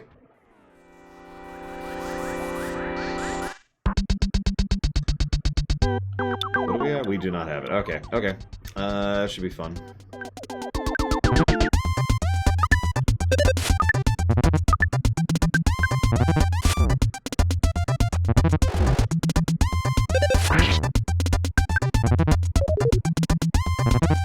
So this could go very badly, depending. Shark fights early on are very random. This is your first actual stat wall, is the shark fights. There's 3 or 4 types of sharks, I forget. But I know there's at least 3, because we've already encountered 3. And one of them, that guy, can do that attack, which hits you like a truck. And he can summon other skates. Or other sharks, excuse me.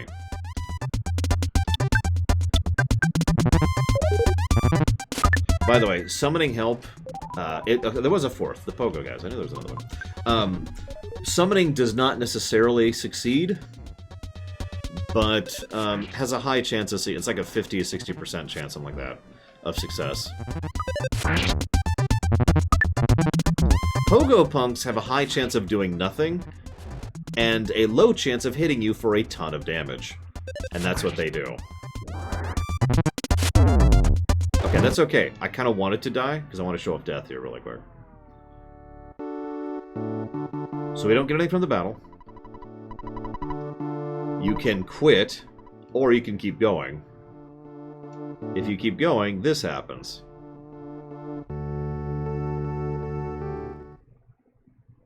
And you have to revert to the last point at which you saved, but you haven't lost any real progress at all. So there's no real penalty for dying other than the loss of money you had on you. And the fact that you don't get anything from the battle you were just doing. And of course you're back at the last save point. Reminds me a little bit of Breath of Fire, actually. In fact, I think that is literally the method Breath of Fire 1 uses for its game over thing. Damn it, Bio. Why are you giving me money? You don't even watch my streams. See, I'm trying to be joking. It does kind of hurt a little bit to know that you don't watch my stuff. But that's okay. It's okay. I understand that I am terrible. So...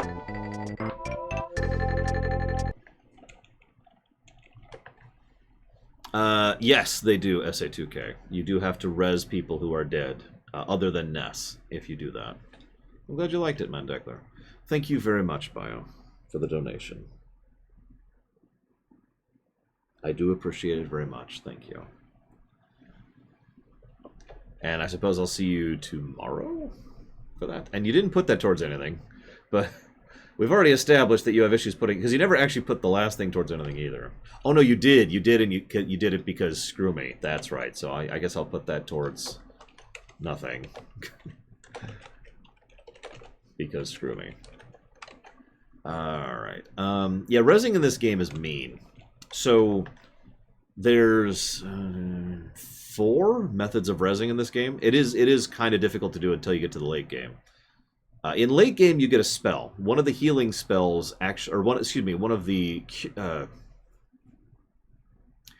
of the restorative spells. Not the ones that restore health. The ones that restore from status effects. One of them can res you, and one of them does res you. And so that's a way of resing late game, and that's pretty much the method of resing late game. You can also use items. You can use any of the super heal, like the eating food or interacting with like a specific... It's really obvious because any point in the game you hear this like this really light-hearted thing, that's indicating that we've just run into a heal spot. And a heal spot is a full restore. Everyone's resed, everyone goes to full health, everyone goes to full MP. And the final method is going to the doctor and being like, hey, yo. And that is, well, hospitals, there's only like 5 of them in the entire game. 7. There are 7 hospitals in the entire game. And you may or may not be anywhere near any of them. And it is, in several dungeons, it's a trek to head from the dungeon off to the hospital. And obviously it costs money as well. Variable amount of money based on how, what their level is. So this is why I'm okay with the fact that you just go back to your last save point, is because the penalty for failure is death. Death for party members. And that is a pretty punishing penalty for failure. But I'm okay with that. You know, we do need to have a good penalty for failure. I heard there's a guy who stops to check every bulletin board he encounters. Then he says, check-a-rooney. Oh yes, the Mr. Saturn Doctor. You might see me do this in later games, later part of the games. I will go out of my way to teleport to Mr. Saturn Village because the Doctor and Healer there are both free. So. Oh, the road's closed again. Onet's claim to fame. Road to Tucson's closed. You can't just squeeze through their roadblocks either. Onet is famous for its roadblocks. And nothing else. Okay, so we need Chief Strong's permission to go south. So we are officially stuck in Onet at the moment. By the way, you can always tell an enemy versus a NPC because NPCs act like NPCs, whereas enemies act like enemies. You don't want Frank to beat you up, do you? Some NPCs will nevertheless lead to encounters. Oh yes, our MP is also drained from death. Sorry, so that's another penalty for failure. I forgot about that one. That I can totally do, Bio. Even though you don't want to watch my streams, I understand. See, I keep making fun because it's the only way I can deal with it. Like, could you imagine what it would be like if I broke down in the middle of a Mario Galaxy stream because nobody was watching me? It was Mario Galaxy 2, actually, I think. Ah! You're right, I did, SA2K. Yeah, I didn't take that very well, Inquisitor. It was bad. You can make fun of me for it, it's okay. I deserve it. Very minor change, they got rid of the crosses because Red Cross is actually a copy-wrong whore. What? Doesn't this house look good? No. You can buy it for $7,500. I go to hell?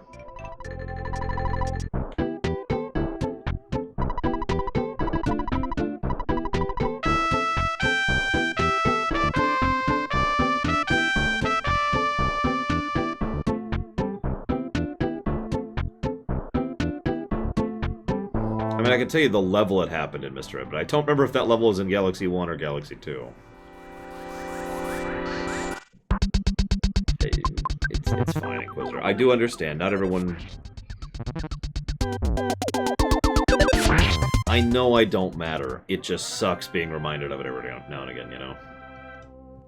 That's all it is. Well, let's get pizza. Opening soon. Well, shoot. I wanted pizza. I haven't had pizza in a long time. Pizza. Okay. That could be bad. That could be bad.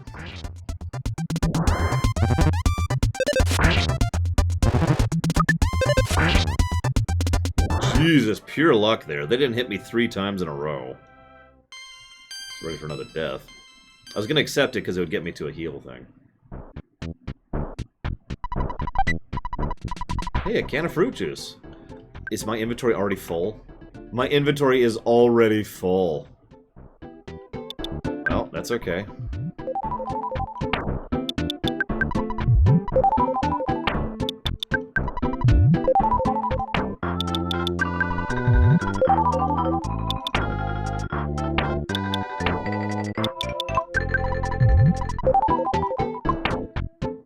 Oh, dude, I would kill for nachos. Yeah, I need to kill some cookies. That's a good way to put that. I'm gonna grab this. Okay, I'll go ahead and admit, I'll ask, what the heck is smogging? I don't understand that. Okay, so there's only one place we haven't been to at the moment. 2, actually. One is the place we have to go to progress. The other is this one. So what you're saying, Savicom, is if we get you Dorito Nacho... Is that a thing? Is Doritos Nachos a thing?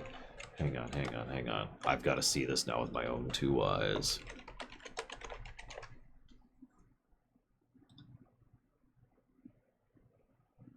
Oh my god, Doritos not. Oh my, I'm making that someday.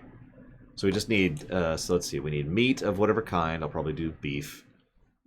Get some oregano, garlic powder, chili powder, salsa, sliced thing. Yeah, I could totally make that myself. What would be a good cheese to go with Doritos? Other than Swiss. Homeworld Cataclysm is the second Homeworld game. It is a three-dimensional, space-bound RTS game, which is awesome. Yeah, we really are going to need that stream break. Maybe we should make it be nachos. Just have the nachos, and that's the stream break. Stream break. Sharp cheddar? Ooh, that's not a bad idea, actually. Really sharp, if they even have that at the local grocery store. Now, go smoke on, Inquisitor. It's okay, it's okay. It is all right. I suck. I need to get some. Oh, I need to get some avocados too. Where's my phone? I need to add this to my list. I don't know why do I have 18 missed messages on my Twitter? I don't even tweet. Who is twittering me? Who am I being tweeted at? I'll look at that later. All right. So let's see. So we need Doritos. Hang on, I gotta write outside. Doritos. Yeah, let's get you some music while I'm doing this. Let's get you some good music while I do this. Wrong thing.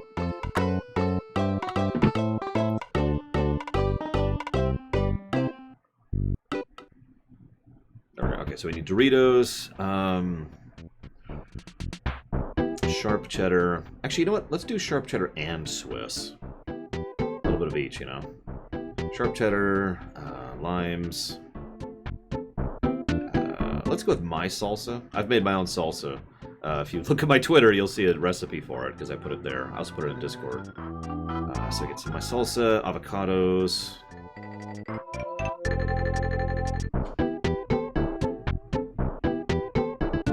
What else should go on? Oh, meat. Duh. I could shred it myself, I guess. Get some meat going on. Okay, that sounds like good, right? We got the chips. Lettuce. Lettuce. We need lettuce. And we got the avocados. We got the salsa. My salsa. I'm gonna make my own salsa. Jalapenos? No, with my salsa we don't need jalapenos. Trust me. In fact, when I make my salsa, I will make it less spicy than I did last time, because holy crap. It was a little bit much.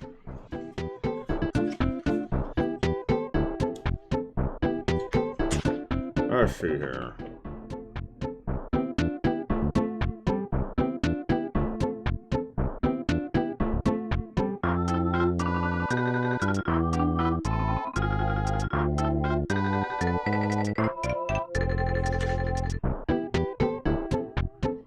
Yeah, there's a whole section on the Red Cross here, by the way.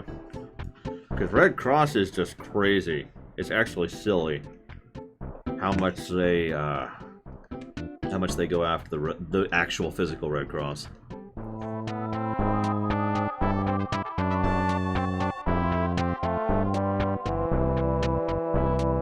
In fact, here, check this out.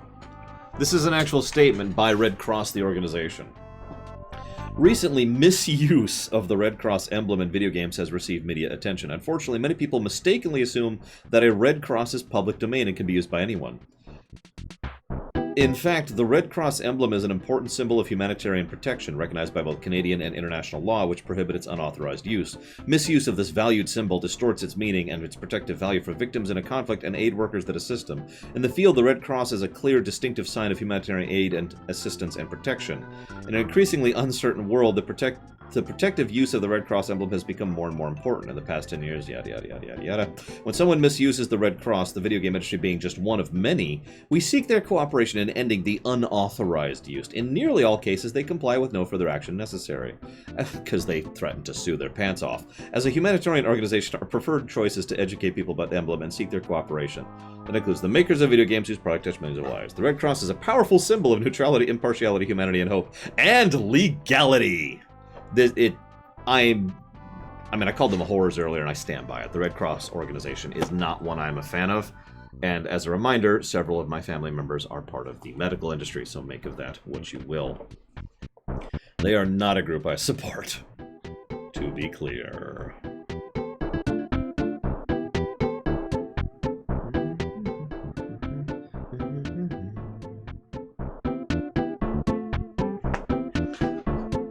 God, there's so much stuff here.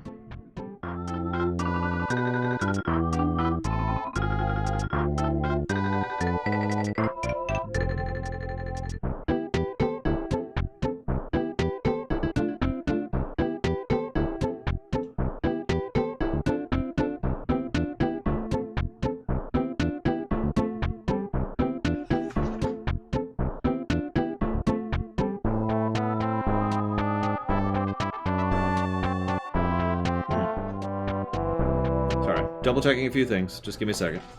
I want to be up to date on a few things to share with you. Honestly, Mr. Red, it wouldn't surprise me. Moving on. What am I doing? I don't know what I'm doing. Right. I'm going back in here. And now I'm getting some nachos. I wish I was getting some nachos. Good loud. I'm really in a foul mood. Why? Because the mayor doesn't like me. He'll just kick back for a while. May take me a couple hours to sign this paper. Yeah, I've been there. Oh, aren't you Ness? Is it a school holiday day? Have you done your homework? Remember to brush your teeth before bed? Have you been wetting your bed? No. There are lots of snakes and stray dogs around on it. Is the mayor gonna let them run around doing whatever they want? I'm here to protest. That's a good question, Axio. I suppose the only answer to that is because they tried to. As Zalok would say, they actually did their freaking jobs, whereas it was the norm to not do their jobs in the day. Do we have any openings for part-time employees? Oh, okay. Some suspicious-looking kids are hanging out in the woods.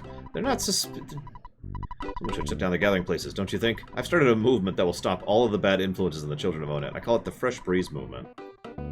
To shut down places where kids hang out. I work for City Hall, but somehow Mayor Perkle bugs me. Let's keep this between you and me.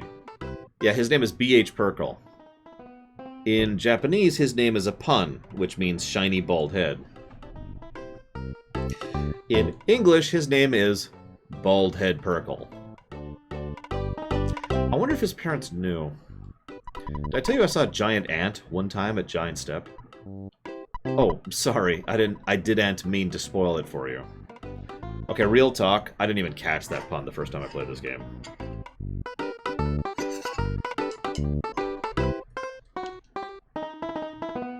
So that's our first boss, our first real boss, or technically our third boss.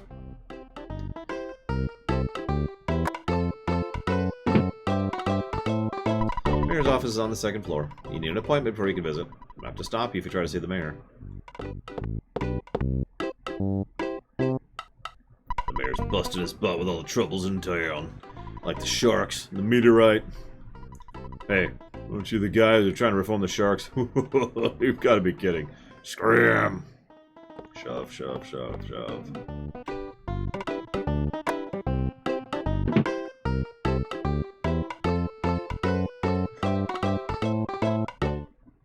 Ugh, excuse me. Okay. Let's save the game. Actually, let's do a couple things really quick here. So we're effectively done everything we are capable of doing at the moment, other than progressing.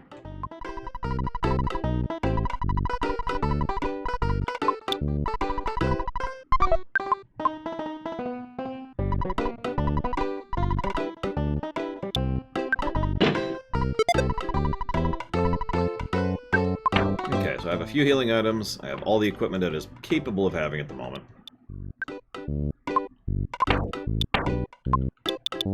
Just checking some. Yeah, so I could go grind. Actually, how much? How are we at on that?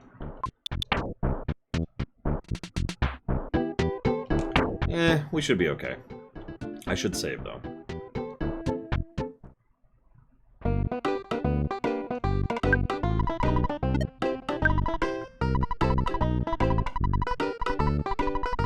I deposited $150 in your account. Taking account what you've taken left, you should have $7 in the bank.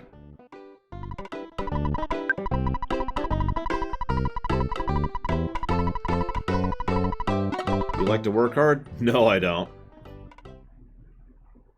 I do not know SA2K.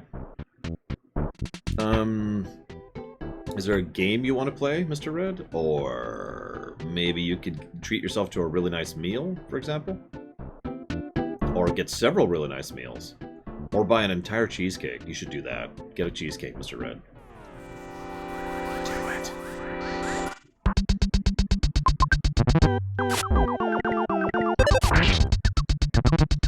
Forgive me, I usually don't auto-battle in this game, but ever since he healed me, I'm kind of curious how the auto-battle works. I thought it was just straight attack. Oh my god, SA2K, you're fired! It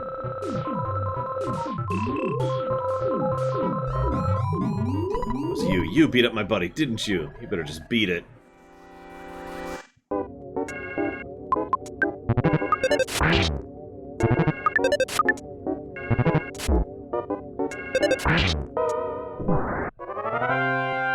Oh, by the way, another thing this game is similar to Dragon Quest in.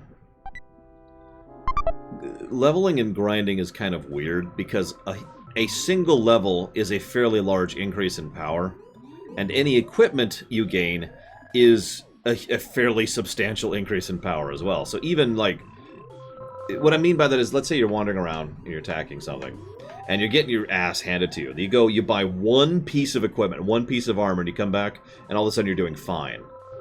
In short, the level scale is shrunk substantially when it comes to these kind of games, and this has been true for a lot of Dragon Quest games. Sounds like a real whiner. Don't get lippy or I'll kick your butt. Dude.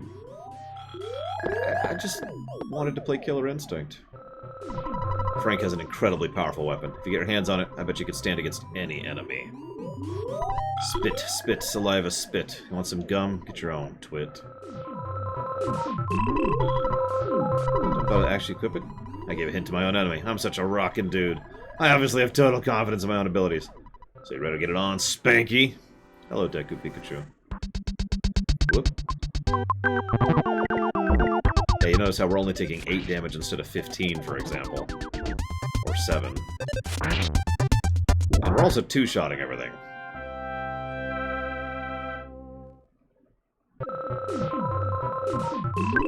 To tell the truth, I like drinking tea and eating fresh vegetables, but that doesn't fit my super cool image. I guess I'll have to accept this about myself. Well, okay.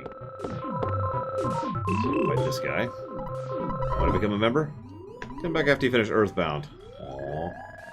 Hi, Harkonnen.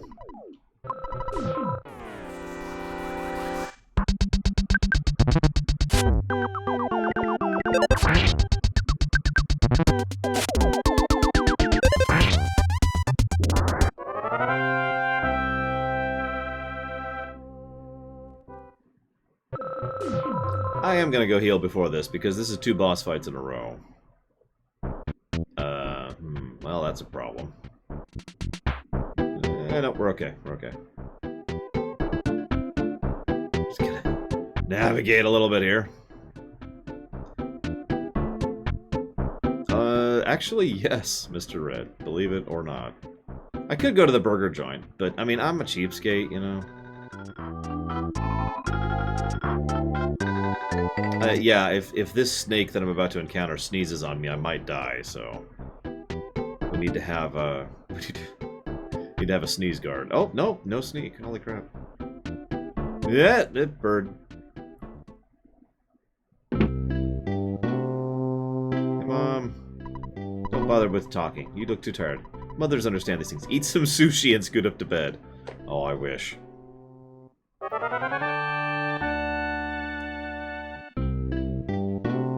Okay. I'm ready to beat the bosses. First real boss. This is actually the tutorial boss. This is the equivalent of Welk over in FF6, or the Mist Dragon in FF4, you know, Scorpion Armor in FF7. I'm sure there's a non-FF example I can think of, but I'm just not coming up with one right off the top of my head. You get it. Look, it's not my fault I've done so much work on the FF that I know them off the top of my head, okay? I mean, I guess that is actually literally my fault, isn't it? Look, it's completely my fault I know the FFs very well, okay?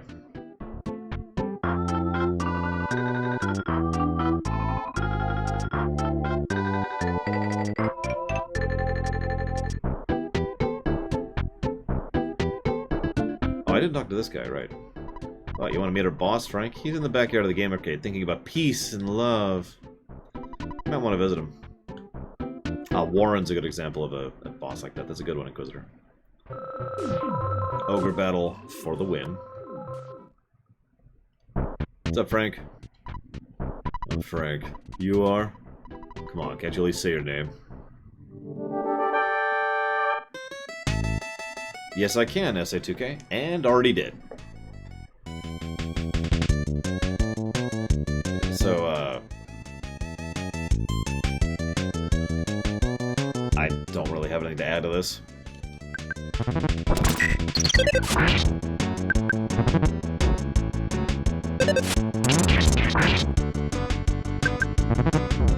Notice he hits like a truck, by the way.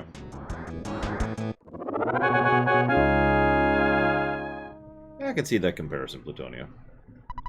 Fail-proof Frank can't be beaten. Puff, puff, puff, and this is Frankie Stein, Mark II.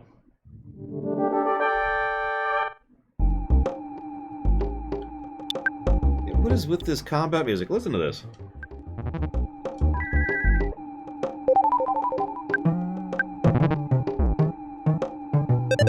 We don't talk about Mark I. Ironically, I always found the first fight to be a lot harder than this one. Which is funny, because I'm gonna die right here. Nope, okay. Like, this guy can hit harder, but he also has less damaging attacks. Whereas Frank really only does two things. Lowers your stats, and hits you like a truck. This guy hits you like a truck, or does nothing. Hey, Daedalus, you never told me what you want to put those bits towards, if you want to tell me. Please, please tell me.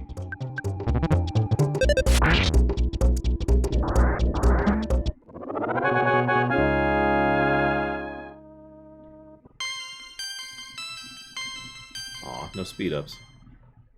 This is my first defeat. Fail-proof Frank is just failure Frank. I know you've been asking around, so I'll tell you about Giant Step. It seems to be quite a powerful spot. Some kind of special power is stored there that allows certain people to perform wondrous feats. However, a monster sucked up all the energy at that spot. It's difficult to get up to Giant Step. That's all I know. I suggest you collect more information on your own. The entrance to the path leading to the Giant Step is behind the touring entertainer's shack. Perkle, the mayor of Onet, has a key to the shack. You become stronger than I. Your adventure's just beginning. I'm sure we'll catch up later, Frank. So, you actually can't fight the sharks at this point unless you do some really weird wonky stuff, and even that I'm not sure about.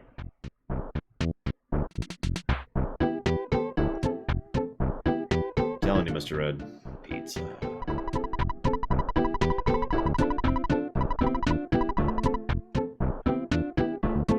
Yeah, Frank's getting into wrestling. So, hang on. We just keep in the Frank breaks. That's what they're called now, the Frank breaks. Daedalus. Okay, got it. Daedalus does not care about anything I stream. Understood. Thank you for the bits again, Daedalus.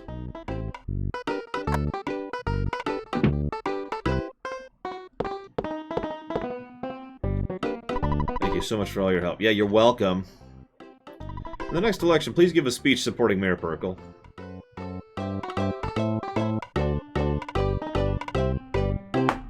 Nope.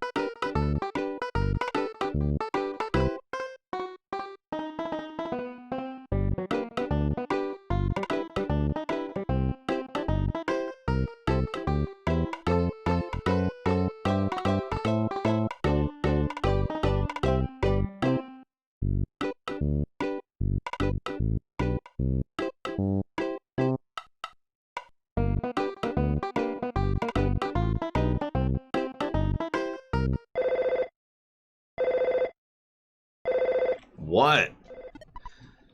You've been out there for a while. Maybe none of my business. Don't think you should take a break? No.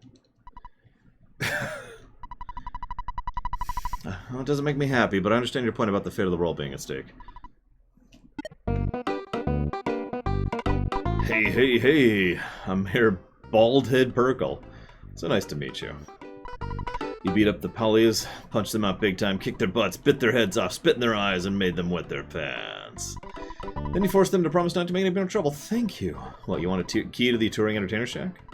For someone as great as you, giving the key could help the town keep peaceful. However, if you encounter a dangerous situation, please don't ask me to take any responsibility. I'll be able to avoid responsibility, right? You're such a smart kid. Here you go. Now. Hey, what's your name? I'm so busy with my election, I don't have time to meet with you. Already forgot her name.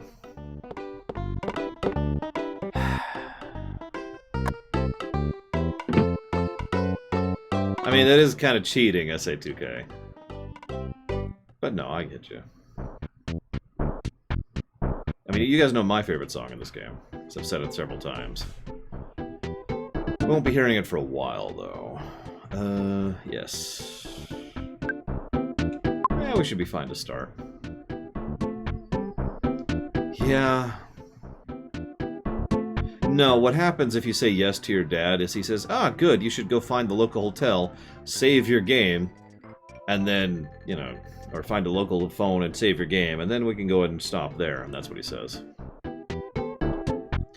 Can I explain what bits are? I'll never explain what... Okay, so the way bits are donations that charge you instead of me. That's the quickest, simplest, easiest explanation. If you don't know what I mean by that, all business transactions take a portion of that transaction in order to pay for the person doing the transaction. That's how they make their money, right? So if you do a direct donation and you give me $1, I get, like 98 cents or something like that. If you donate to me on Patreon $1, I get 85 cents. If you donate, and you get the idea. Bits, on the other hand, what will happen is you will buy $1 worth of bits from me. I will get $1, but it will cost you $1.15 or whatever it is. Does that answer you?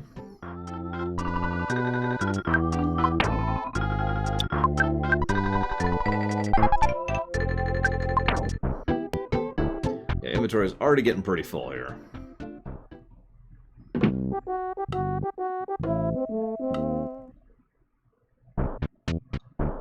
So, first real dungeon. Oh my god, I will kill you, Bio.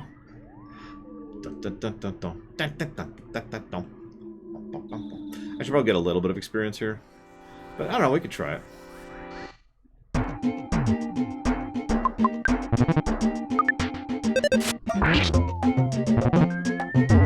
Ugh, so there's there's actually 3 types of enemies here.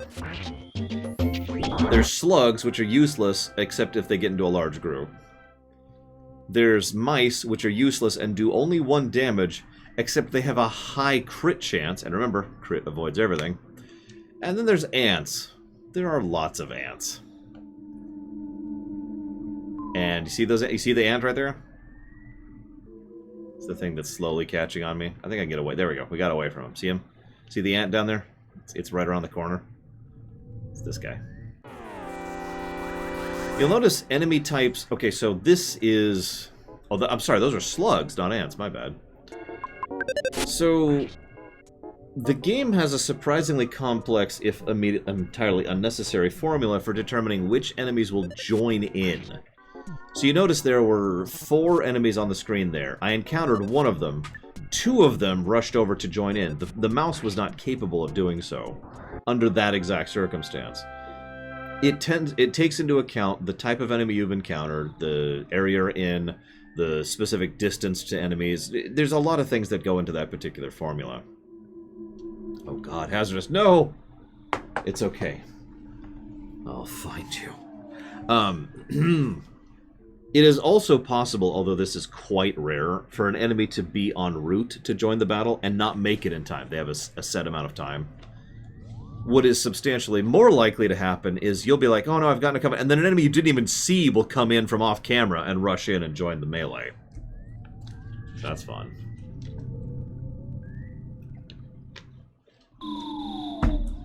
Okay.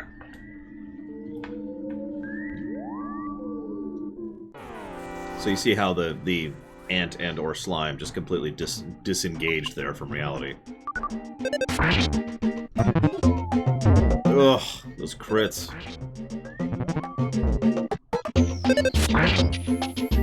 You will, however, notice how there's already more variety to the enemy design within the first major dungeon than in most games like this. That is good to know, because the dungeon itself is not exactly very unique or special or interesting. I'm probably going to die here, but that's actually okay. I needed a refill anyways. Oh my god, he did it again! He actually healed.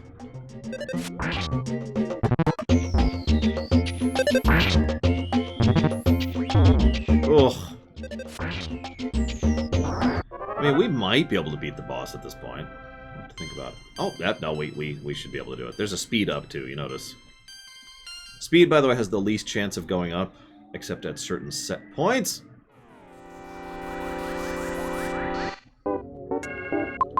I haven't decided yet, Justin. That's why I keep doing auto. I don't do auto in this game, because I thought auto was just auto battle, as in fight. As in not good auto fighting. You get the idea. Okay, we need to get by this mouse! You'll notice, okay, so you have about, I think it's 8 frames to be able to turn around if someone encounters you for a back attack. But that's not always. But generally speaking, it is worthwhile to try and go ahead and turn around whenever someone attacks you from back, just in case you can turn it from a back attack into a normal one.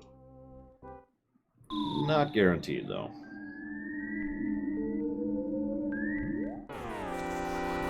So how grindy are dungeons? Well, we actually already talked about this. They're pretty much the exact same problem that most Dragon Quest games have. There's a decent amount of enemies, and you effectively cannot avoid them.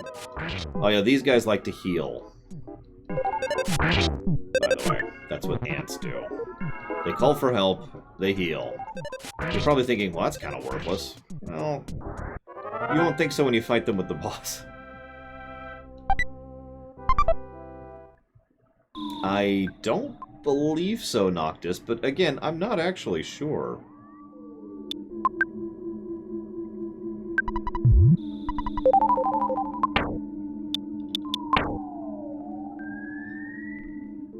Nothing in there, of course. One of the tactics for despawning enemies is to go in and out of a room repeatedly. Like, if you see some enemies you really don't want to encounter, you just go into the room and then exit, and go into the room and then exit.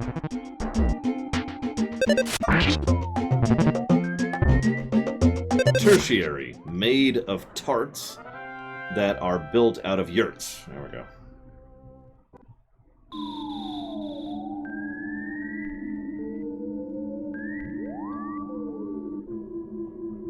Is there one up there? No, okay. Whatever, let's just go for it.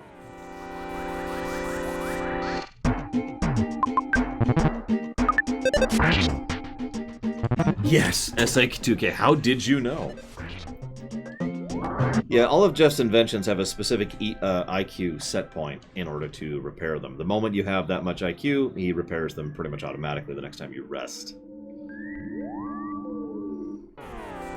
So did you see how I could move for just, like, a fraction of a second there before the actual fight started? That's me just showing that off again.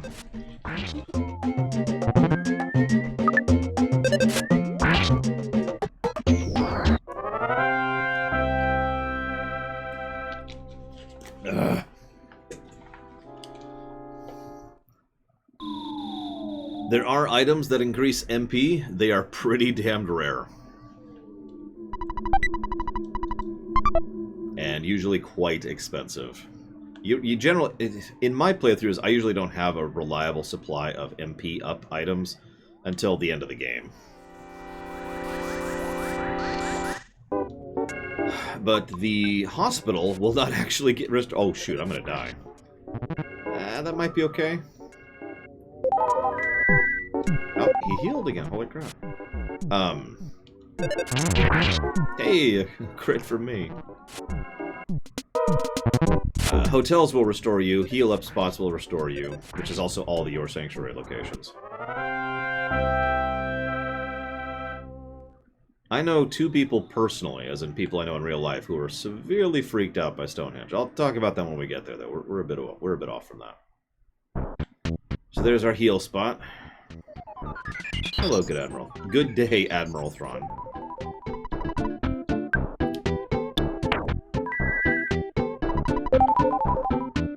Okay. We got this. I do want this hamburger, though.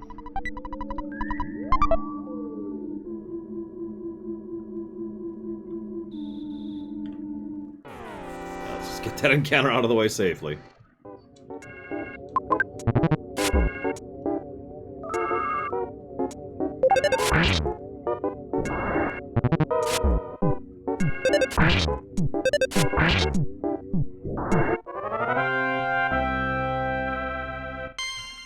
Oh, good, a level up. That'll actually help a lot. We should be good for the boss now. Hey, we have we have Psi Ultimate. We're good now.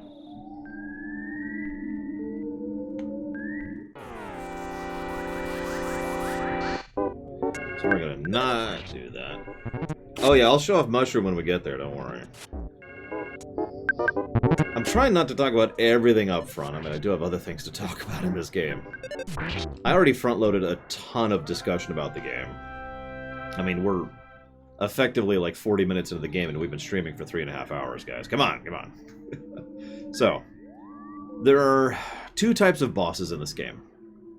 There's normal bosses, which we've already fought technically 3 of, one of which was a tutorial boss, but the real tutorial boss was Frank. Then there's those kind of bosses, of which there are only 8.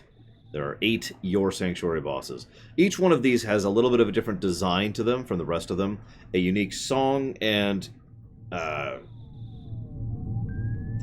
basically they tend to be a little bit more designed than most of the bosses in this game. Like the closest thing we have to actual gimmicks in boss fights is with these guys. They also all say the exact same dialogue, except for which one you've encountered.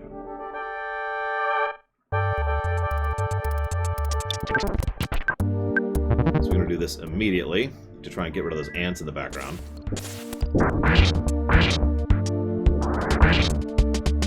So that was your PSI Rockin'. Your PSI ability there, it hits the entire area, which is important. It is incredibly expensive in terms of MP. Like, that is 10 MP at this point in the game to do that, as opposed to like Life Up, which costs 5. Later on, these spells will cost in the hundreds range. You'll notice we can only have 999 MP at max. You're not really supposed to chain cast them all that often. That's not what they're there for. They do typeless damage, of course, and they bypass everything, and they hit everything. They hit the entire screen. That's the benefit of PSI Rockin'.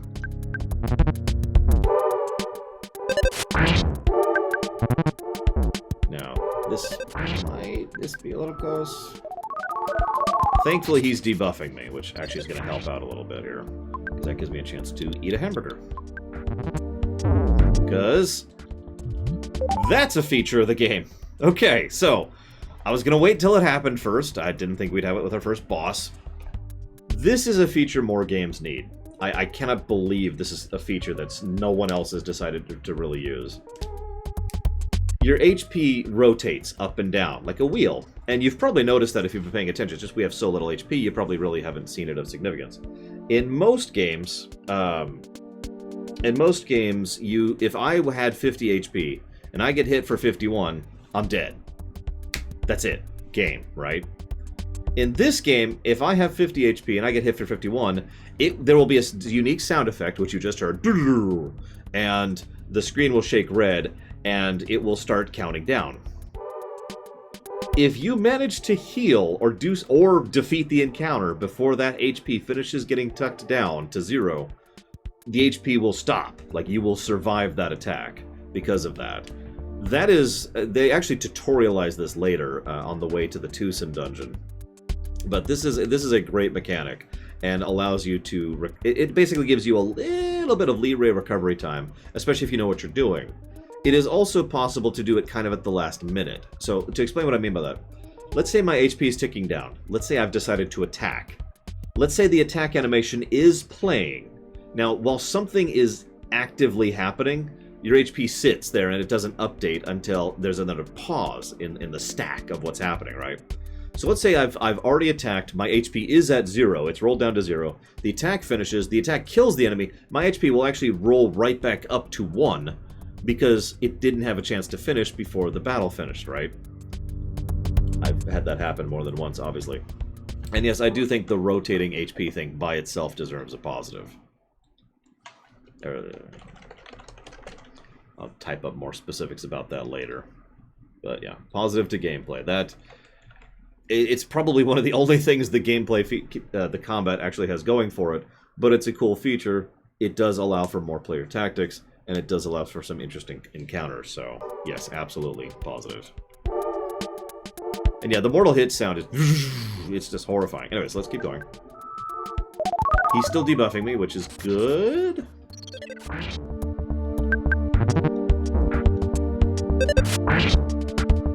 We need to heal again. And I think we've seen all that this boss does. There's not much, but he drains your MP, lowers your defense, hits like a truck, and has adds, who can also heal you. Or heal him, excuse me, heal him. You'll also notice, and I'm not sure what I think about this, your spells have a visual effect. Their spells do not. It actually took me a while to even notice this. All enemy spells look exactly the same except for the color. The only thing that changes is the color of the spell. So they don't actually play the spell animation, they just play the like that kind of looking thing. I'm not sure what I think of that. It's just kind of weird. It's probably because we're not actually on the battlefield. We're just a text box.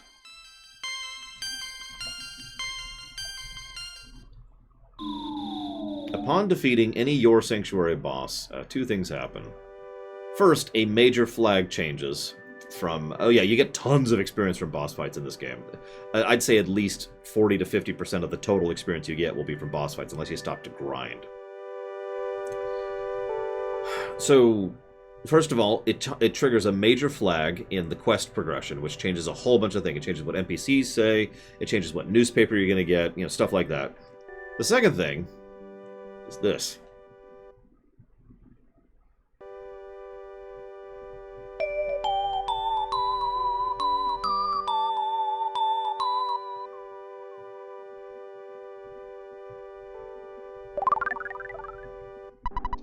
Now, you heard that little sound? That's the heal up sound I mentioned earlier, which is a full total no real heal. Everyone's rezzed, everyone's full health, everyone's full mana, no status effects. We also got a glimpse of a cute pumpy for some reason. I'm not sure what that's all about. And...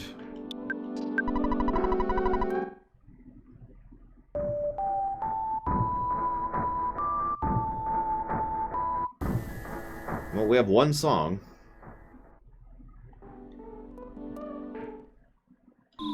Oh yeah, there's another effect. This is brilliant. I kind of wish this wasn't just not connected to the Your Sanctuaries. You notice the enemies are now fleeing from us.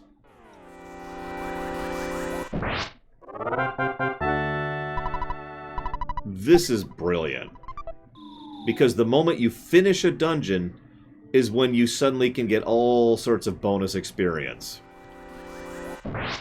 It's like part of the reward for successfully taking out one of the bosses, is all the enemies are like, oh god, no, run! And they all run from you. So it's really easy to get back attacks. And you, the overwhelming majority of them, because you're back attacking them, will give you effectively free experience. Ow. And money, and equipment. There are several dungeons where I will go out of my way to not try to fight things until I defeat the boss, and then I will kill everything I see on the way out. I agree, this also is a feature that deserves a positive. This is a huge quality of life feature, and really helps. So, one of the biggest questions when it comes to most RPGs is how grindy they are. You guys know that I'm very anti-grind, to a very severe extent. Probably more than most people are. But that's because I'm 38 and I don't have that much time in my life. And grind is pretty much just wasting my time. So any feature that a game does to try and reduce or remove grind is something I'm in favor of. This is effectively a form of anti-grinding. So, yeah, no, I don't know why I'm debating this. Of course this is a positive.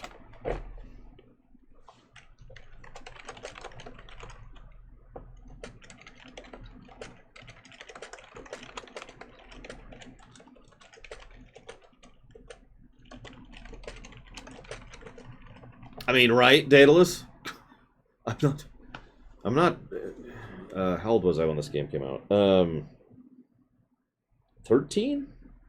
That sounds right. I'm not 13 anymore, you know? I do not have time. I don't have an entire afternoon to just sit and play video games anymore. I got stuff in my life.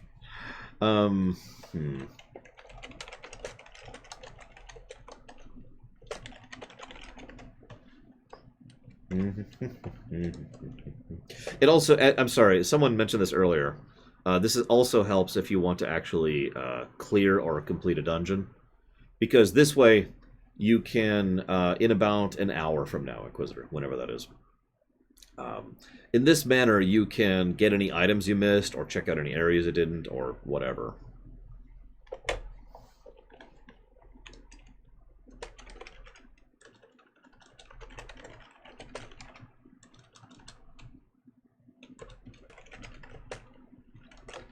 Anyways, sorry, we need to add a couple other positives here really quick, so we're up to there.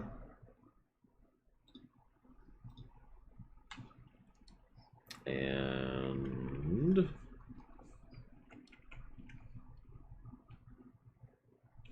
there. That's where we're at. Okay, back to the game. I wish I was 13 with everything I know now. Sleep, Inquisitor, sleep. We know you hate Oblivion because you hate good games. So you notice that didn't actually give me an instant win. But I do still get the opening strike, and, well, I'm not going to fight. Well, actually, I do have one last boss fight before I leave this town. So if you're paying attention, that's the tutorial boss, the initial bosses, the first major boss, and another boss. 4 bosses total. Not counting the tutorial boss, which really doesn't count. No, probably not, Mr. Red. This is not exactly to the extent of some other games I can mention.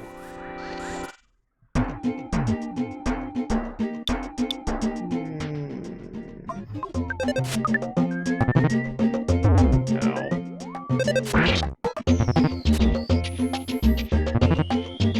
Would you stop critting me? Oh my god!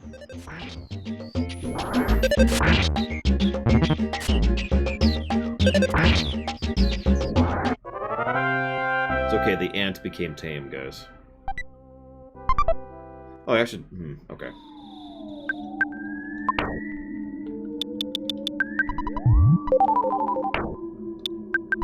By the way, notice the inventory management is already a problem. You have 14 slots per inventory. Town map... so quest items... progression items, and equipment all take up a slot. So a quest item would be like the key I got earlier. Progression items is like the soundstone and the ATM card. And equipment is obvious. I have it equipped right there. If I'm being honest, Bio, no, I can't think of it. I'm sure there's one somewhere. There's got to be a negative somewhere in this game. I need to check something really quick here. It's funny, I'm pretty sure BoF 1 predates this, too. I could be wrong, though. Whoops! Damn it! You beat them too quickly. No. I guess I need time to do that. Ugh.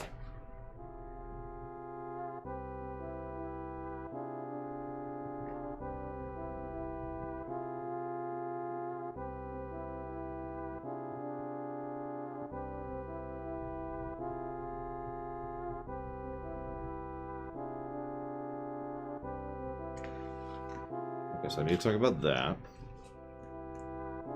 Listen, Hazardous.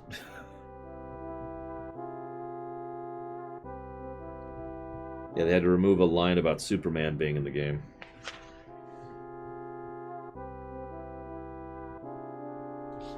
Okay. Ugh.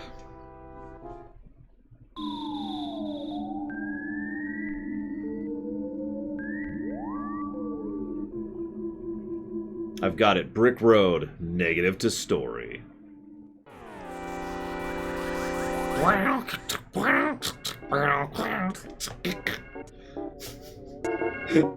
God, that freaking song.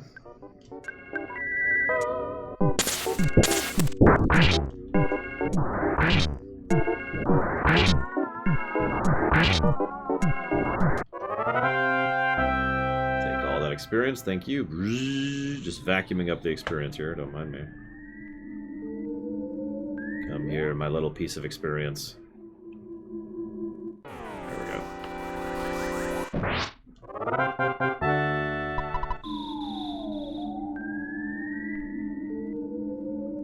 Now this is funny. Hey you, the board says do not enter. Couldn't you read it? Now you're probably thinking, what's funny about that? That sign, the don't enter sign, says don't enter in Japanese. I'm saying this wrong. In the Japanese version of this game, that sign looks exactly like it does here. Don't enter in English. That's the joke.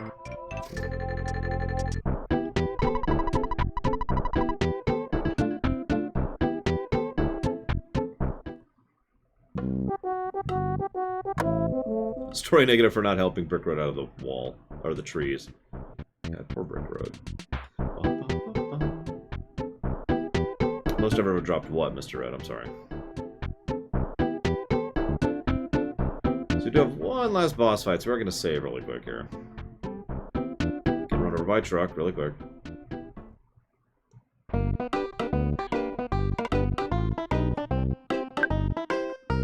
I suppose WoW by default, Mr. Red.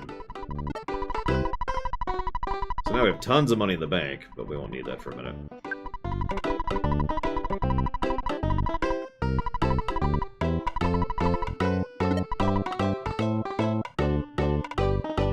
This is also one of the songs I like. I tend to like the simple, you know, homey kind of songs in this game. And some of the creepy ones.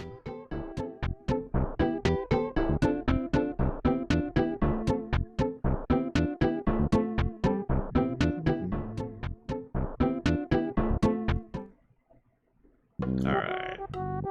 Let's talk to this guy. So here you are. You little delinquent who came back from Giant Step. You know, you listen here. Don't enter means just that. Do not enter. You got that? And furthermore, it's usually those tax evaders who... We don't enjoy blocking off the roads, you know. It's usually local whiners that make a big deal about emergencies and meteorites. Blah, blah, blah, blah, blah, blah. Why is the road to Tucson closed? Well, it's an emergency, of course. At times like this, kids like you should be playing Nintendo games. I agree. Anyways, you sure you want to go to Tucson? Okay. Follow me. Don't worry, they're not corrupt. Maybe. I mean, could you imagine police officers attacking a kid? That would be insanity.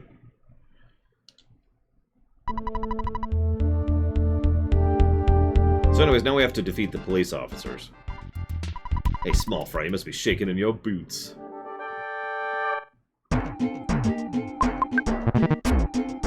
By the way, there's no pause in between here. Okay.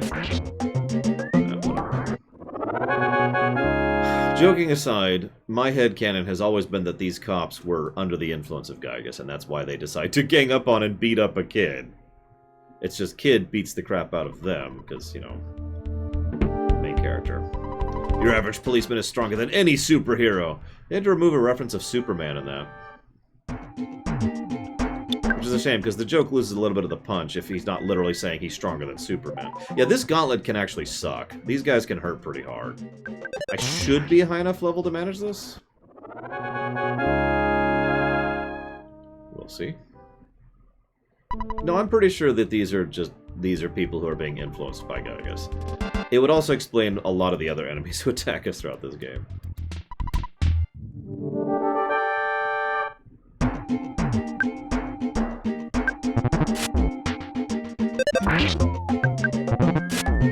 isn't child abuse. This is child violence. It's like another layer. Like, abuse can mean a lot of things. This is trying to beat up with fists. Next time I'll take you out with my nuclear suplex attack. Come on, I'm gonna take you apart right here, right now, baby. By the way, if you're paying attention from a gameplay perspective, this is the final exam.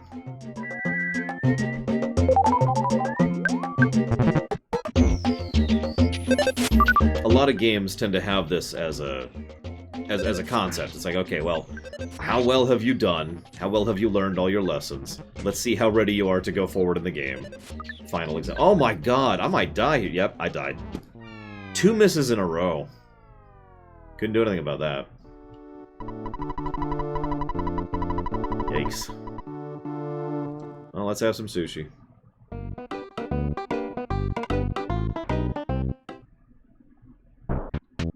Yeah, missing twice in a row, there really was just nothing I could really do about that.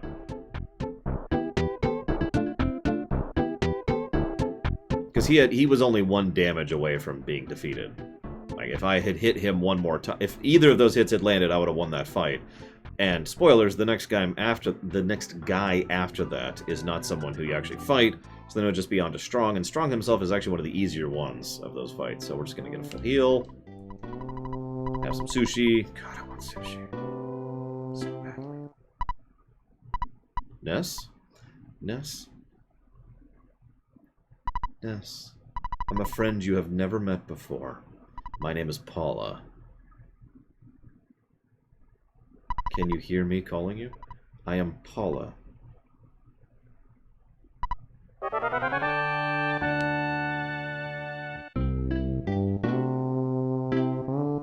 Funny fact, it's extremely possible, in fact it's easy, to make it so that you never encounter those messages. Hang on, can I just... There we go. I have a little bit of liquid left. And now I'm out of liquid.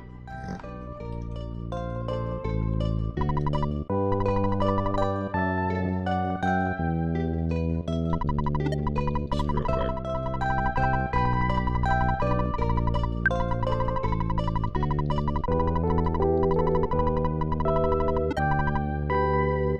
Nah, it's okay. I'll just go without liquid for the next hour. I should probably take a stretch break, but I really want to try that gauntlet again. Try the gauntlet again, and what succeed or fail, I will do a quick stretch break and grab some new liquid.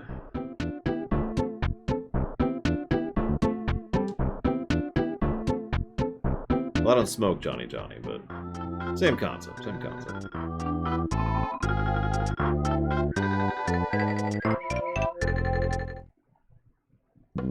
Take 2.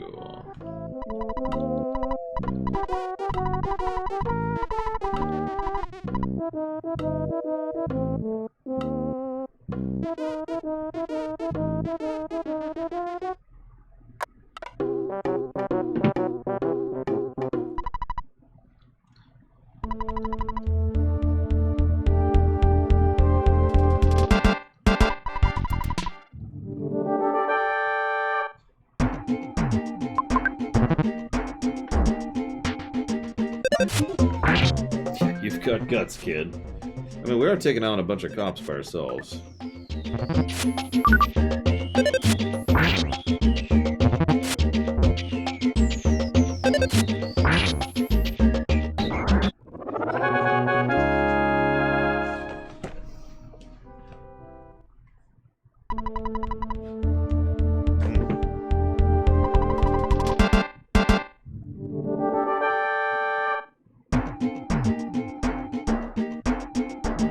Be able to do one more on auto.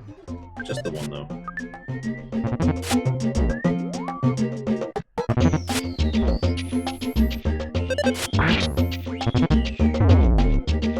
Nope! Wow! Jesus. My bad. Alright, whatever.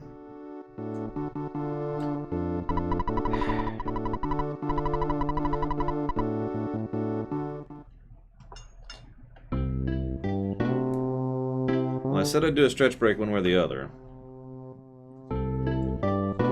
So I will. it's a good thing, Emperor's Wrath, in like every way. So I suppose that's the quick one.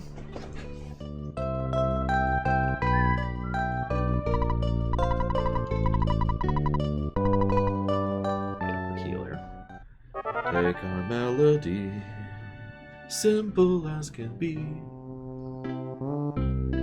Give it some words and sweet harmony.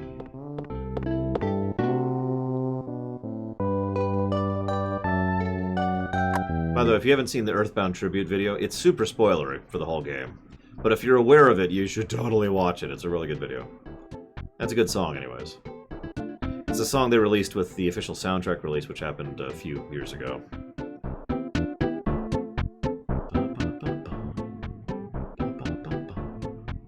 Hello, butterfly.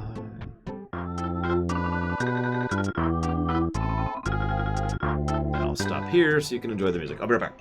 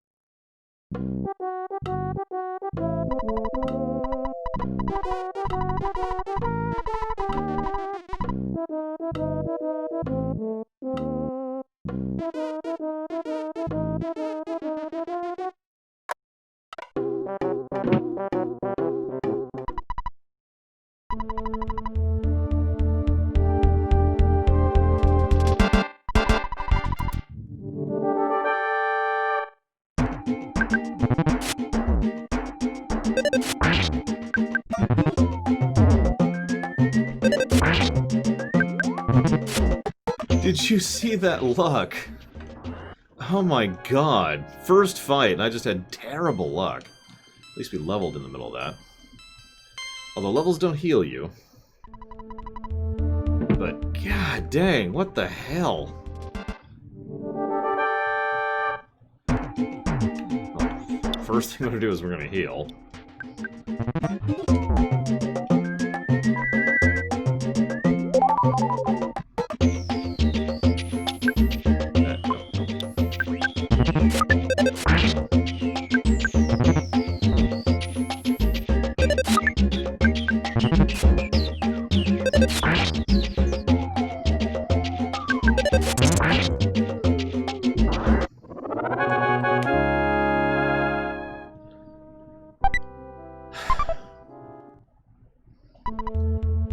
Next. 3 to go.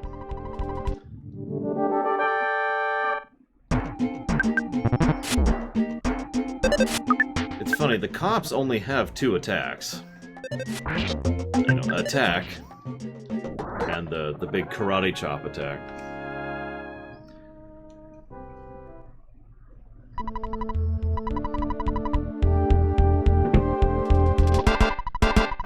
Apparently, all I'm doing is casting Splash over and over here, guys. I'm gonna play it safe. Because he can crit me for more health than I have right now. They can crit into the 40s. That wasn't even a crit. He just hit me for 30 there. Probably because PSI just doesn't work the same as SA2K, so...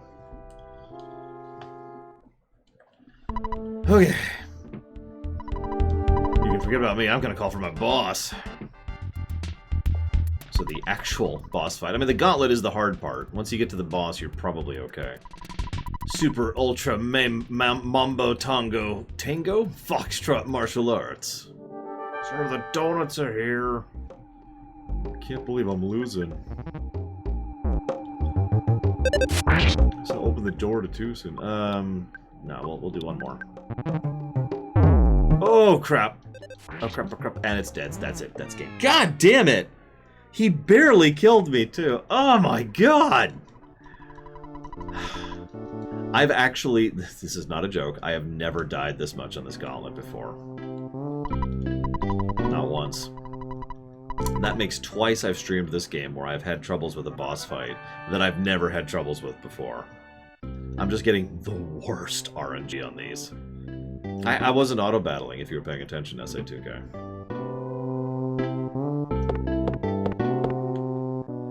Still not cheating. I mean, I don't actually know what cheats there are for this game off the top of my head, but save states would be cheating. Save me the trip back down.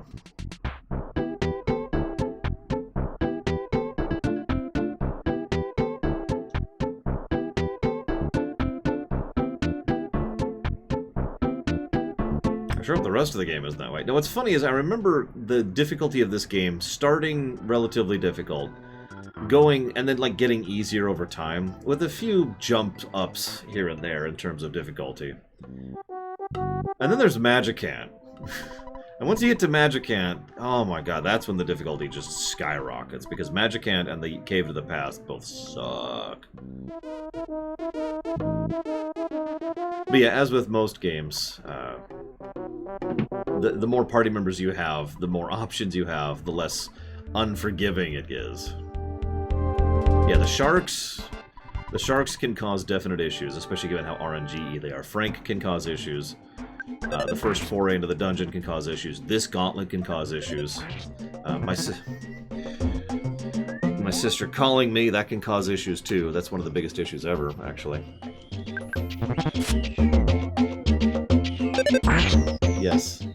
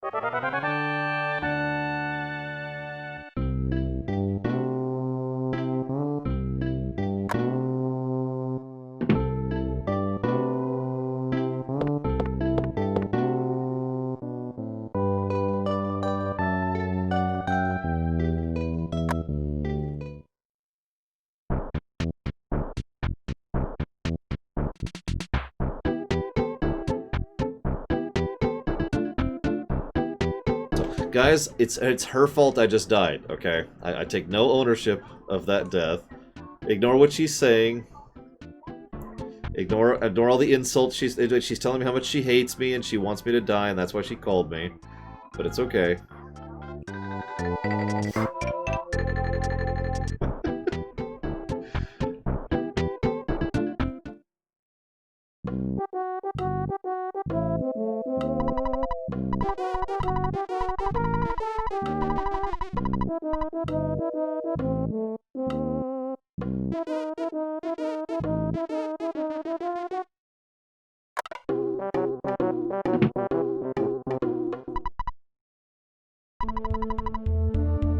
Thank you very much, Johnny, for the sub.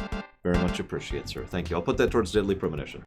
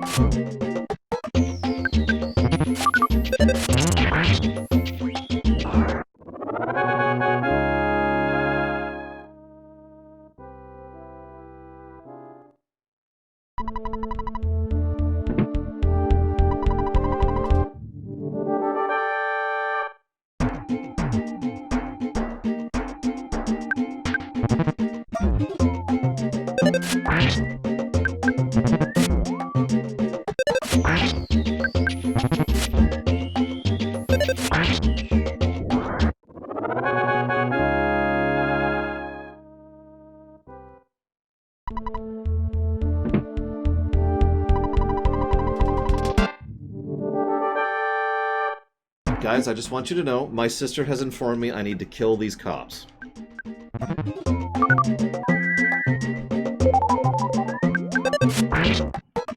No, I know.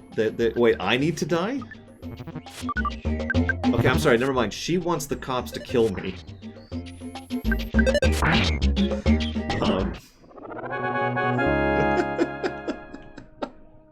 Yeah, I know I can't hydrate while I'm on the phone, Hazardous. But thank you. My viewers have been helping to...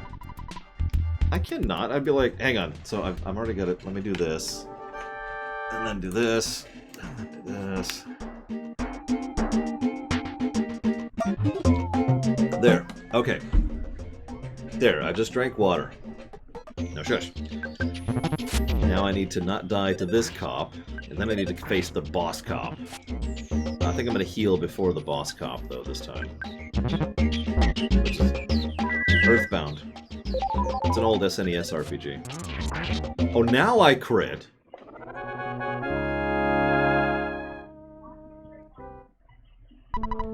No, it's... that would make sense, but no, it's like an RPG, like a Dragon Quest game.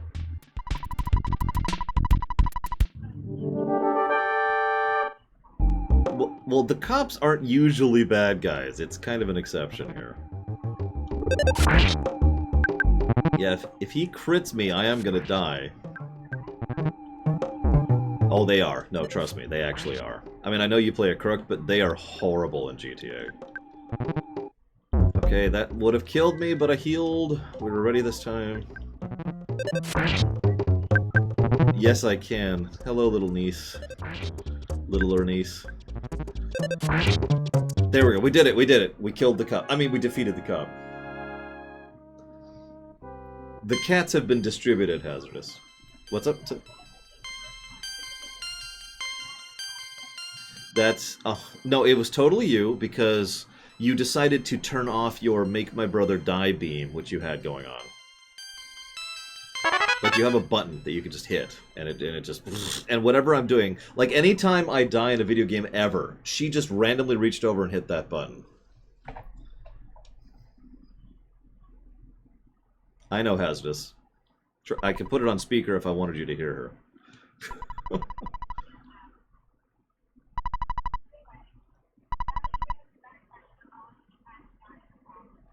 No, I'm not fighting cops anymore. They were just the one boss fight. Well, have fun at the appointment.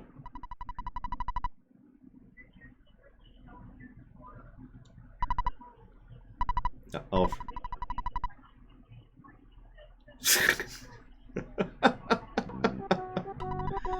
Yes, you figured it out. You've sussed me out, sis.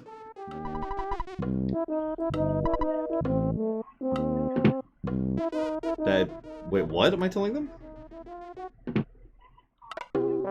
I'm supposed to say bad cop, no donut. So these guys don't get donuts now. Ever. Man, me too, buddy. Me too.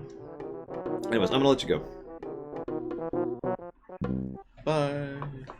I will try. Bye.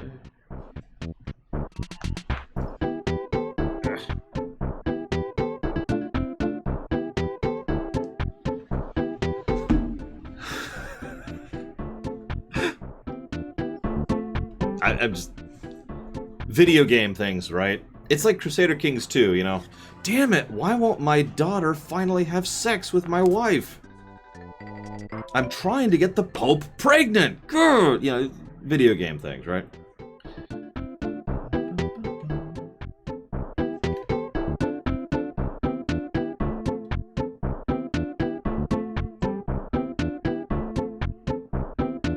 Let's see here.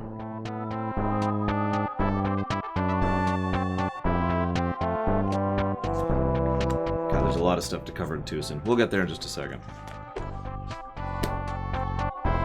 Okay. It's okay, we ate the Pope. He was delicious. Tucson time. By the way, you'd never know it, but they actually swapped the dialogue here. This guy's line, first line, was supposed to be his line, or this guy's second line was supposed to be his line. So they switched dialogues. It's a bug. It's just a straight up bug. Hey, what's this?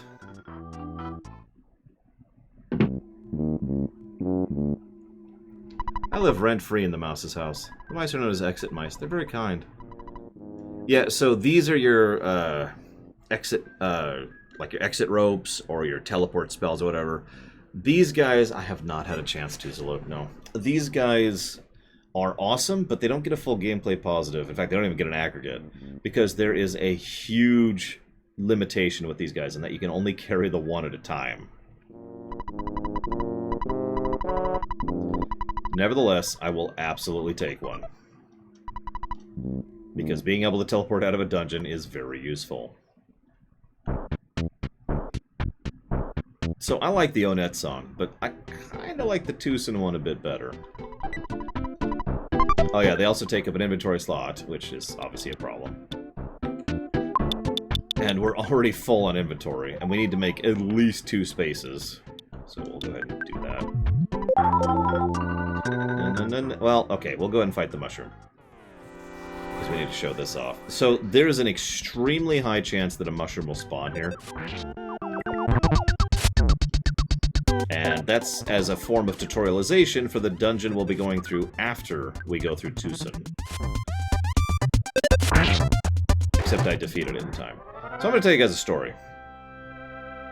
The first time I played this game ever, I got what happened to probably most of us. I mean, it's actually more common than not that you go through this area, you fight a mushroom, and the mushroom casts Mushroom on you. Mushroom is a status effect. Mushroom will periodically change your inputs when you're moving around in the overworld.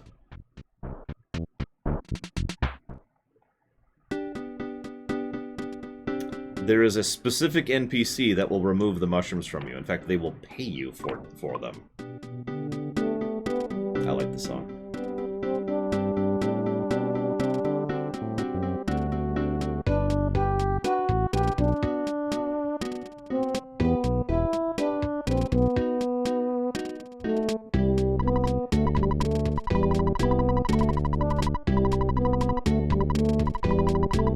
So this is a guy who tells you what humanoid enemies will look like going forward, because this is the first area we will actually be encountering. Hi, Shikor. I believe so, yes. Tucson has a modern clean hotel, hospital and the wonderful Chaos Theater, Polestar Preschool, this bus station, and Berglund Park. Also, there's Peaceful Rest Valley, that's the dungeon I mentioned, and Happy Happy Village. There's also a pizza parlor.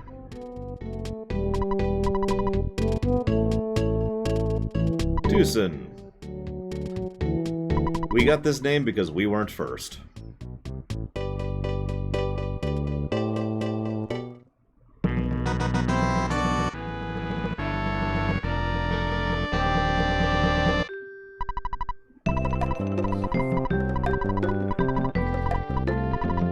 Fuzzy Pickles.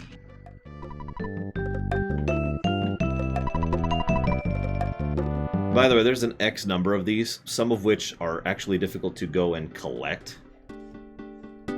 In other words, like, these are a really, really, really early version of achievements. And so some people, when playing through this game, will go out of their way, because there's a certain number of them you cannot avoid. And then there's a whole bunch you have to go out of your way to get. Spoilers, later on you will see all those pictures, and it will actually show you what was happening at the point in time and the picture was taken. Kind of. There's some variables to that. But the point is, how many of those pictures you see at the end of the game depends on which of these events you actually got. Thank you very, very much, Arkadin. Always appreciate that support. Thank you so, so much. You didn't put a comment in the comment section, though, so I don't know what to put it towards. So if you have any idea on that one, please let me know. I love it. I normally hate it when a game pauses when I alt-tab, but this one I have to deliberately pause it. Paula? Who's Paula? Yeah, don't put it towards dealer's choice. Nobody likes him. Nobody. So there's an enemy. Oh.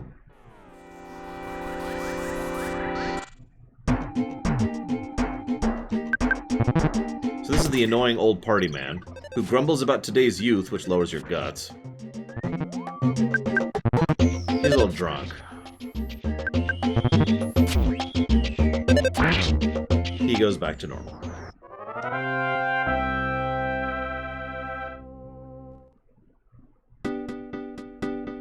And it's not the dealer's choice that made me sulk, it's the fact that some people dealer's choice and say, you know what, screw you.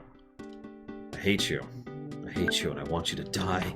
And every time I hear someone telling me they want me to die, it just, I don't know, it hurts my morale a little bit, you know? Ruiner I can do. Thank you very much, again.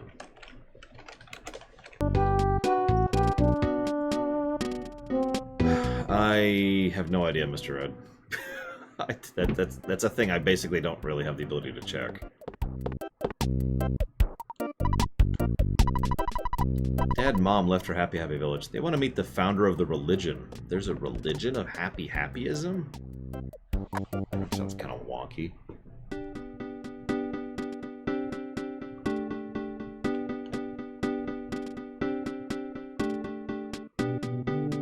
I mean, it's a long game, SA2K.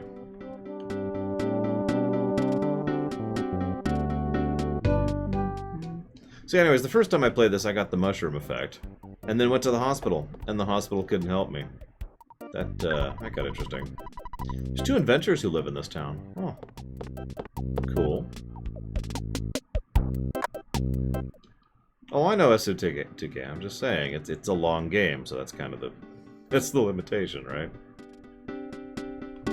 Tonight, the boogie is back. The Runaway 5. The mushroom effect reverses your controls. Tick whack.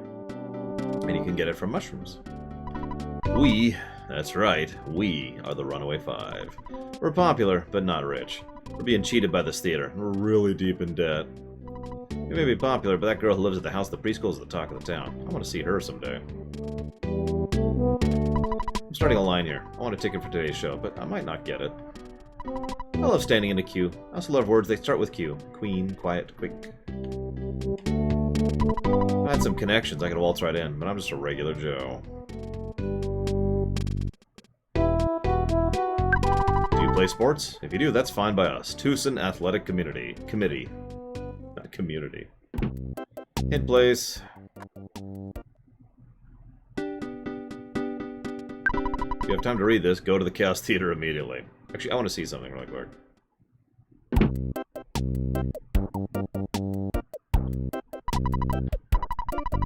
Yep, it's up to $50, which at this point is close to like 1/10 of my money, as opposed to previously where it was, you know, more money than I had. So that's what I mean by the percentage of it, the cost goes down a bit over time. Looking for Venus's house, it's next door. Venus? Who's that? My daughter left for the big city to become a superstar. She's using a stage name, Vane something. She's working hard. Yeah, she's also a model.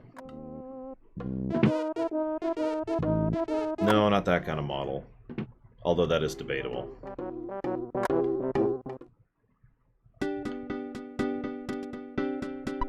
There was a kidnapping, believe me, even though I'm just a dog. A kidnapping? In this town? Give me a break. Berglund Park seems kind of dangerous, but there's some great stuff here. One of the biggest markets you'll ever find, now in Berglund Park. So this is Berglund Park. Regardless, this place is ever dread. He's got ties to burglars and kidnappings. He's a scary guy. I'm gonna go ahead and admit something really stupid. Something about this really tickled the economic geek in me, even back when I was in my teens. And I used to just wander around here and trade and make money. Because you can buy an egg, and we'll do it. I'll buy a beautiful fresh egg. An egg for $12, by the way.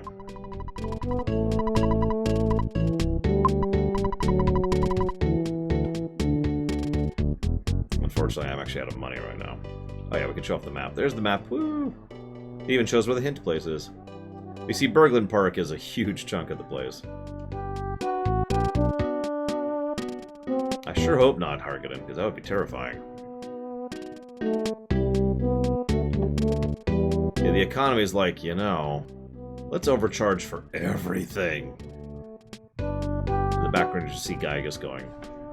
Whoops, I went into the hospital, didn't I? Where's... there it is. Sorry. I actually don't go into this place all that often. No, ugh.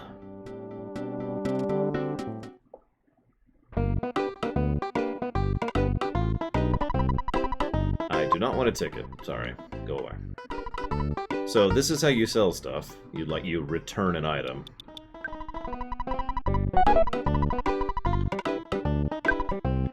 This department store isn't crowded. I like that. I always feel much better after hearing my mom's voice on the phone. Yeah, so the homesick status effect, I forget the exact mechanics, but there are certain triggers which make the homesick status effect start happening. And it's actually possible under very careful manipulation to avoid those triggers. But in general, after a certain point, the homesick thing happens more and more and more, and becomes a pain. And you're probably thinking, well, it only happens after a certain period of time. Kind of, but not necessarily. A possible situation, and this has actually happened to me, is let's say I get homesick here.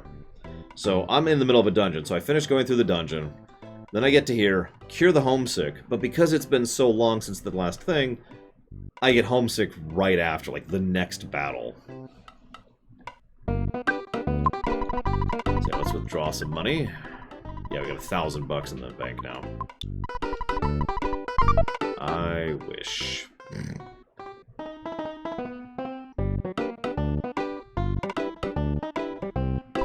A meteorite crashed in Onet. That must have been exciting. My grandchild told me he's a famous inventor. He lives here and people call him the Orange Kid. He seems to be popular with the girls because he's... groovy? Yeah, I wouldn't know. Smile, smile. Just checking. Ooh, a skip sandwich. Skip sandwiches literally make you run faster. A lot of speedruns pretty much, and TASs pretty much rely on skip sandwiches because the extra movement speed allows you to, under the right circumstances, bypass geography. Or geometry, excuse me. Although I guess geography counts as well. And just, you know, go out of bounds and stuff. I want to visit my boyfriend in 3, except the bus won't go there. I wonder why. Eh, it's fine. I wouldn't worry about it. I wouldn't worry about it. Happy Village is getting more blue. Get it? Yeah, thanks. So, we're gonna go ahead and get a teddy bear. Whoops. We'll buy 1 teddy bear. We'll show off teddy bears later. So now we have a mouse and a teddy bear in our inventory. We're already getting a little full. But we can get a slingshot, but we're not going to. So you can see he can't equip that. So that's... Slingshot's technically better stats, but we're going to stick with the bat.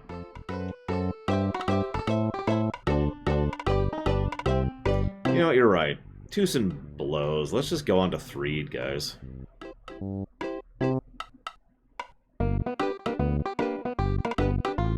a minute, because we gotta get down there.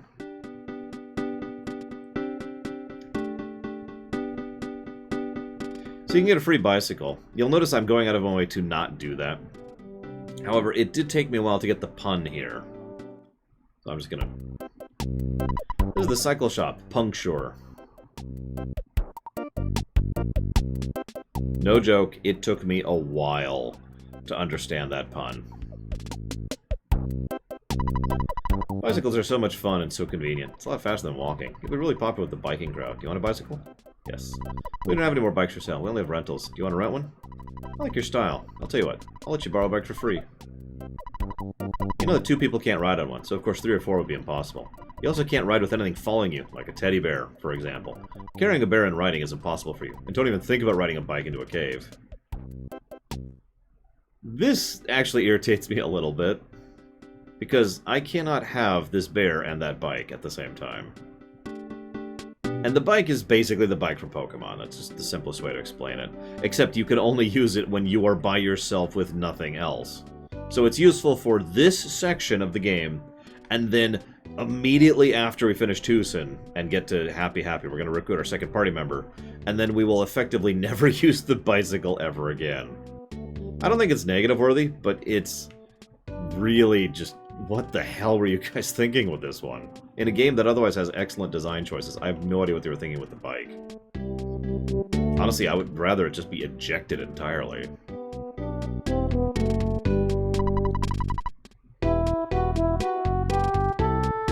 That stupid slob Apple Cave always asks me for something to eat. He's the inventor. He should invent food for himself. It's not how that works. I'm nuts about this one kid inventor. No, not the airheaded dweeby Apple kid. I'm talking about the incredibly hot orange kid. Oh my god. Have you seen...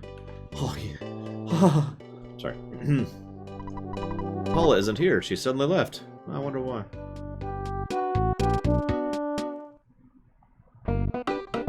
Welcome to Mock Pizza. We don't sell pizza here. We only deliver. Let me give you our number so you can place an order. So you can buy pizzas from a phone and have stuff delivered to you, which is how delivery mechanics work. I'll show off delivery mechanics in just a second. People in Happy Happy Village are fanatical about a strange religion. Maybe they've got some sort of bad fever. Yeah, they're fine. If you go to the east, you could run into trouble. Peaceful Rust Valley and Happy Happy Village are waiting for you. I also heard there's UFOs, which there are. Thinking about catching a bus to Threed. Or there's ghosts. What if the bus left to turn around? I'll show it off later, don't worry, Justin. Take the bus or not to take the bus? I get scared pretty easily. I was in the last war, so I'm not scared of ghosts. I'm more scared of my old lady. This town's bus system is a little strange. Be sure to check the bus stop signs. That's right, I'm a bus driver. For now, I'm resting.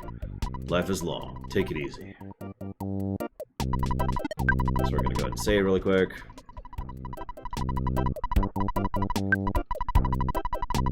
Yeah, back up. Save data 5.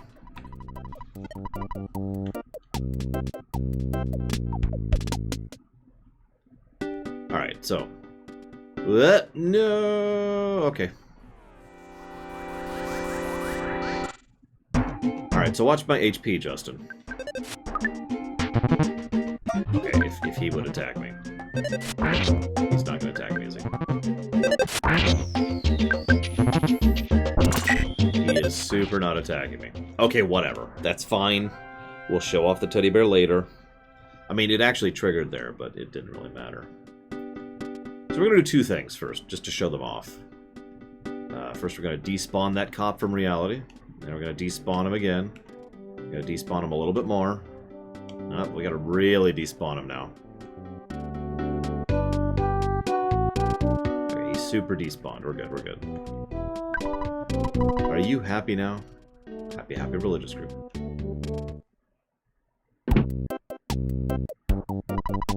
I have a lot of old broken junk, but I hate to throw anything away. If you have a friend who's knowledgeable about mechanics, that person might be able to fix something for you overnight.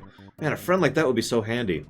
I didn't know for the longest time that they hinted at Jeff's ability right here in Tucson. Told you 1,000 times, I won't join the Happy Happy religious group. If you get pushy with me, I'll pelt you with peanuts. is a bit of a trip, so bear with me.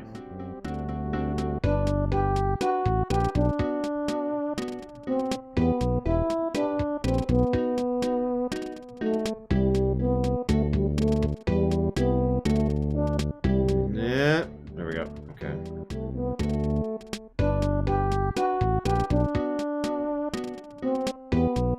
Just a hunch, but I think the ghosts in the tunnel don't like anything upbeat and cheerful. When I was driving, I was playing some grooving tunes and they moved slower. I think they can't stand anything positive. Wait, the internet is in this tunnel? Or YouTube comments? It is actually possible to skip these guys just with glitches and tricks, by the way. And just go straight to Threed here. But in every way that matters, we are not actually able to go to Threed right now.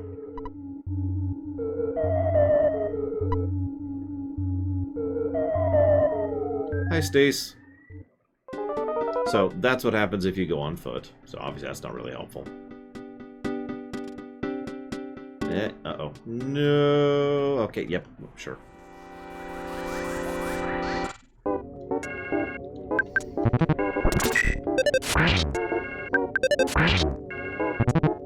There we go.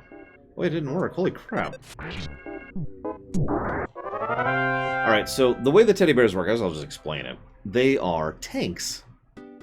No, not like the kind that shoot. I mean, like in an MMO sense. They kind of auto-aggro. There's a formula.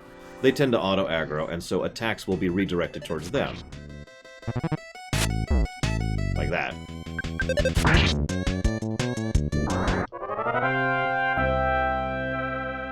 They are astonishingly useful, and frankly should have probably been in ONET because of how much they helped out when you only have one party member. They've also been used to good effect later on. Yeah, eventually they have so much HP they cannot be healed or restored, and at least not that I'm aware of. And they once they take all their HP and damage, they are gone. The item is removed from your inventory. How much money do I have? I have enough. All right, fine. Greetings, I am Orange Kid, the inventor. Have you heard of me? I'm a bit embarrassed about my reputation. I have a lot of inventions in development, but I'm running short of cash. I'm basically a happy-go-lucky person, so I'm not worried. You know, I'm working on this machine that would really help you in Peaceful Rest Valley. I hope it's ready soon. What? You're willing to help finance the project?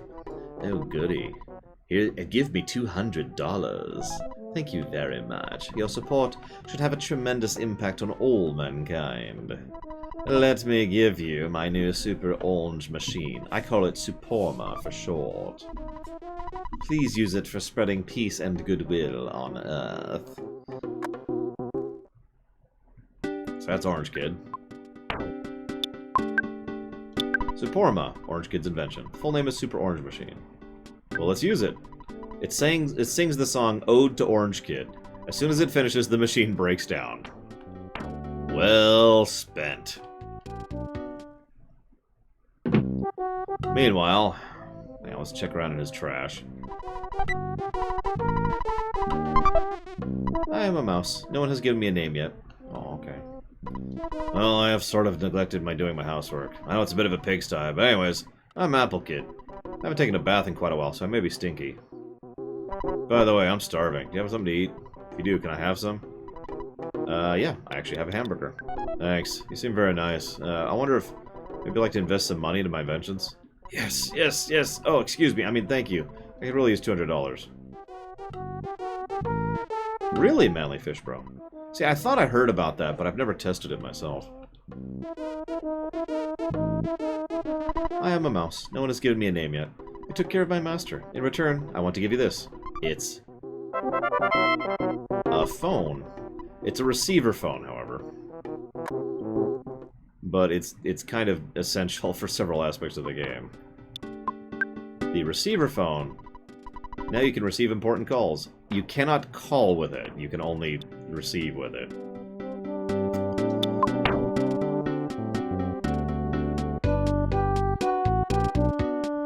Yeah, maybe later, Codex.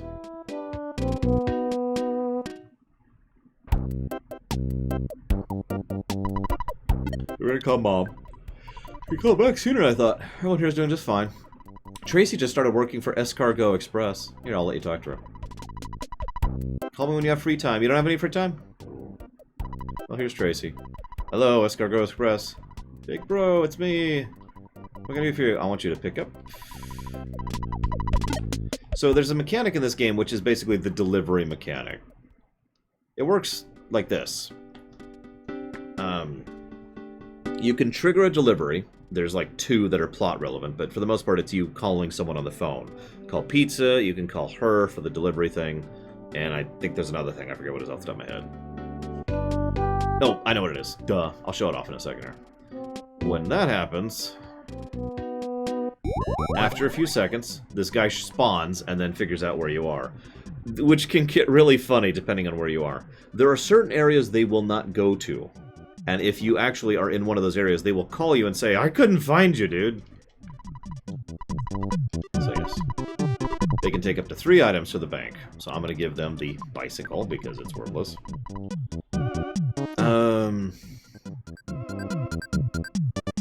Let's give them the broken machine because that's going to be forever until we get back to that. And honestly, nope, we're good with that. And now that's in my bank.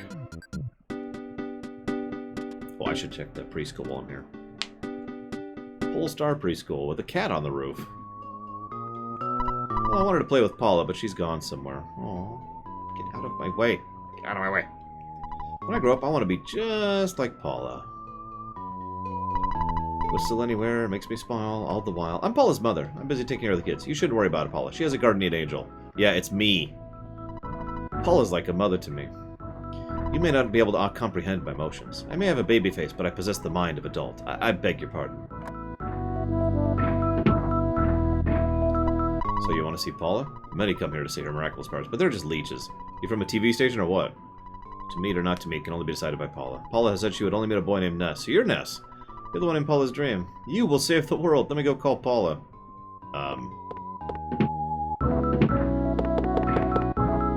She doesn't seem to be here. Wonder where she went. Sorry, could you come back later?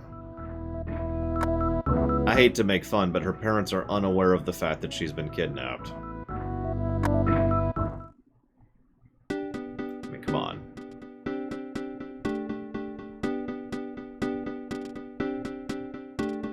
Alright, so Berglund Park. Back into it. So Foist... Hang on, what am I at to? Yep, nope, that should be perfect. I want to buy an egg. For 12 bucks. Makes me feel good to sit and looking at my pots. I like pots. But what I really like is the tool shop for sale sign. It's right there. Should I steal it? Everdread always watches over at Berglund Park. That's why we don't have to bribe any crooked cops. Jeez. I came to buy condiments. What would be good? The right condiment makes a dish taste better. The wrong one makes it taste worse. If the condiment matches the food, you'll get more power than if you ate the food plain. So I've been thinking of whether or not the condiment system actually deserves a positive or negative, or neither. I'm willing to be talked in either direction on this one. So the way condiments work is kind of exactly how she described, but there's a little more to it than that. What it is let's say I want to eat a burger. As soon as I go to eat the burger, the game will, without any input from me, automatically open a condiment in my inventory, use it on the burger, and then I will eat it with the burger. And that will increase or decrease the effect of the burger.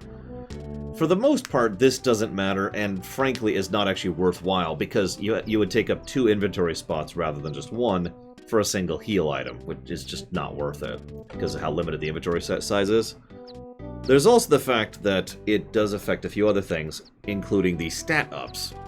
That's the real benefit, and there's actually a cheat, or an exploit rather, with regards to that, where you can use the condiment instead of the stat up, so you can effectively get infinite stat ups that way. But that is an exploit. Like, it feels like a neat idea, it's just, there should have been like a different inventory thing, or maybe you select which condiment rather than it automatically selects it, so I don't think that's positive territory.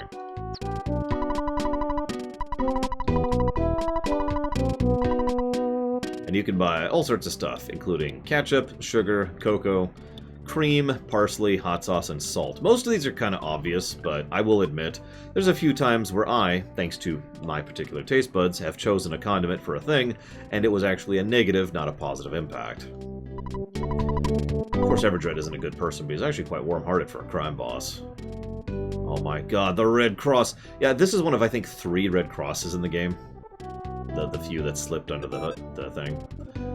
So, anywho, I own an antique shop. No one's buying or selling anything, so I was thinking of selling the for sale sign. It's only $98. You might think, why would I have a for... What's the point of that? Well, remember I mentioned the 3rd delivery mechanic?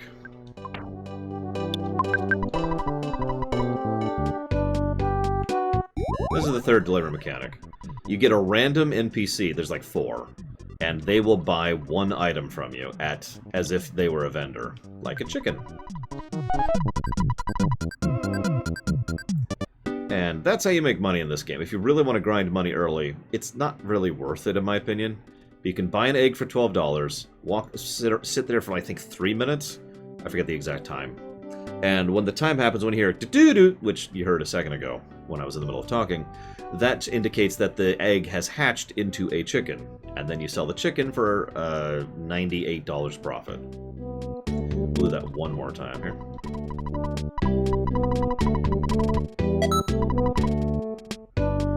We also talk to the baker. I like to sell my goodies on the streets. Sure, flies land on them, but that makes them taste even better.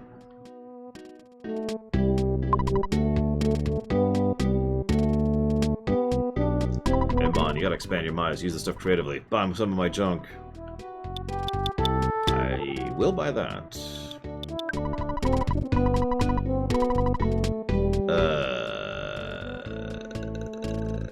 I'll sell that. By the way, notice that I tried to buy something, my inventory was full, so it automatically switched to the sell thing. So now I can buy the armor upgrade. And sell the armor upgrade.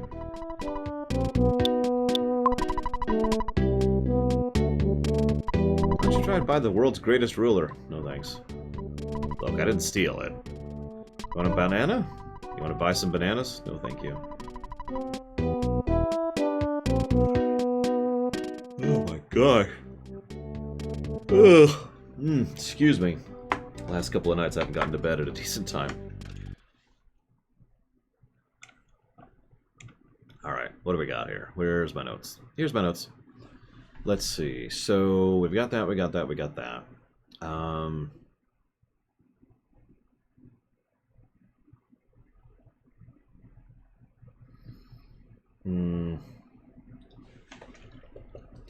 Equip in store. Sell after equip is one of the things I wanted to add. The rotating HP system.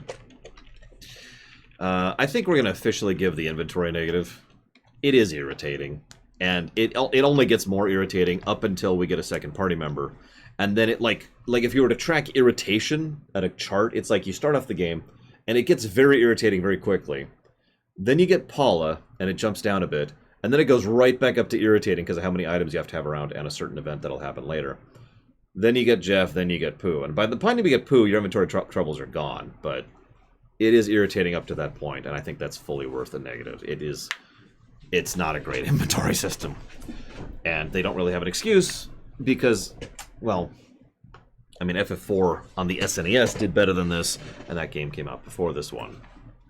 So...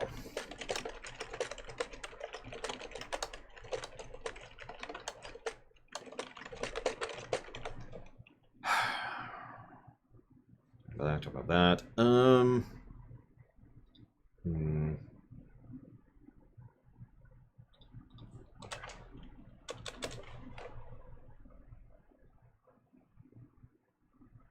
I've been debating how to judge the intro before we cut off, because the intro, in my opinion, the intro cuts off as soon as we defeat Captain Strong. And thanks to the way the game is structured, the intro's fine. I think it is sufficiently good as to not warrant a negative. I'm just not sure if it warrants a positive, which is why I'm sitting here debating.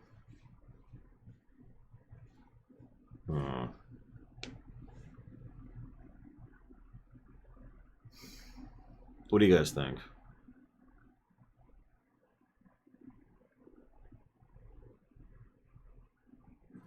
Just some music while I'm sitting here. Get a backup save there for the fact that we're about to cut off for lunch.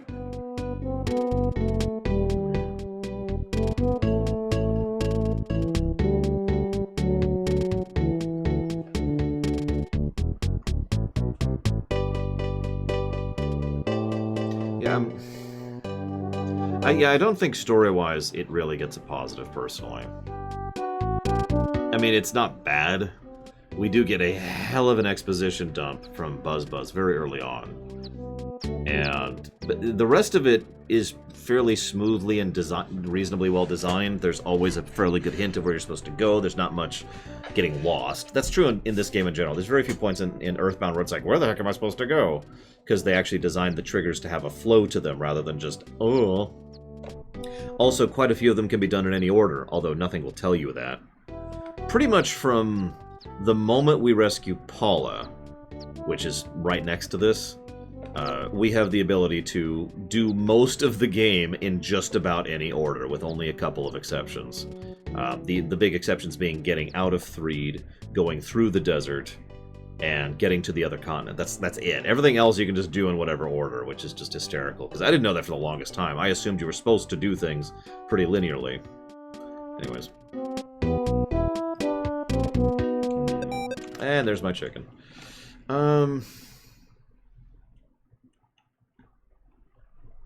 Yeah, I think I agree on that perspective. I think we'll put a...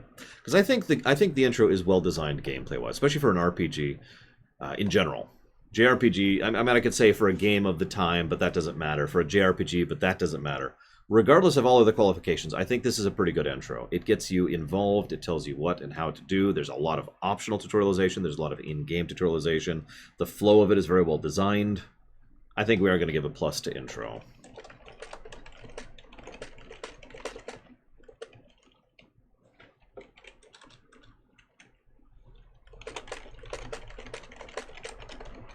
Unfortunately, I can't give a positive for lack of now what, because that's just the absence of a negative.